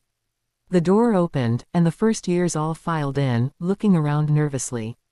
Clearly, having iron gates zooming from the walls wasn't a good first impression of the school for them. Professor McGonagall shook out her long roll of parchment, and read, Aster, Kimberly. All the way through the sorting, Ron sat next to Harry muttering darkly. Every now and then, Harry caught a phrase like, "I am so hungry," or, "Oh, come on, just put them all in Hufflepuff." Or, "Now that's a Slytherin, just look at that ratty face." However, it seemed that Ron was the only one watching the sorting at all apart from the professors. All the older students were grumbling to their neighbors about how hungry they were, and all the girls were watching Professor Aurister fixedly, even though he was just observing the sorting. Harry couldn't help but catch the scathing looks Snape kept throwing at Aurister, the way he sat leaning as far away from the new teacher as possible, as though worried of developing some terrifying disease. "Oh come on," Ron groaned, as the last student came forward and plonked the hat pleasantly on her head. "Hurry up." He put a hand over his mouth and muttered, in a low voice that fooled nobody, "Hufflepuff. Now let's eat." Hermione gave him a reproving look as the hat announced, "Ravenclaw," and the girl skipped off, the Ravenclaw table applauding her and welcoming her. Ron was cheering too. "Yeah, great, she's a Ravenclaw, feed us," he called. Dumbledore heard him and chuckled. "Yes, as Mr. Weasley says, I think it's about time to eat." He looked around at all of them with his twinkling eyes, lifted his hands and clapped twice. The dishes and plates and bowls up and down the long house tables all filled instantly with food, succulent meat, crisp vegetables and salads arranged in delicate patterns, great boats of rich gravy, trays of chips and chicken nuggets, hamburgers, buttered potatoes. It all looked marvelous. Harry loaded up his plate hungrily, his stomach growling. Ron wasn't bothering with cutlery and was tucking into a large slice of gooey cheese pizza, his eyes closed, as though all his dreams had come true. "I needed that," he sighed. Hermione delicately started to cut into her chicken, frowning as Ron wiped his fingers on the tablecloth. "Not one for manners today, are we? I'm hungry, it's not my fault. Pass us one of those hamburgers, Harry." Harry handed it over, absent-mindedly glancing up the table to where Professor Aurister sat. He was talking to Madame Pants, toying with a piece of pasta on the end of his fork, more interested in what she was saying. Madame Pants looked rather pink in the face and kept missing her soup with the spoon. "What do you think of that new professor?" Harry asked, as he poured himself a goblet of pumpkin juice. "He certainly looks good," said Hermione. She stammered, and said, "I mean, looks to be a good professor." "Oh Ron, don't look at me like that, you know what I meant." "What do you think, Harry?" said Ron through a mouthful of hamburger, grinning. "Lockhart too. Return of the good-looking Pratt." "I don't know," said Harry. "He seems to know his stuff." "Oh, don't tell me you fancy him as well," said Ron. Hermione snapped, "I do not fancy him, Ron." Ron smirked. "I never said you did, my own." Hermione blushed and looked down into her chicken, though as she ate, Harry caught her sneaking glances at the dashing Professor Aurister every few moments. In a way, the professor's good looks and obvious charm did remind Harry of Professor Lockhart, though there was something else there. Something a little darker, wiser, humbler. Plus, the way he was talking to Madame Pants. All the female professors had hated Lockhart's guts. He was arrogant, cocky and big-headed, convinced he was God's gift to women, but Madame Pants was now blushing to the tips of her fingers and he was talking to her politely, letting her reply. And he looked interested in what she was stammering from behind her hands, oblivious to the fact she was ladling soup onto her plate for no reason. Harry then spotted Snape, and never had he seen Snape looking so utterly bored. He had one hand supporting his head, gazing out into space with a hollow-cheeked expression as he picked vaguely at a bread roll. Harry noticed that there was no cutlery anywhere near Snape, and all the hot dishes were conveniently at the other end of the table. As much as he loathed Snape, he couldn't help but feel slightly sorry for him. After all, the rest of the teachers had steak, chips, fresh meat, noodles, pretty much everything the students had, and Snape had a bread roll. And even then, there was no butter on it because he didn't have a knife. "Harry, will you stop staring at that new guy?" said Ron. "You're like Hermione, honestly." Hermione choked on a piece of chicken. "Ron, will you stop being so childish?" Harry chuckled into his food, quickly covering it by putting a chip in his mouth, so Hermione couldn't accuse him of laughing. When their plates were all cleared, the platters and bowls up and down the tables refilled with dessert. Ice creams, trifles, eclairs, rice pudding, chocolates, sticky toffee pudding, pavlova, shortcake, sponge cake, fruitcake, chocolate cake, fondant fancies, fairy cakes, sundaes, and snap, the list went on and on. The house elves had really outdone themselves this year. Harry eagerly helped himself to hot chocolate cake and ice cream, while Ron tucked into pretty much everything. Hermione took a slice of apple tart and lathered it in whipped cream. She didn't even tell Ron off for slopping ice cream all down his front, and she joined in happily with the discussions about pure arts flitting up and down the table. "I've heard that it can be quite dangerous stuff," said Lavender Brown, taking another spoonful of her cherry sundae. "I hope he knows what he's doing." "I think he will," said Seamus. "What's the worst that could happen?" Ron savaged a bite from his donut, licking all around his mouth to remove the sugar. "Somebody might blow something up or something. They'll probably have some sort of precaution though. I mean, he won't just let us loose and tell us to do magic, will he?" "I hope not," said Hermione. "That would be very irresponsible of him." "Yeah, and also pointless," said Harry. "He's going to teach us how to control it, like he said." "I dunno how you're supposed to control stuff like that," said Ron, shrugging vaguely. "It just comes naturally, doesn't it? And only when we're scared or angry or something, is he going to annoy us just so we can participate in class." "It's not necessarily bad emotions," said Hermione, promptly, spooning some tart into her mouth and then continuing. "It can be good memories. That's what makes the Patronus work. It's raw magic, channeled into the wand and released." "Who cares?" said Ron. "It's learning how to blow stuff up lessons, I bet you." Harry smiled and helped himself to another curl of snap, breaking it into bits and crunching a piece absent-mindedly. "As long as he doesn't give us too much homework." "Yeah," said Ron, nodding vigorously, nearly splattering custard all over the tabletop. "I mean, especially for you, you're running the DA after school too." "Hey, I've got my prefect duties. I can't be doing homework when there are first years to be helped, can I?" "Every other prefect manages, Ron," said Hermione, frowning. "I was joking," said Ron, a smile crossing his face. "Honestly, Hermione, couldn't you tell?" "Excuse me." They all looked up. Professor Aurister stood nearby, smiling down at them all, his height even more impressive from this angle. "Are you done with the cream?" "We've run out at the staff table," he said, in that deep voice. Hermione went boob, and after a moment, she gabbled, "Yes, thank you. I mean, yes, we have, you can have it." He smiled gratefully. "Thanks." Leaning forward, he picked the jug up by the handle. Ron raised his eyebrows at the black velvet Hawking GS that the new professor wore, emblazoned with a gold family crest on the back of the palm, but before any of them could register the crest properly, Aurister had taken the jug away to the staff table, his boots clinking on every step. Hermione was still crimson in the face, apparently struck dumb. Lavender Brown was goggling at her as though she'd just been given the treat of a lifetime. "He talked to you," she whispered. Ron snorted. "Big deal. How cool is he?" Lavender gushed, pretending not have heard Ron. "He's not like a teacher. Did you hear the way he said, thanks? He sounds more like one of my big brother's friends, he is so cool." "He's just some good-looking prat," said Ron, scowling. "A good-looking prat who has now stolen our cream, I might add." "Thanks so much, Hermione. Haven't you had enough?" she said, raising an eyebrow. "You've had about half a plate of everything now. You'll be sick." "No, I won't," Ron said, doggedly, taking another shovel of plum pudding and turning round to steal the Hufflepuff's cream. "I warned him," she said, coolly, cutting out another slice of her apple tart. "And he can't say I didn't."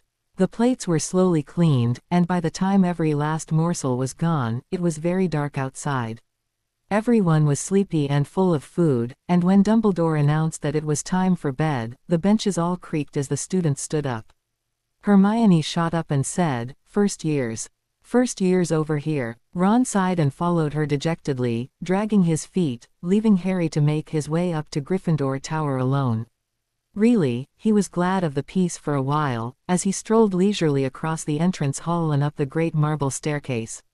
The various witches and wizards in the portraits waved merrily at the students they recognized, and greeted the first years, wishing them welcome to Hogwarts.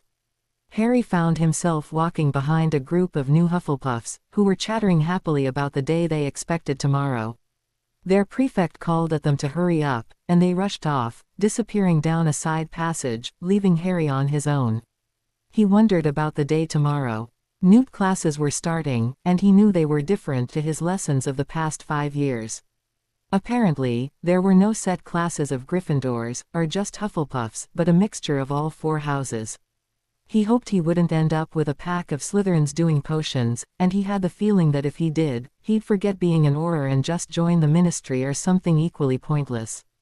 When he got into Gryffindor Tower, Ron, Hermione and the other Gryffindor prefects were giving the welcoming talk to a knot of curious first-years huddled by the fire.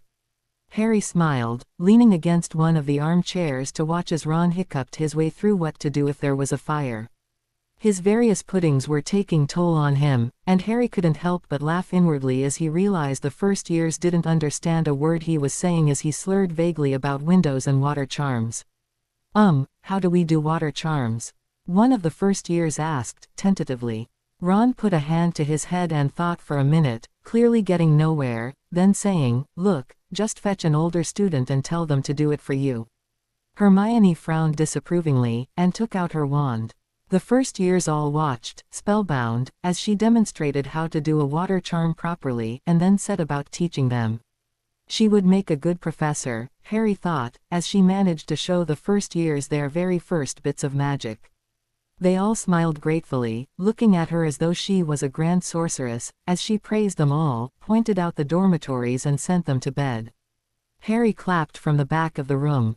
Hermione grinned. "Was that okay?" "Great," he said, smiling.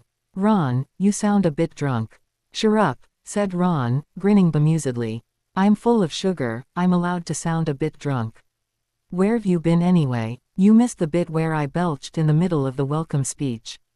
"Hilarious," said Harry. He yawned widely, stretching. "I'm tired, and we've got lessons first thing tomorrow." "Hit the hay I think," said Ron. "Night, Hermione, night," she said, disappearing up the girls' staircase. Harry and Ron went up to their own dormitory. Neville, Seamus and Dean were already in there, sitting up in bed and debating the new defenses. Harry smiled as he saw Ron shoot a nasty look at Dean, pulling the curtains around his bed to get changed. "Hey, Harry," Seamus called. "What?" Harry called from inside the hangings of his 4-poster. "You're still running the DA, right?" "Yeah," said Harry. "Why?" "Just checking, and, is Professor Lupin helping?" Harry pulled the hangings apart, just doing up the last button of his pajama jacket. "Of course." "Great," said Seamus, smiling. "At least we're going to have proper defense against the dark arts this year." "What do you think of that Alrister guy?" "I don't know," Harry shrugged. "He's all right I suppose." "No he's not," said Ron. "He's a prat. You just have to look at him. What's with all the pirate-style stuff?" "I think he looks really cool," said Neville, enthusiastically. His face then fell as he continued, "I'm just not very good at producing any raw magic, except when I'm in real danger." "Hey, don't worry," said Dean. "Nobody can just do it straight off." "But I'm really rubbish at it," said Neville sadly. "I only managed to conjure any when my great-uncle dropped me out of an upstairs window and I nearly died." Harry got under the covers and laid down in bed, listening to them talk idly, closing his eyes. There was just something about the whole room that made him feel safe and sleepy. The last thing he thought before he drifted off to sleep was how glad he was to be back, then sleep settled over him like a blanket. Dean's alarm clock went off the next morning at 8 a.m. sharp, jolting Harry harshly from his peaceful slumber. He groaned and pulled the covers tighter over his head, not wanting to get up just yet, but Ron and Neville, who were already up and dressed, threw socks at him until he got out of bed. He dressed vaguely, pulled on his robes and slumped down to breakfast with Ron, bleary-eyed and tired from the previous late night. Hermione was already at the Gryffindor table, eating a slice of toast and jam, reading her new timetable. They sat down on either side of her, and Harry pulled a bowl of porridge wearily towards him as she handed them their own timetables with a pleasant "morning." "Morning," said Harry. He glanced up and down the column for the day while adding sugar to his porridge. First thing was defense against the dark arts, followed by charms, first break, transfiguration, lunch, and then 2 hours of pure arts in the afternoon. It could be worse, he thought. It could be potions. Hey, said Ron, frowning at his timetable. How come you're doing 2 hours of pure arts and I've got an hour of magical creatures instead? Harry shrugged. You took 5 hours of magical creatures a week, I only took 3. Oh no, Hermione said, sadly, checking all 3 of their timetables. I'm doing runes instead of pure arts today, my first pure art lessons is on Wednesday. Ron grinned. Don't cry. I'm not crying, she snapped. I'm just disappointed. Harry's the lucky one, he gets to do pure arts first before any of us. Yeah, said Ron. Lucky you, I'm going to be chasing animals around the grounds while you're blowing stuff up and Hermione's staring at weird scribbles. Look at tomorrow morning though, said Harry, showing Ron his schedule. You get to chase animals while I'm stuck in a dungeon with Snape for 2 hours. Ron tried hard not to grin too much. Hey, look, we've got 3 hours of dark arts on Friday, all of us. No, said Hermione, smiling shyly. One of mine is pure arts. Ooh, well, good for you, Ron said, sarcastically. On Wednesday all 3 of us are doing pure arts all afternoon, Harry said. And transfiguration between breaks. Hang on, oh no. What is it? Said Ron. On Thursday I'm on my own in potions, Harry groaned. What am I going to do? Snape's going to make my life hell. Ron shrugged. Should have dropped it like me, shouldn't you? Still, me and Hermione are doing double history of magic then, so at least you're not going to die of boredom. There was an increase in noise from the Hufflepuff girls as the doors behind the staff table opened, and Professor Aurister came in, looking resplendent in a copper-colored tunic and dark brown trousers. His hands were missing their black velvet GS of yesterday, replaced by boob-fingerless ones with gold trim around the knuckles. Ron snorted. What does he think he looks like with those GS on? Captain Hut. That's Captain Hook, said Harry. Whatever, said Ron, vaguely, turning away and stabbing a sausage with his fork so viciously that it gave a soft bang as air was expelled from it. He didn't seem to be in a good mood anymore. Come on, cheer up, said Harry. Dark arts next, and charms.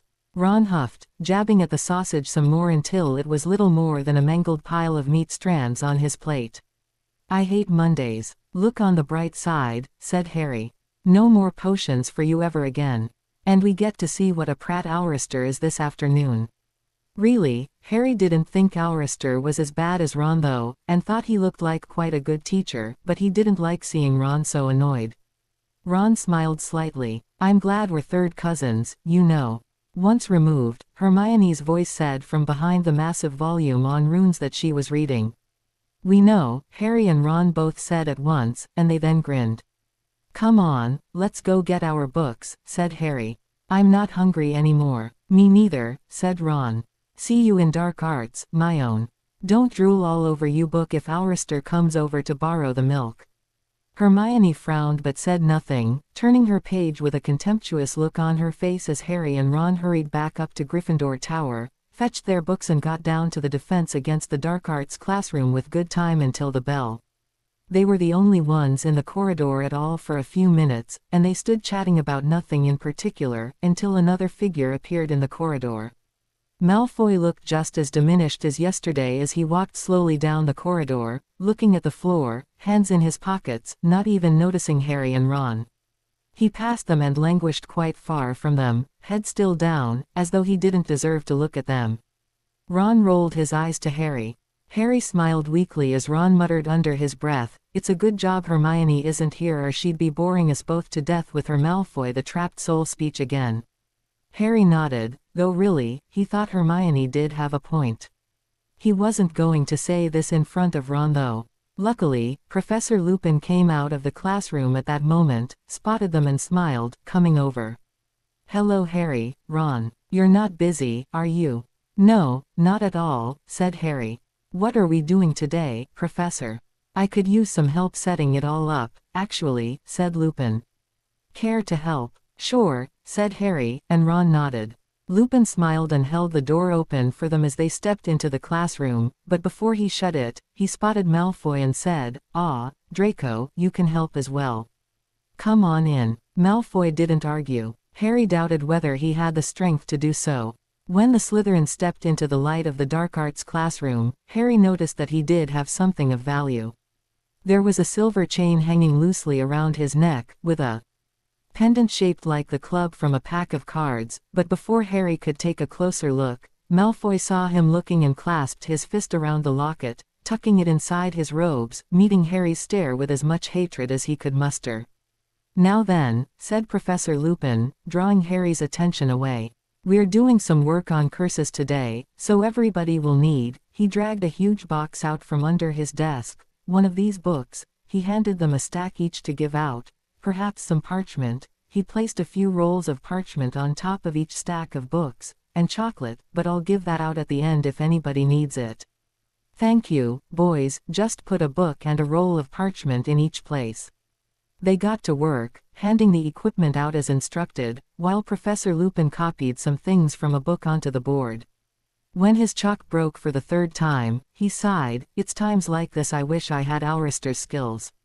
"Why?" Harry asked, curiously, unrolling a scroll of parchment and setting it down on a nearby desk. Lupin smiled. "He can just snap his fingers and the chalk sets to work itself. Of course, there are charms that do that, but I don't trust them anymore. The chalk writes what you're thinking at that precise moment, and unless you keep your thoughts clear, then it can all go horribly wrong." "So, pure arts is basically magic without a wand," said Ron. No, it's much more complicated," said Lupin. "Actual spells aren't used, so he can't snap his fingers and perform a hex or a jinx, but wizards skilled in raw magic can do some wondrous things. Just using raw magical energy, I've seen a few things they can do, but it takes a lot of mental and emotional strength to be able to perform the pure arts well." "My mum can cook using raw magic," said Ron, remembering something. "Ah, yes, that's now technically the pure arts," said Lupin, smiling. "Even though Molly's cooking is marvelous, I admit. That's something a little different. I'm sure that Aurister will explain it all to you later." The class was now all lined up outside, peering through the glass interestedly to see what was going on. Lupin opened the door to let them in and they filed in quietly, taking desks and looking curiously at the books before them. Harry sat at the front of the class with Ron and Hermione, and when everybody was sitting down, Professor Lupin smiled around at them all. "2 years since I last saw you all," he said, pensively. "How has your defense against the dark arts been since then?" "Terrible," said Ron, without a second thought. Lupin chuckled. "Now, I'm sure it wasn't quite that bad." "It was," said Harry. Lavender Brown nodded vigorously. "Professor Moody, well, he wasn't actually Professor Moody, was he? But he terrified us, and Umbridge, well." "Yes, I heard about her," said Lupin, smiling, and there was a cruel look in his eyes that Harry hadn't seen there before. "I was also at school with her and she truly was hopeless at defense against the dark arts. I'm sorry you all had to endure her for a year." Everybody was delighted at this, and they all sat up in their seats, watching Professor Lupin closely. Even some of the Slytherins were smiling. Pansy Parkinson was languished at the back of the room with her gang, not taking any notice of what Lupin said, and Malfoy was in a corner on his own. Harry was surprised he wasn't with Pansy. "We're doing curse deflection today," said Lupin, picking up his register, "but first, the register." Lavender Brown. After the register, Lupin instructed them to scan through the first chapter and make notes on anything that looked important, and that this was going to be an overall test of their abilities, so to take this seriously. Hermione nearly filled her parchment with her neat, tiny handwriting, copying sentences straight from the book. Harry noted down a few common curses, wrote out some instructions on how to avoid them, and then sat back. Ron stole notes from both of them vaguely, taking anything that caught his eye. 15 minutes later, Lupin called for them to stop, collected in the books and moved all the desks to the walls, clearing a space in the middle of the classroom. "Now, I hope you've done your notes well," he said. "I'm going to test how well by calling you each forward and attempting to curse you. If I can do it, you'll have homework, if not, 5 points to your house and no homework." "Fair." They all nodded. Hermione looked quite disappointed at the prospect of no homework if she did well, and was clearly torn between wanting homework and wanting to pass. Ron and Harry grinned at each other as she murmured, but, oh, in a worried sort of way. Don't worry, Lupin continued. These are all reversible curses that won't do anything particularly nasty to you, and all the counter curses are right here in the book. He patted the textbook stack. So, who wants to go first? Nobody volunteered, all a little worried about how well they'd prepared themselves, until a Slytherin boy stepped forward from the crowd. Harry knew him by sight, though had never spoken to him properly. Blaise Zabini had dark brown hair, clever hazel-colored eyes, and he was rather short, but known for his lethally sharp tongue. "I'll do it," he said. Lupin nodded. "Very well, Blaise, stand over there by that desk please, and get ready, you have to avoid the curse in any way you can. The only thing you cannot do is curse me back, as I would hit you with my own spell anyway. Just as a matter of curiosity, can anybody tell me the difference between a hex, a curse and a jinx?" Hermione's hand shot into the air, and nobody was overly surprised by this. Hermione, a hex changes something about the victim, she said, in a bad way. A jinx gives them a handicap. Curses are the name given to any malicious spell which cannot be placed definitely in the hex or jinx category, or causes damage, like the unforgivable curses. "Excellent, as always," said Lupin. 5 points to Gryffindor. "Okay, Blaise, this is a curse coming at you, remember. Ready, on 3. 1, 2, 3. He raised his wand, and cried, Rictusempra. The bullet of light shot at Blaise, who swished his own wand upwards so that it ricocheted off at an angle and blew a hole in the ceiling. Everybody clapped, and Blaise acknowledged it with a vague nod of his head. "Well done, Blaise, very good. That was a perfectly demonstrated block of a curse using the tip of the wand. Of course, some wizards find this method unreliable, as if the curse hits any part of the wand other than the tip, it will not be stopped." Lupin smiled around at them all. "Next. Dash. Well, that was fun," said Hermione, as they left the room at the end of class. Ron snorted, as he crammed his homework into his back. "Yeah, for you, Miss Fancy Deflecting Charm. You should have done better notes, shouldn't you?" said Hermione. She had, of course, got no homework at all and seemed rather pleased with herself. "And besides, it's only a short homework." Ron nodded. "Yeah, I suppose so." He slid his timetable out of his bag, checking up and down the column. "Charms for me next. Same with you both." "Yeah," said Harry. "Wonder what we'll be doing. I hope we're starting some new coursework," Hermione said, as though just the thought sent a shiver of excitement down her spine. They all headed off towards Charms. A few people nched off, going the other way for other lessons, including Malfoy, who walked with his shoulders hunched at the back. Blaise Zabini called after him as he started to ascend the steps to the astronomy tower. "And make sure you're there at break, Malfoy, or we're not going to be happy." Pansy Parkinson grinned and stepped closer to Blaise, taking his arm and snuggling into his side. Hermione screwed her nose up and looked away as they swept past. "Honestly," she muttered, "I thought Pansy was with Malfoy," said Harry, confused. "Yeah, he wishes," said Pansy, loftily, as she and Blaise headed off towards Transfiguration, followed by all their Slytherin cronies. Ron shrugged. "Then both Blaise and Malfoy haven't got any taste. Come on, or we'll be late for first classes." "You sound like Hermione," Harry laughed. "He does not," said Hermione, huffily. "I do not," said Ron, in the same tone. Harry laughed again, and the three of them hurried the rest of the way to Charms, just getting there in time. Tiny old Professor Flitwick was sitting on his usual stack of cushions, smiling around at them all as Harry, Ron and Hermione found seats at a table with Neville. "Hi," he whispered, as they sat down. "Hey," said Ron, "has he said what we're doing today?" "Something important," said Neville. "It sounds dangerous." "Good enough for me," said Ron, taking out his wand and kicking his bag under the table. Professor Flitwick took the register as Lupin had done, and when he was finished, he sat up on his pillows and smiled around happily.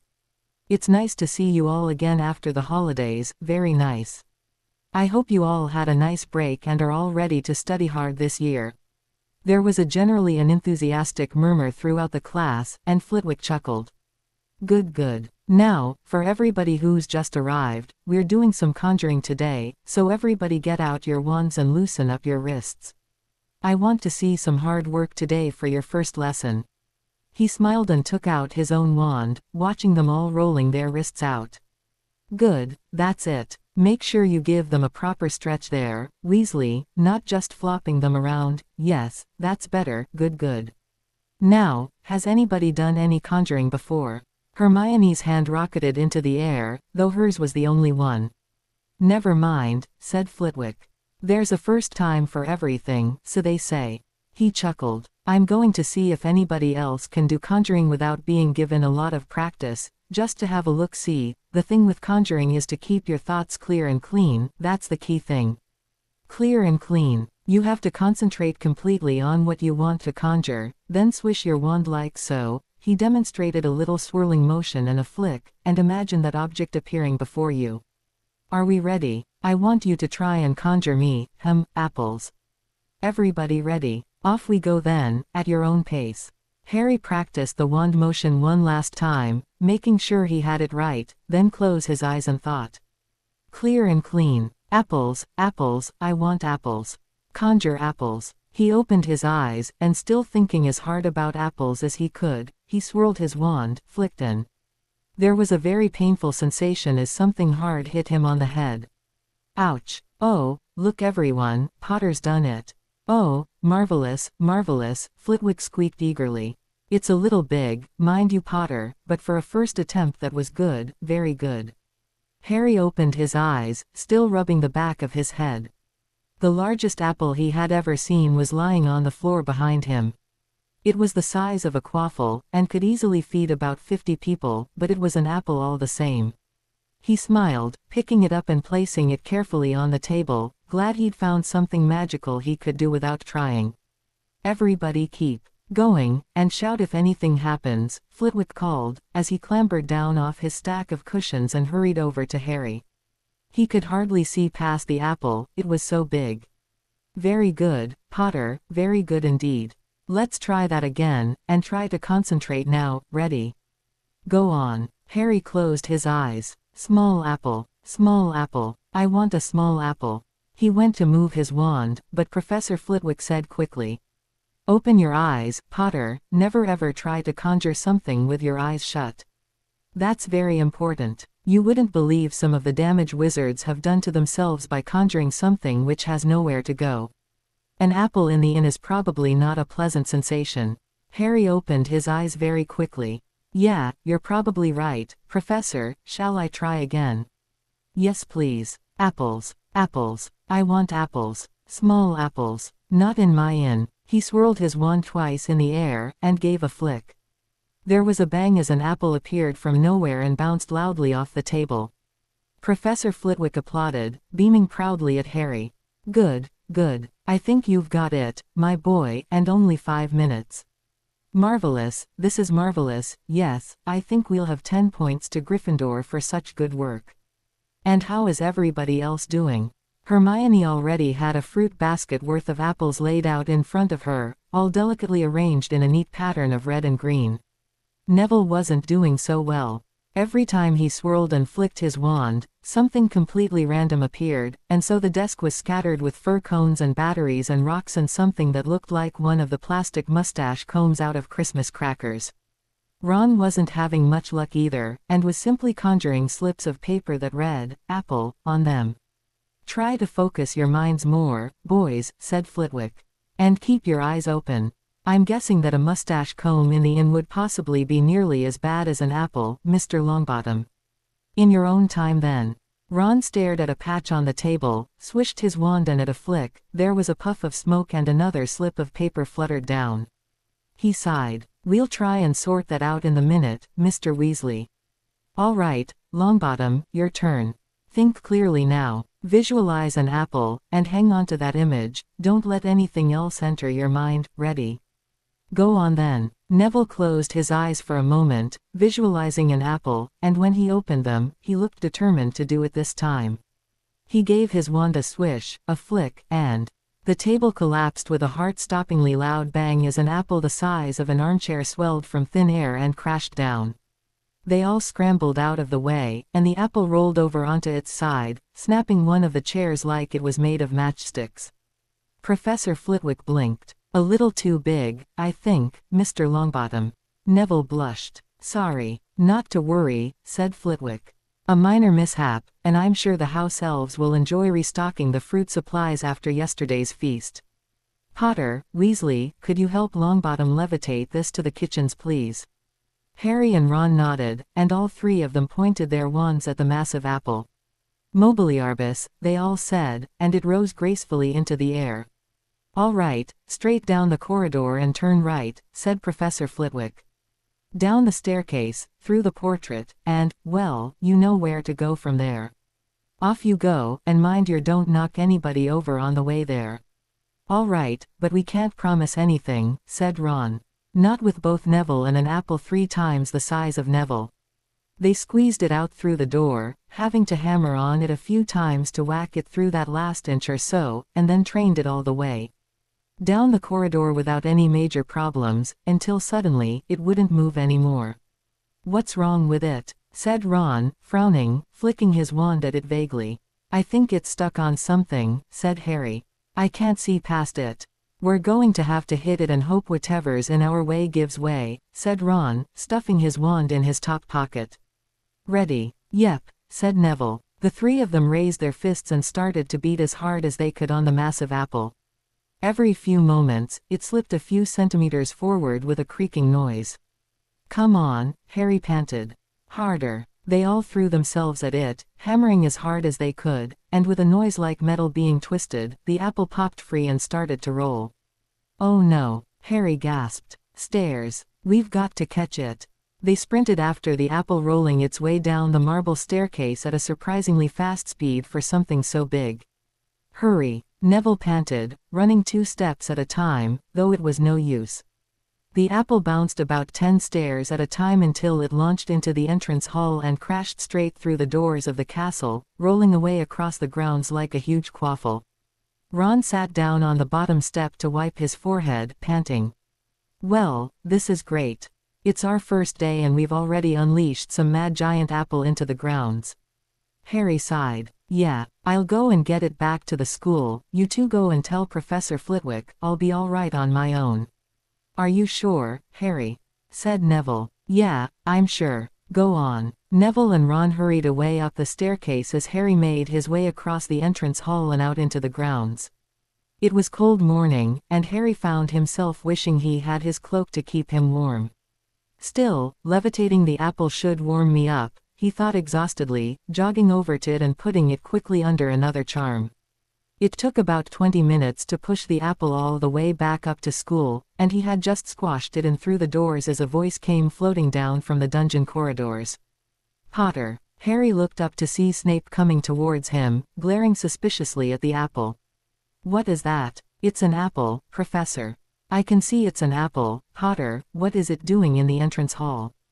And why aren't you in class? Snape snapped. Professor Flitwick told me to levitate it down to the kitchens, Harry panted, wiping the sweat off his forehead. So what was it doing outside? Said Snape, eyes narrowed. It got away, said Harry. And rolled down the stairs. Snape snorted. A likely story. 5 points from Gryffindor. He pointed his wand at the apple and muttered, Reductio, shrinking it down to a normal size. Now tell me what you were really doing. I already have, said Harry, angrily. It rolled down the stairs and outside, so I levitated it back up here. Wouldn't shrinking it have helped, perhaps, Potter? Snape drawled, raising an eyebrow. Professor Flitwick told me to just take it down there like this, said Harry. He frowned. You can go and ask him if you don't believe me. Snape's eyes flared darkly. Detention, he said. And do not try to patronize me, Potter. Get back to class and don't ever talk back to me again. I expect you in my office at End Bell to arrange your detention. He handed the apple vaguely back to Harry. Let it be a lesson to you. And before Harry could argue any more, Snape swept back down the dungeon corridor, his black robes billowing behind him as he walked. Harry felt his blood boiling. A detention. For talking back. He hadn't even done anything. Professor Flitwick had told him to take the apple to the kitchens, and still Snape unfairly punished him. Angrily, he threw the apple into a nearby bin and hurried back to Charms, in a very bad mood now. As he sat back in his chair, Ron noticed the scowl on his face. "What's up with you?" Snape gave him detention, Harry spat. "For nothing. He didn't believe that I was moving the apple for Flitwick, and so I told him to go ask him, and he just gave me detention. And do not try to patronize me, Potter. I don't believe that guy." "Go to McGonagall," Ron suggested, shrugging, absent-mindedly conjuring another bit of paper. Harry sighed. "No, it won't do any good." He scowled into the table and crumpled up a handful of Ron's paper, pretending it was Snape's vile face. "You're right. I hate Mondays too." At 11 o'clock, the bell went for first break. Everybody filed out of the classroom, discussing the lesson and their day ahead. "That wasn't so bad," said Ron. "Didn't get any more homework, at least. Still, it would have been nice if he'd told us to conjure sweets or something." "They can't be," said Hermione. "Only food that's necessary for life can be conjured. Luxuries like sweets have to be bought. That's why there aren't any wizard supermarkets." "Still, it'd be nice," said Ron. "Talking of sweets, I hope the next Hogsmeade weekend comes soon. Apparently Zonkos have started selling Weasley's Wizard Wheezes stuff, so we could buy some skiving snack boxes for Harry." Harry smiled weakly. The detention was still on his mind. "Hey, come on," said Ron. "Cheer up. It's just a detention, right? And it's not like detention with Umbridge. Yeah, Snape's a bit evil, but at least he's not going to cut stuff into your skin."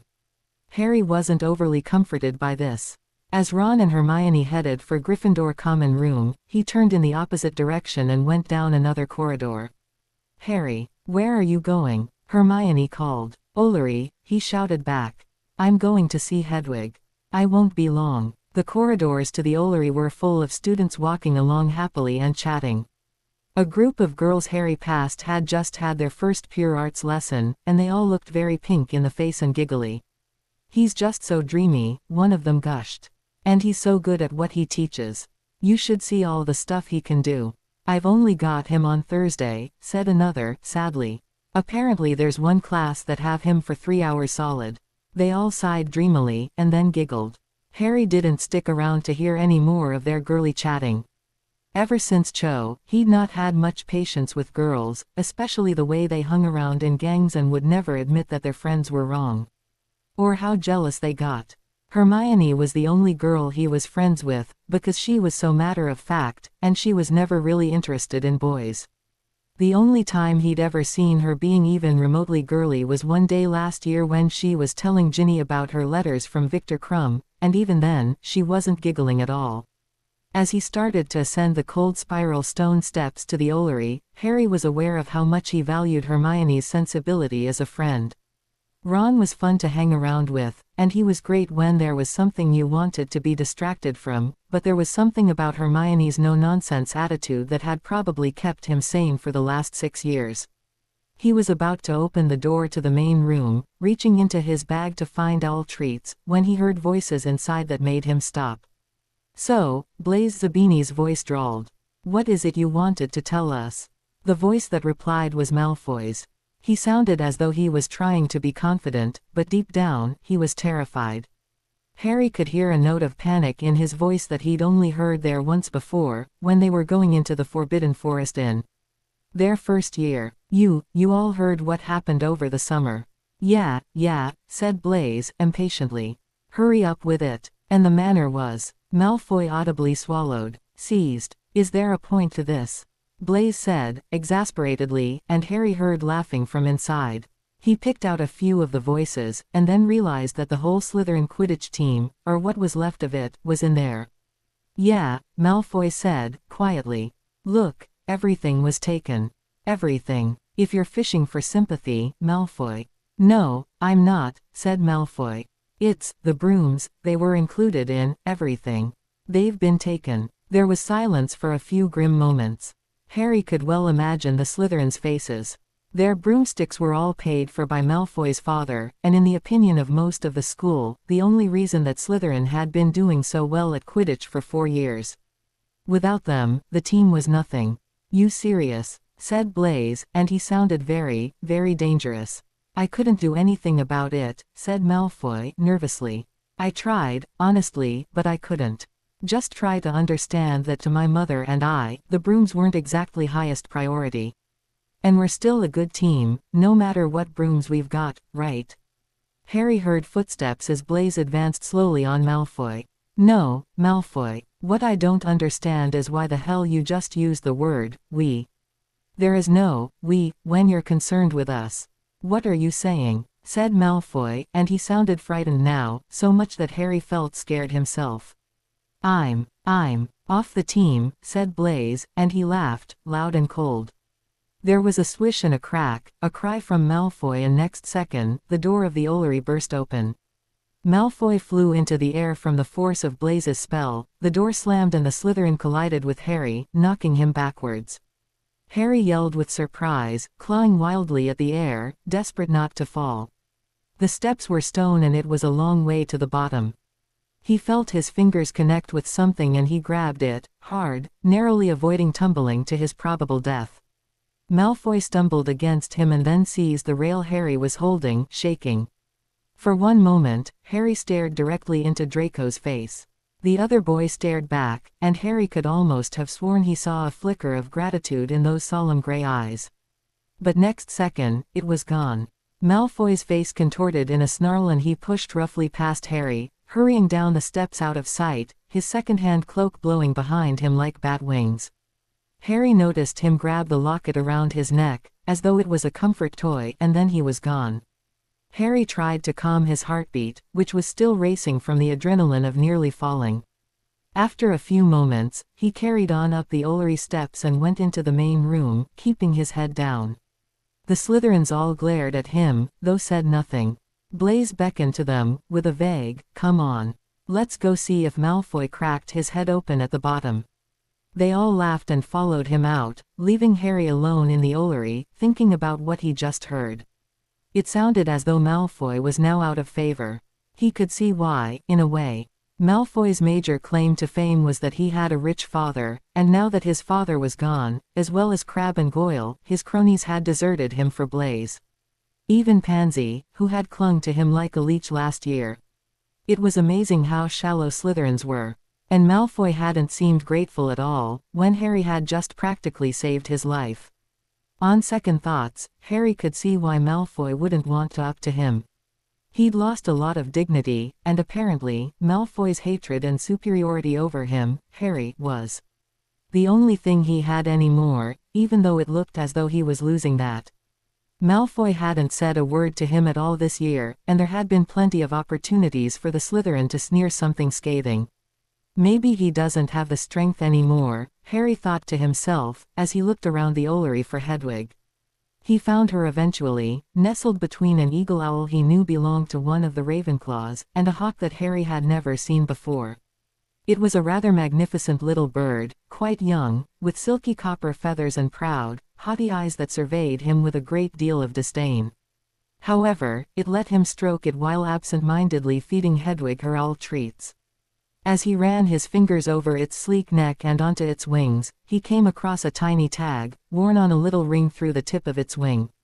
He studied the tag, which was gold, in the shape of a heart, and found a name. Cupid. The hawk ruffled its feathers and gave a short trill from its beak. He smiled. "I wonder who your owner is, you're a nice hawk." Hedwig gave a disgruntled snort. "And you're a lee owl as well," he said, smiling, holding out his arm for her to hop on. She rested herself proudly on his shoulder and nipped his ear fondly, as he gave her another owl treat. Cupid the hawk trilled at him again, and so when Hedwig was distracted with something outside, he slipped the little bird a treat as well. Footsteps were heard coming up the Ollery, and then the door opened. Ron came in, looking out of breath. What happened? Harry looked around at him, surprised. With Malfoy, he said. Harry frowned. Nothing. Why? He's just staggered across the entrance hall, limping as though he's had his leg hacked off with a rusty carving knife, said Ron. Snape found him and asked why he was limping, and he said something about the Ollery and Harry Potter before Snape dragged him off. Harry's eyes widened. I didn't do anything to him, he said. Honestly, I know you didn't, you prat, what happened? Said Ron, stepping in. And what's with the hawk? Harry realized that Cupid was now sitting on his forearm happily, nibbling at the button on his shirt cuff. I dunno, it just likes me. But I was just up here, when I heard Malfoy talking to the Quidditch team, and he said that the brooms had been taken. And Blaise Zabini got a bit annoyed and knocked Malfoy out through the door. I caught him before he fell. I guess he must have twisted his ankle or something. Yeah, maybe, said Ron, vaguely. Come on, we've got to get to Transfiguration. Don't want Hermione and McGonagall to both give us an earful about the importance of first lesson. Harry nodded, and headed towards the door. Ron raised an eyebrow. Oh, yeah, said Harry, grinning, remembering the birds. He placed them gently back on their perches, and said, I'll come back and say hi at lunch, then left the Ollery with Ron, hurrying to Transfiguration. Transfiguration snailed by. In fact, there was indeed a snail on the window that Harry sat by, and he was astonished at the speed it was going compared to the lesson. Professor McGonagall talked, and talked and talked and talked until Harry thought she could talk no more, but she did. She discussed their OWL results, the NEWT tests, careers, the year of Transfiguration they just did and the one they were starting, the importance of Transfiguration in the real world. Twice, Harry nearly fell asleep and Ron elbowed him just before his head hit the desk. Overall, when the bell went at the end of McGonagall's speeches, they were all very pleased and rushed out before she could give them homework. Lunch wasn't overly exciting either. According to Hermione, it's seafood risotto. And it's very nice. Ron, stop pulling that face. It was a sort of seafood stew with rice, and a nasty, chalky sort of sauce that Harry didn't like at all. Ron turned his nose up at it at first, but he still ate a whole plateful, and then polished off a good few scoops of Harry's. Hungry, are you? Hermione asked, with a raised eyebrow. Ron nodded vaguely, with a mouthful of prawns.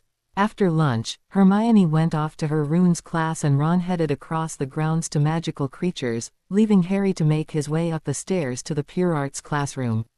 Lavender Brown and Seamus Finnegan were already there. Lavender was checking her nails delicately, occasionally sending nasty looks across the corridor at Pansy Parkinson, who stood with Blaise Zabini, wrapped simperingly around his arm. Blaise seemed quite unperturbed about this, too busy talking to the knot of Slytherins around him. Even though he couldn't explain why, Harry felt a sudden stab of dislike, something he hadn't felt since Malfoy had last spoken to him. Hey, Harry, he looked up as somebody called his name from down the corridor.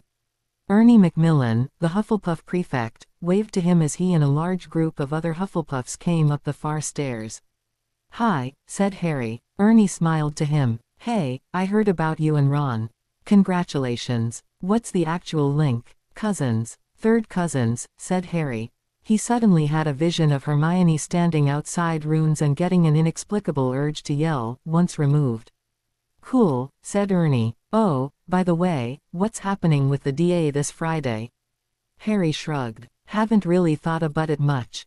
I'm planning to go to the Leary and find some books to get ideas from, but I still haven't talked to Lupin about it yet. He's helping you with it, right? Harry nodded, and opened his mouth to say something else, but Blaise's voice interrupted them from across the corridor. What a shame we have to endure these lessons with the Hufflepuffs. I was quite looking forward to it.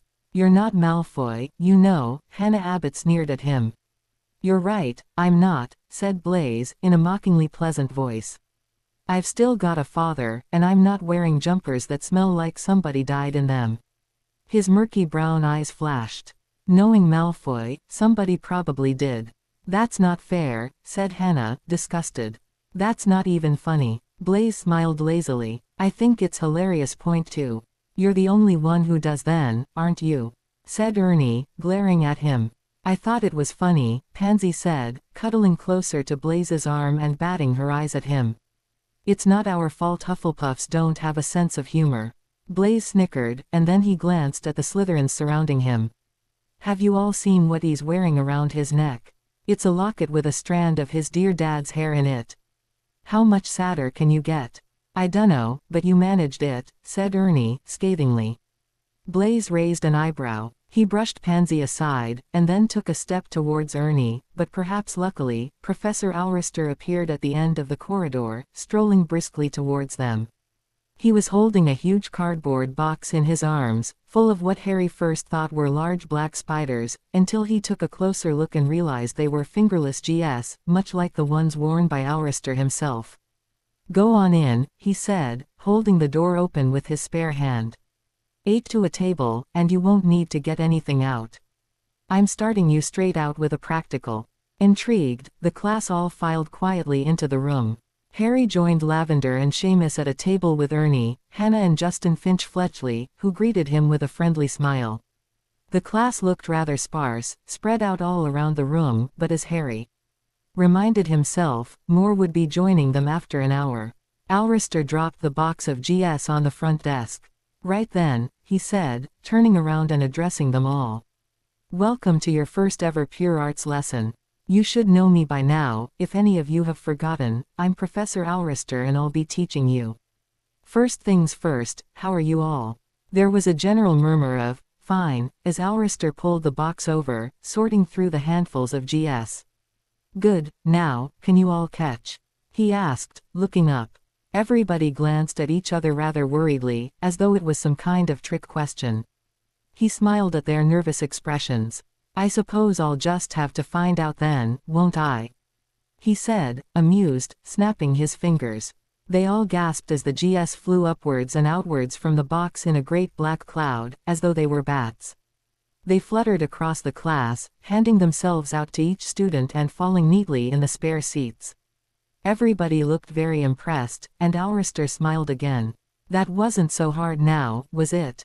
Harry found himself smiling, even though he couldn't remember switching his expression. Alrister tugged his own GS down, and moved to the middle of the room to look around at them all, his dark brown hair gleaming in the candlelight. At this angle, the amber glow washed smoothly over his tanned, youthful face, highlighting his prominent cheekbones marvelously. "In this class, you will find that I teach in a rather different way to your other professors," he said, curtly, looking around in turn at every face. "I do not believe in copying notes, or textbooks without lots of pictures, or homework at all. If I wanted you to do these things, my subject would be pure arts theory, and believe me, there isn't much theory to it. What happens is, raw magic is released at times of great emotion and it makes things happen. Wands can channel this magic into spells, though the human body can master the skill of channeling it. Which reminds me, I do not believe in wands either. In a duel, if your wand is broken or lost and you have no other methods of defense, you are screwed, to be blunt." Harry grinned. It was hard to imagine Professor McGonagall or Snape being casual enough to use the term, screwed, and not sound deeply sarcastic. "But if you concentrate," Alrister continued, "and practice the pure arts with my teaching and assistance, you could stay alive when you would have previously died. The pure arts is not an easy thing to grasp straight away, and many people never learn to control raw magic completely. You either have great skill in this subject, or you do not. But I don't reward natural skill and the ability to do things straight off. In my classroom, all I could ever ask is that you try your best and never let your frustration get the better of you. At times, it might be tempting to stamp your feet and scream and cry, but it won't do you any good. In many times in our life, violence is far from the best weapon. For example, just to prove a point, somebody curse me." They all stared at him, wondering whether he just said what they thought he said. He smiled, chuckling. "Well, we couldn't curse a professor," said Justin Finch-Fletchley, sounding aghast at the very thought. Alrister smiled sideways, his roguish smirk, the one that brought a glimmer to his soft chestnut-colored eyes. "My Ravenclaw fourth years this morning couldn't wait to set their wands on the new guy. Come now, I'll have to pick somebody if I have no volunteers, and I'll pick the person who looks most like they don't want to do it." Harry glanced around, and seeing nobody come forward, he raised his hand tentatively. "I'll do it." Alrister's face curled in a gracious smile. "Thank you. Your name, please." Harry Potter." "Ah, of course," said Alrister. His eyes raked Harry's hairline for a moment. "I did wonder. Anyway, go ahead, Mr. Potter, I'll stand right here for you." "Curse me." Anything you like, though preferably a curse and not a hex or a jinx. As for charms, I think I've already got far too many for my own bloody good, so we'll avoid those, please. Lavender giggled, and Seamus smirked next to her. Okay, said Harry. He took his wand from his bag, and toyed with it for a moment, wondering what to use. He knew he'd never ever forgive himself if he killed Aurister in his first lesson, and neither would 95% of the school's girls either. He decided, raised his wand and cried, Tarantalagra. A bullet of yellow light bloomed from the end of his wand, and rushed towards Aurister, heading straight for his chest. But when it got about half a meter from him, there was a metallic chink and the air around Aurister shivered, a hazy shield flickering into place and absorbing the spell completely. The professor chuckled as everybody burst into applause. You see, he said, if you can do that, you have a better chance for survival. Interestingly, if you left your wand at home and somehow ended up trapped somewhere with no food, unsure how many days it would take to be found, what would you do? Most of you would starve.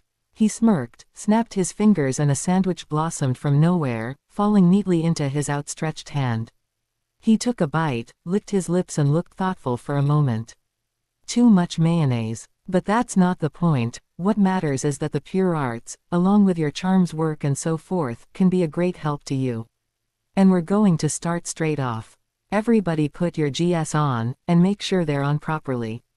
He took another bite from his sandwich and then placed it on his desk for later, sitting down and surveying them all with a smile. Justin Finch-Fletchley looked quite excited. I think I like this subject. Me too, said Ernie. I wouldn't mind being able to just snap my fingers and make a sandwich. Could do with one now actually. You should have eaten your seafood stuff, said Justin. It was delicious. Oh no, it was awful, said Seamus, wrinkling his nose. All powdery and weird. Never tasted anything so weird in my life. Justin shrugged. I thought it was rather tasty. Are you all ready? Said Aurister, halting the conversation. Yes. Good. Now, you may well be wondering just why I have you wearing these rather odd GS. The answer is that as horrible as they may be, they help control magic just a little more, and they also prevent any nasty accidents for first-time learners. With any luck, we could have some of you moving things a little or maybe getting some morphing by the end of the lesson, but of course, my expectations aren't high. This is a difficult subject. He cleared his throat, leaning against the desk behind him and crossing his ankles, his thick boots thunking off the floor. First things first, who can tell me the most obvious cause of raw magic being summoned? A few hands went up. Aurister glanced around, and then pointed to Hannah with a smile. I'm sorry, but I don't know any names, so you'll have to tell me. Yes, Hannah, Professor, she said, smiling shyly. And raw magic is made from strong emotions. Thank you, Hannah. That is indeed correct. Raw magic is created from strong emotions, and when enough is created it has to go somewhere. Normally in the form of magic. Of course, some wizards prefer swearing or hitting something, but really, that's no way to resolve things now, is it? Hannah giggled and blushed. He smiled courteously to her, then turned back to the class, snapping his fingers. With a faint pop, a balloon appeared, floating midair in the middle of the room. Now, for an advanced wizard such as I, popping this balloon is easy. He waved his hand loosely at it, and it burst with a loud bang that made them all jump. See, and by the end of the year I know you'll all be able to do that, one way or another, whether to set it on fire or make it vanish. Whatever. He snapped his fingers and a new one appeared with another quiet pop. We'll be doing a lot of work on balloons, because it's easy to see any effects on them. I also happen to like balloons. His eyes sparkled in a smile. In your table groups, you'll all be given a balloon and set to practice. Watch for any effects while your table mates are trying their best to cause some kind of harm to it, but first, you need to know how to do it. This isn't psychokinesis, and you can't do anything to it just by screwing up your eyes and giving yourself a headache. What will cause an effect is raw magic. Have you all got good memories? They all nodded vaguely. Good, because you'll need them, he said. What you need to do is remember a time of your life when you felt a strong emotion. It might be happiness, excitement, fear, sadness. Perhaps even at your young ages. He smiled. Though let's not have anybody getting carried away. Relying on as an emotion is a tricky business. Believe me. The girls all giggled and blushed. Whilst you're all practicing, I'll call you up one at a time to try and do something to this one here, he said, and with a few snaps of his fingers, balloons appearing in each of the groups. And I don't want to see any cheaters getting out pins, because I'll know. And keep your GS on, they'll help you summons more magic and control it better. Let's try not to have any fires, please. They all huddled around in their groups, and Alrister started to call up a few of the Ravenclaws on the other side of the room to teach them properly. Justin Finch Fletchley looked to be brimming over with excitement. Gosh, this sounds fun. Who wants to go first? You can, if you want, said Harry, grinning. Have you ever done any raw magic before? Justin chuckled. Not yet, but I'll have a shot. He put the balloon in the middle of the table, and everybody sat back to watch as he thought of something, dwelling on the thought and holding his hand out. He was still for a moment, and then a single yellow spark hopped from his index finger to his thumb with a slight zipping noise. He smiled. Here goes nothing. He sat forward on his elbows, watching the balloon closely, holding his fingers towards it. He looked deep in thought, entranced in whatever his memory was, and as hard as he was concentrating, nothing much was happened.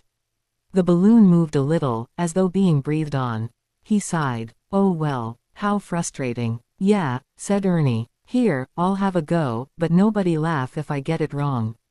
I've got a habit of blowing things up when I'm annoyed. Harry sat back to watch, but before Ernie could do anything, Professor Alrister's voice called from across the classroom. Mr. Potter, could I have you next please? He nodded, stood up and crossed over to Alrister at the front of the room. The professor smiled. No pressure now, Harry. Just find your memory, concentrate on it for a while and then think hard about the balloon. Just imagine batting it or blowing on it to move it, and stay calm. Okay, said Harry. He glanced up at the hovering green balloon in front of him, keeping his breathing slow, flexing his fingers and then holding them out. He fished around for a memory in his head, something that conjured strong emotions. The scene of Uncle Vernon standing on his front doorstep, dripping in paint, looking horrified came to mind and he couldn't help but let out a quiet laugh. Alrister smiled. Good boy. Go on then. Harry faced the balloon again. It was almost the same shade as the Super Splatter Decorator 2003 paint.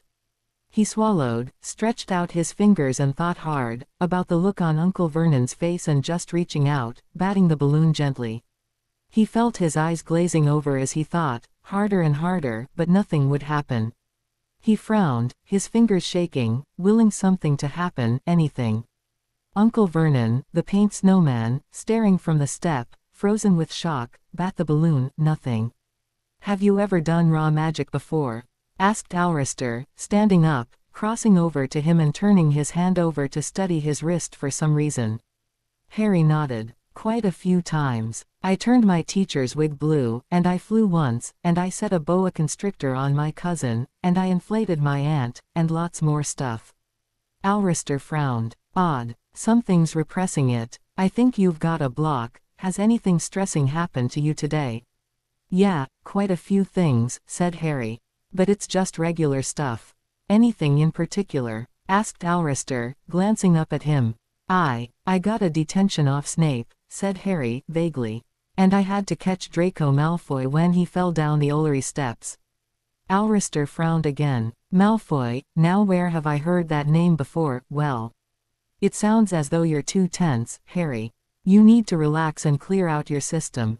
Normally, emotions like anger, sadness, etc., are marvelous raw magic sources, but frustration can produce a blockage.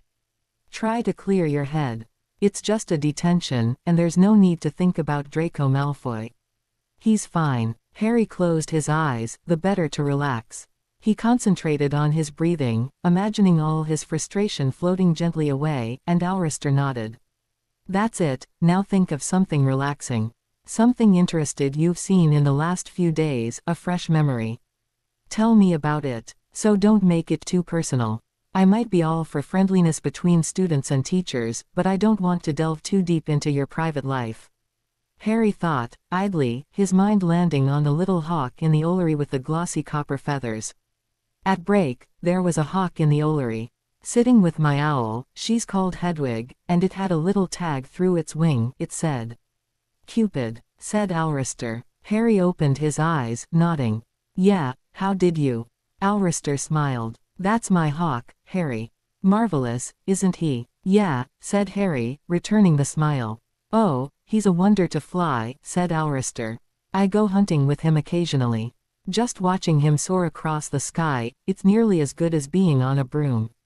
Very nearly. Do you ever fly? Harry nodded, thinking of Quidditch, a smile crossing his face.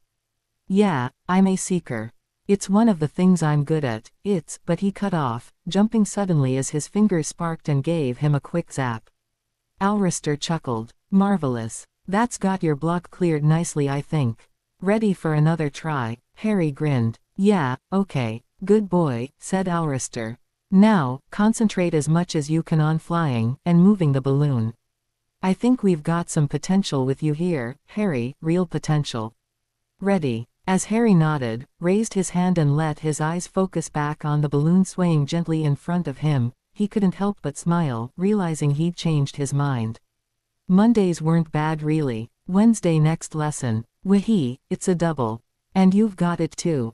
That Alrister guy's alright, really, isn't he? Maybe he's not such a prat. You know, just, slightly pratty. Harry nodded, grinning. He felt strangely energetic, as though he wanted to run outside and try to blow things up with his fingers. I can't believe you thought he'd be like Lockhart. Ron laughed. Yeah, well, everybody makes mistakes. Harry, Ron. Hermione was hurrying towards them from the runes corridor, and when she reached them, she gabbled, what was it like, what was it like? Pretty cool, said Harry, grinning. We were trying to move these balloons, and I made it go red. First attempt. Ron smiled, tilting his head back proudly, as though he'd single-handedly saved the world. He says I'm obviously a hard-working student. Oh wow, she breathed, enviously, though she clearly didn't give two hoots about whatever Ron had managed to do to his balloon. He sounds like such a good professor. I was talking to Padma Patil and she had him after first break. Come on, I'm starving, you can tell me all about it. Oh, wait, said Harry, realizing with a disappointed flicker in his stomach. I've got to go and arrange my detention with Snape, straight after end bell, he said. Ron smiled weakly. Oh well, just make it quick and do what he says, then we'll see you in the Great Hall, okay? Okay, said Harry. Ron and Hermione headed off towards the hall, Ron talking animatedly about pure arts and Hermione asking odd questions every now and then. Harry went the other way, down the cold stone corridor to the dungeons, feeling his high spirits ebbing away. Snape would probably have him doing something horrible. He always did. Dejected, he paused in front of Snape's office and knocked 3 times on the heavy oak door. Enter, drawled Snape's voice lazily from inside. Harry twisted the handle and stepped in, not looking up. I'm here to arrange my deet. There was a flurry of movement, and Harry caught a flicker of silvery blonde hair and green robes as a figure streaked out of the room and knocking the door with a clatter. He raised an eyebrow. Who was? None of your business, Potter, Snape growled, though Harry spotted what was unmistakably Draco Malfoy's scruffy old bag on a chair in front of the desk. Now, your detention, said Snape, wrenching Harry's attention back. For talking back to a professor and spending unnecessary time out of lessons. It was necessary, Harry said, without thinking. Snape looked up at him, his eyes narrowed. I'm sorry, Potter, I almost thought you spoke back to me again there. I must have been mistaken. Even you wouldn't be that foolish now, would you? Harry didn't say anything. Good. Snape slid a diary from across his desk, with a black velvet cover and the Slytherin S emblazoned across it. He flicked idly through the pages, the tip of his quill tracing over the various entries. My week is already fully booked with detentions to stupid pupils like you, causing trouble on their first day. Ah, yes, Friday. That should do nicely. He let go of his quill, and it remained standing, ready to write. Harry Potter, detention, Friday. The book gave a loud noise like somebody passing gas. Harry stared. So did Snape. I said Harry Potter, detention, Friday. He commanded again. Another rude noise came from the pages. Harry wondered whether Snape's luck was now so bad that even his quill was disobeying him, but next second, the book started to speak, in what was unmistakably Albus Dumbledore's voice. I'm sorry, but under the order of the headmaster, Harry Potter is not to have any detention set on Friday. This is because he needs to run the DA, which has higher priority than punishment in my opinion. Please choose another day. Snape sneered as the voice faded away, grabbed the quill and flicked the page over, jabbing it in the Saturday box. Harry Potter, detention, Saturday, 9 p.m. It scribbled it in obediently and then fell still. Snape snatched it up, shut the book and glared up at Harry. Well, what are you still here for? Harry nodded and turned to go, but as he did, Snape remembered something. Oh, one moment, Potter. Draco, get back in here. Harry stopped and glanced over his shoulder, watching as the door creaked open. A very worried-looking Malfoy slid into the room, hovering nervously behind his professor, hand curled around his pendant. Harry wondered whether Blaise had been telling the truth, and if it did contain one of Lucius Malfoy's hairs. Snape sat back in his chair, lazily, glancing from one to the other. Sit. Harry sat reluctantly next to Malfoy in the chairs in front of Snape's desk, acting as though he didn't know the Slytherin was there at all. Blaise Zabini, Potter. Snape studied him closely, looking for any reaction. Tell me. Harry looked back into those cold black eyes, suddenly wishing he could do an Aurister and make Snape explode, then run. You mean, what happened in the Ollery? Snape frowned. No, Potter, I mean a completely different event which has nothing to do with Malfoy, and happened several years ago. The sarcasm in his voice was nearly painful. Use your in. Of course I mean what happened in the Ollery. He sat forward, placing his hands together, glancing between them over steepled fingers. Malfoy says you were a possible witness. Possible, Malfoy mumbled. Harry nodded, numbly. I heard what happened. But I only heard, I didn't actually see. What did you hear? Snape said, lazily. I was going up to the Ollery, and I heard Blaise Zabini and some other Slytherins up there. Malfoy, Draco, was telling them that the brooms had been seized. And so they had nothing to fly on. Blaise said that Draco was off the team, then there was a crack in and Draco fell out of the door, he nearly went down the stairs but I caught him. And then he went off down the stairs, said Harry. And I went to the Ollery. Oh, Blaise and the old Slytherin Quidditch team was there. Blaise laughed and said they should go and check whether Malfoy had cracked his head open at the bottom. Snape nodded, apparently satisfied with this version of events, drawing out a piece of paper from a drawer. Then I shall speak to Zabini. Potter, you can go. Malfoy, you're staying here, he added, as Malfoy stood up to leave as well. Can't I? No. Sit down. Malfoy sat reluctantly down before his head of house, looking at his hands, as Harry slipped out of the room, feeling rather numb. That wasn't the Draco Malfoy he remembered at all. Then again, Harry reminded himself, seeing your father murdered and then being force-fed Veritaserum and made to live it all again, that probably changed a person. The thought of Neville then came to Harry's head. Had he been a happy, energetic, high-spirited child before his parents were tortured to insanity? As Harry walked silently towards the Great Hall, he was suddenly struck by just how many lives Voldemort had ruined. He wasn't the only lone suffering hero. Malfoy, Neville, there were probably hundreds of children out there without fathers or mothers because of the Death Eaters. So many once happy families, now empty, with only shadows left. He could imagine Malfoy sitting in some dark, hidden place with his mother, nothing left at all but the pendant around his neck and the memories of his father. Yes, Lucius Malfoy had been evil. Any supporter of the Dark Lord was. But it was Draco who was paying the ultimate price for his father's actions. Dinner was chicken and chips, one of Harry's favorite meals.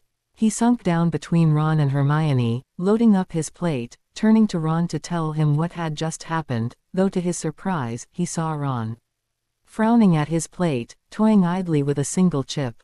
What's up? Harry asked. Dunno, said Ron. I just feel weird. Don't want to eat. You shouldn't have had all those puddings yesterday then, should you? Said Hermione. I told you so. You've only got yourself to blame. No, it's weird, said Ron. My stomach hurts and I feel really, really weird. I don't think I can eat this. He pushed his plate away, looking rather green and sickly. Maybe you should go and lie down, said Harry, worriedly. Yeah, said Ron. Yeah, I will, see you later. He left the hall, swaying slightly as he walked. Hermione sighed, shaking her head. I warned him. I really did. But it didn't look as though Ron's of sugar was to blame. Up and down the Gryffindor table, more people were looking a bit peaky. Seamus Finnegan was very green indeed, and Lavender was rubbing his arm nervously. Hey, Seamus, are you okay? Said Harry. Seamus shook his head vaguely, his eyes unfocused on a point before him. I don't feel so good. Hermione got up out of her seat as Seamus retched, closing his eyes, and she hurried back a few moments later with Professor McGonagall in tow. What is it, Finnegan? She said. Seamus swayed dangerously. I feel sick. You look it. Miss Brown, Mr. Thomas, get him to the hospital wing, and be careful, said McGonagall. Does anybody else feel ill? Ron went up to Gryffindor Tower a few minutes ago, said Harry. Shall I go and look for him? Yes, I think you should, Potter. Professor McGonagall looked over her shoulder. Odd. None of the other houses look ill. Maybe it's our food, said Hermione at her elbow. McGonagall picked up one of the chips from the plate in the middle, studying. No, I don't think there's anything wrong with it. What did you all have for lunch? Seafood risotto, said Hermione. Do you think it could be that, Professor? More than likely, seafood is notoriously bad for causing food poisoning in Muggles. I think it's just a bug. She raised her voice and called down the table. Anybody who feels ill, please follow Miss Granger to the hospital wing.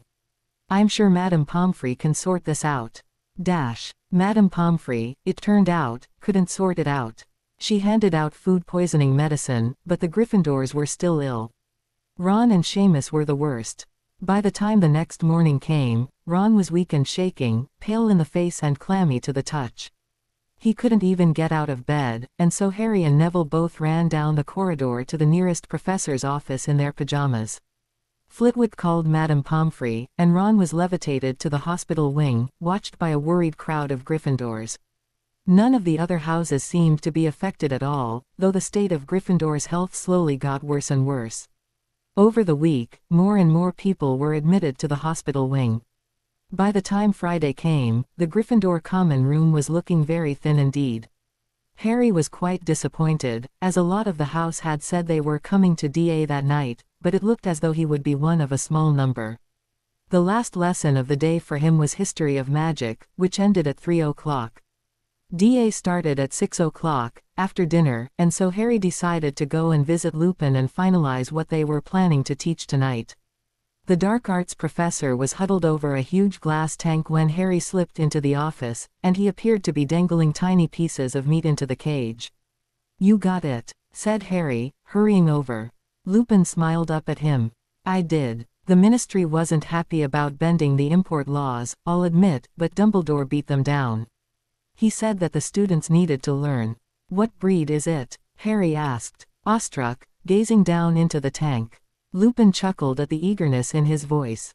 A common Welsh green. The little baby dragon in the tank gave a hiccup and a small jet of flame shot out of its nose, scorching one of the nearby shrubs Lupin had planted in its habitat.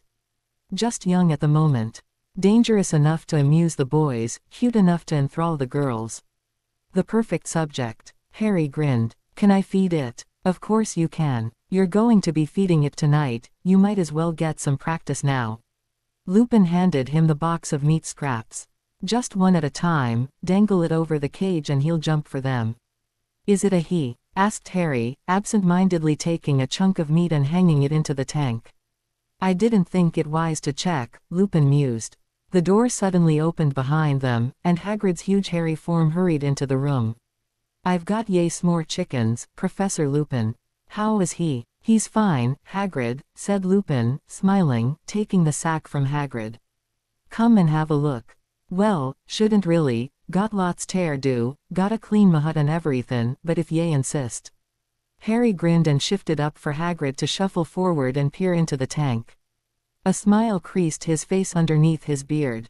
Beautiful, he said, with glossy eyes. Reminds me o' Norbert, bless, I am, have ye got a name for, I am yet, Harry? A name, said Harry, blinking. Why, are we keeping him? Lupin smiled. Professor Dumbledore thinks that a dragon would be a good addition to the school defenses, he said, pleasantly. So this is our new guard dragon, and yes, he needs a name. We can't just call him Dragon, now, can we? Harry shook his head, grinning. So what are we going to call him? Well, you and the rest of the DA will be looking after him, with Hagrid and I's supervision. Lupin fed the little green dragon another chunk of chicken, watching it snap at the soft meat hungrily. Hungry little fellow, isn't he? How a boo, Munchie, Hagrid suggested. Harry looked at the baby dragon, savaging the next piece of meat and growling softly, making a noise a little like a kitten on a ball of string. No, he doesn't look like a Munchie. He's a bit like a cat, really. Mrs. Fig has loads of cats. He's like some of them, well, the ones who aren't mad. Yes, Arabella is fond of her felines, said Lupin, nodded knowledgeably. He tossed the dragon another strip of meat. Of course, he's not going to be cute for much longer. Common Welsh greens can grow to huge sizes. I dare say he'll outgrow even the dungeons in a year or so. Kibbles, said Hagrid. Harry looked down at the dragon. It had a piece of meat in its mouth, and was flinging its head from side to side, mewling and snarling. He smiled. I like Kibbles. Kibbles the common Welsh green. Then Kibbles it is, said Lupin. I must admit, something a little more fierce would strike fear more effectively into the hearts of the Dark Lord's minions, but Kibbles will do. Harry grinned and tossed Kibbles a few more pieces of meat, watching him spin around happily, snapping at them all and mewing pleasantly. Should be fun to look after you, so long as you don't eat me, he added, smiling. Dash. How many people have come? Hermione said in an odd voice, gazing out through a gap in the door. Harry and Lupin were just putting the last finishing touches to tonight's meeting, though really, Harry was starting to think it was more like a show.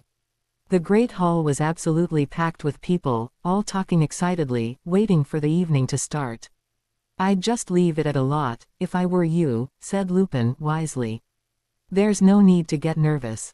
Harry glanced through the door, thinking that having half the school staring at you and expecting to learn was defiantly a reason to get nervous. Hermione, how can you want to be a professor? You'd have to do this every day of your life. Hermione tidied her hair neatly as she spoke. Classes are a lot smaller than this, and students aren't in class by their own accord. They have to learn, but people here can leave if they want, so there's more pressure here. Lupin chuckled. You've never had to teach last thing on a Friday. Then you'll understand the meaning of pressure, Hermione. He glanced out through the door, checked everything was in order and then stepped back. Well, Harry, off you go. I'll just stay in the background and assist if you need it. For a moment, Harry was tempted to fake stomach pains and fall over with the mysterious Gryffindor risata bug, but he didn't think Professor Lupin would believe that for 1 minute. Pulling the door open, he wheeled out the trolley with Kibbles balanced on top in his tank. Hermione walked at his shoulder, looking rather nervous, though once Harry had cut a path through the people to the single house table left out as a stage, it wasn't so bad. He took a quick glance at the crowd, checking for people who didn't like him, but he couldn't see anybody. He smiled, encouraged, and he and Hermione levitated Kibbles' tanks onto the stage carefully. The little dragon was asleep in the burrow he'd dug himself at one end of his cage, and so there was a great murmur of interest as to what was in there. Harry stood up on the table, looking out nervously across all the faces turned towards him. Hi, he said. Well, thanks for coming. It's a shame we're kinda missing some people because of Gryffindor risata, but anyway. I thought that with doing curses and so forth in defense against the dark arts, I'd do some dark creatures, so, here goes. He took a handful of meat from the pouch tied to his waist, and scattered it loosely about the cage. Everybody gasped, and with an eager squeak, Kibbles came pattering out from his burrow and lolloped across the tank, snapping at the meat Harry dropped. The crowd all surged forward for a better look, and Harry found himself smiling and remembering why he'd started to teach DA in the first place. What sort is it? Asked a second year behind Harry. It's a common Welsh green, he replied, crouching down so people could get a better look. He had a sudden urge to put his arm around the second year and point out all the fascinating features of the dragon and their uses. Hermione hadn't been able to fight that urge, and was surrounded by a knot of first years who were absolutely ecstatic with excitement at the baby dragon. She was going through what makes a dragon most dangerous, and her little fan club was almost trembling with each word she said. Harry grinned. She caught him watching and grinned back. For a moment, Harry had a fleeting glimpse of the future, seeing Hermione as a professor, teaching whatever she wanted, and he had to admit, the thought suited her quite well.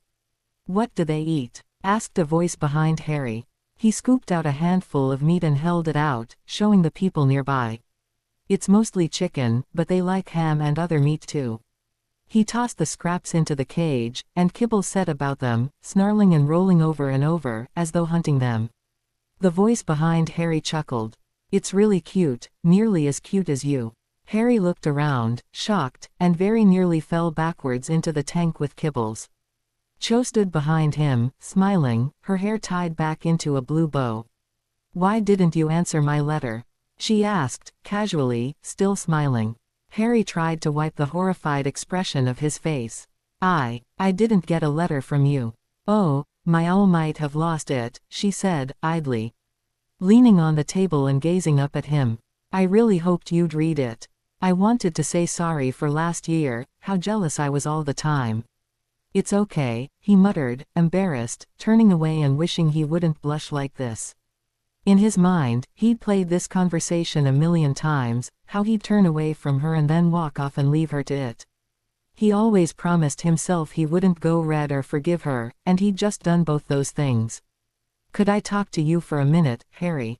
she asked, softly. He glanced down at her over his shoulder, trying to be cool, but his hand was shaking so much that he ended up throwing a lump of chicken at some Ravenclaws on the other side of the tank. "Not now," he said. "After the meeting," she said. She blinked hopefully at him, her pretty eyes round and sweet. "Yeah, maybe," he said vaguely, turning back to Kibbles and filling his water bowl with a jug from the trolley. Part of him wished she'd just burst into tears again and run away, so he wouldn't have to talk to her. He suddenly wished that Ron was here to give him support. Taking the next best option, he drifted vaguely around to stand near Hermione and her first-year club, handing her some scraps of meat to feed the dragon with.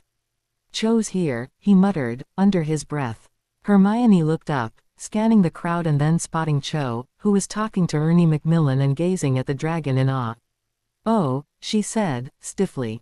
"She wants to talk to me after the meeting," he said, keeping his head down, flicking more pieces of meat vaguely at Kibbles. "What do I do?" "Just talk to her," Hermione suggested coolly, handing out some meat for the first years to give to the dragon. "Tell her what you think. It's not a big deal, Harry, remember you've got some control over the situation."